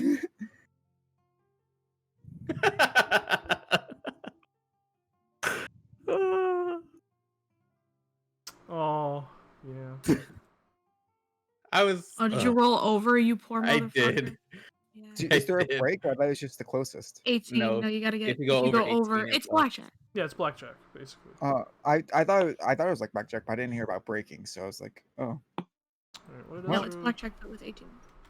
3. Who knows? Maybe this man broke too. Maybe then we get lucky, you know? And then maybe Maybe. you win. Because there's no way I've won. All right, final Yeah, round no, of absolutely betting. not. Anyone wish to fold at this point or up the ante? Make it a little spicy, huh? Right, these cards are shit, so. But, you know, might as well stay in. What's the point of folding now? You. Half elf. Human. What are you? You're half elf, right? He's a half elf. He's going to Okay. smile and toss in 5 gold. Fucker, you motherfucker. Because I'm gonna do it, and I hate you. Roll a deception check. God. Since I put in so much, could I please have advantage? You know what? Sure. Oh, you're the best. Because it's not going to be good. I don't have a mod. 19. You fucking bitch. Everyone roll insight checks. Fold. I'm not folding. You fucking bitch, I'm not folding. God, I hope he folds. I hope this motherfucker I hope folds. this motherfucker folds. Cocky smile, throw in 5 gold. Come on. Oh. Watches. He looks back down at his cards. Kind of bites his lip for a second. Oh.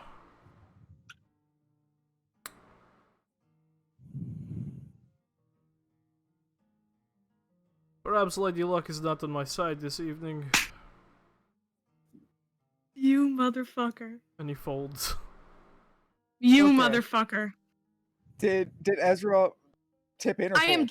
I am just as reckless and stupid as I am in real life, and folding is for bitch babies. So you've won. That's what you're saying. Folding is for little bitches. Ezra has We won. die like men. Are you putting 5 more gold in? Of course I'm putting 5 more gold in. We die like men. I like men. Sully? Sully doesn't have 5 gold, so That's so fucking Oh. funny. he's gonna pout and put his cards down. We've I wiped this think man I for his won. gold. Right, Ezra, I yeah. should not have trusted you to fucking. He just throws the card, like flips the cards over. He totals up to 7. Yeah. That's so fucking funny. I'd start laughing. As you put the cards down, you just hear a son of a bitch. Right, what do you have, mate? Total of 14. You bitch. You would have won too. My cards are shit. That's hilarious. Well, you know. Fair is fair. The Cerberus is a fickle beast, I suppose. Very, you know. Very. Take your fucking winnings. So much Right, gold. don't mind if I do. How much gold is that it? was total? So 15. that was 20 to start. Then there was 2 gold on top of that, so that's an additional 8, so 28.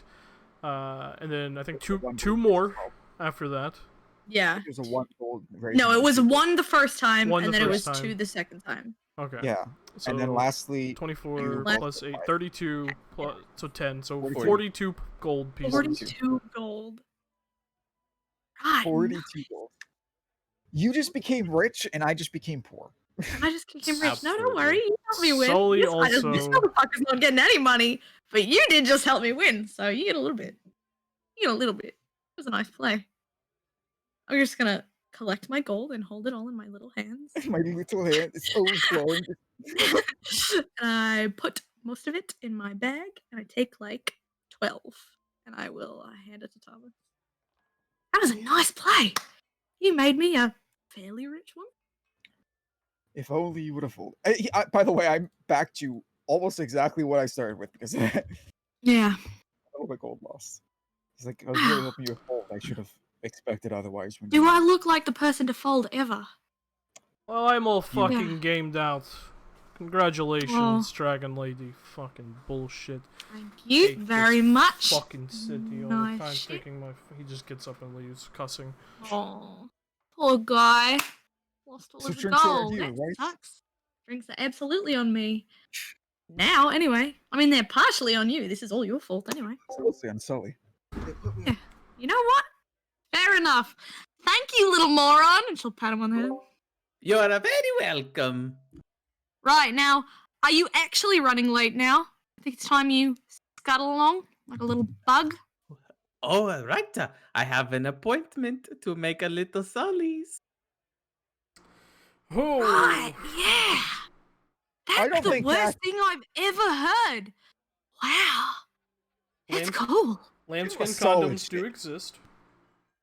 The Modron's like Thomas the good solid Modron. Yeah. He's a throw. Right, yeah. Oh my god, can I like kick him like a football has been thrown? Just pop him out of the air. You guys just hear. All right, big spender. Are you ready to turn in for the night? Let's go. Yes. Oh, you're a little drunk, aren't you? Can you please RP this entire thing No. No. Black. No. with skill checks? I want to see the skill checks. I want to see everything right now. Nope. Get out of here. Book of Erotic Fantasy through part 5. I don't want you. Shoo. Ew. No skill checks. for this. No skill checks. No. Oh my Sully, God. you are at first led by the hand, but as you're just kind of very drunkenly following, she just like picks you up. How like, romantic. This like- is the theme. This is the theme. like a bride. It just carries you up the stairs. Through the Oh, threshold. it is actually. Hold on. I my, love it. My character's going to whistle and clap for them. That's Yeah. fucking hilarious. Yes, absolutely. He gets lots of shouts. I want to get a small applause for this Make the idiot. most. Sully's giving the champion thing Well, with his arms. But yeah. you disappear into a room where you probably disappoint a redheaded woman. Absolutely. 100%. Hearthlock and Nate, do you guys discuss anything when you guys head to the stables? At the very least, I'm telling you, like, hey, Harf, I'm telling you, 25 gold pieces for literally driving the car from one point to another. I'm telling you, this is what we need to do. This is what we need to do. We're in the city. We're in the right place to make the money, and we're making it.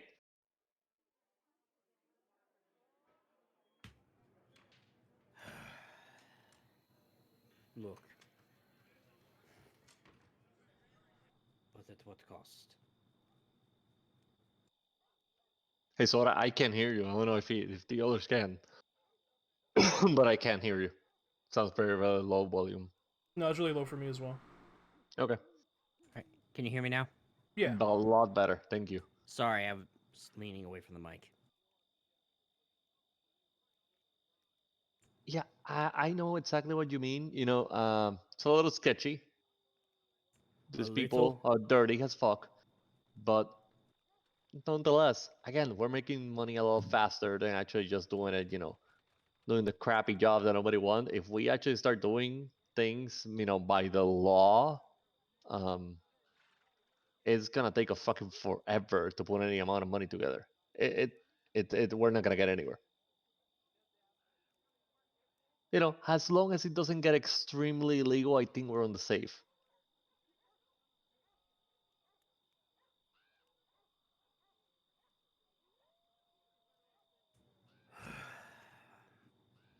He just kind of Harflock just kind of pulls like a necklace of wolf teeth off his head and just looks at it. Yeah. I'm gonna start looking for a space that does not have a lot of shit, and I'm gonna start moving it to the side, just making a spot. Yeah, easy enough. I'm sleeping in the wagon, so I'm sleeping in the stables. There's a roof in that shit, so I'm definitely going to the stables there.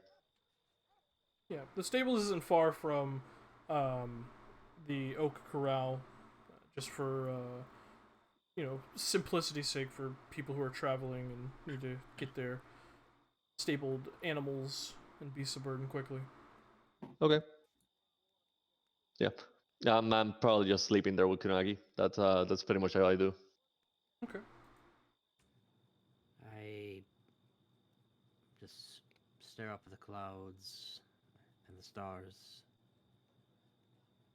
and I start muttering an old prayer in giant to my people before I go to sleep. All right. V, are you doing anything with Sorka, or are you just sleeping? They do their kind of evening rituals, but nothing in particular. No, I'm just Does it involve with make Sorka sure. trying to get into V's shirt and just burrow into their shirt? Yeah. That is where she sleeps, of course. Mhm. Little monster. Uh, but no, they're just tired. Just go to bed. All right.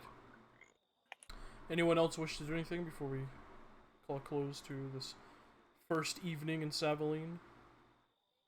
I would definitely speak with Ezra more, but we can do that in a text chat after stream because I know it's getting a bit late into it. So, Well, you can start. it'd be a bit because he's gonna be asking a lot of questions, stuff like that. Like I I said, see. it's I see. Eyes. Yeah, all right. Works for me. So, you guys have a few more drinks, continue talking, burn through a lot of your coin. Depending on if you do, in fact, drink for the next couple of hours, you will be spending a little bit of money. Yeah, it's fine. Drinks are on me. Alright. Got it. Mark off 3 gold pieces for all the drinks. Mm-hmm. nothing. Solly paid for those. Exactly. Totally did pay for those with Ezra Such a and gentleman. yeah. Eventually, when the conversation comes to a close, you, Ezra, make your way up to you and V's room. Thomas, you make your way to yours. one thing I want to mention. When they're departing for the night, he would give her like a gentle like hit on her back, basically, like knuckles the back just very lightly and go. Be careful about what's his name, Eldrith. What is it? Eldith. Eldith. Eldith. Okay. Be careful about Eldith. Right, yeah. That man's hiding something. Maybe go Right, step aren't along we here as all? well. Huh. No, something much worse. He's a piece of work.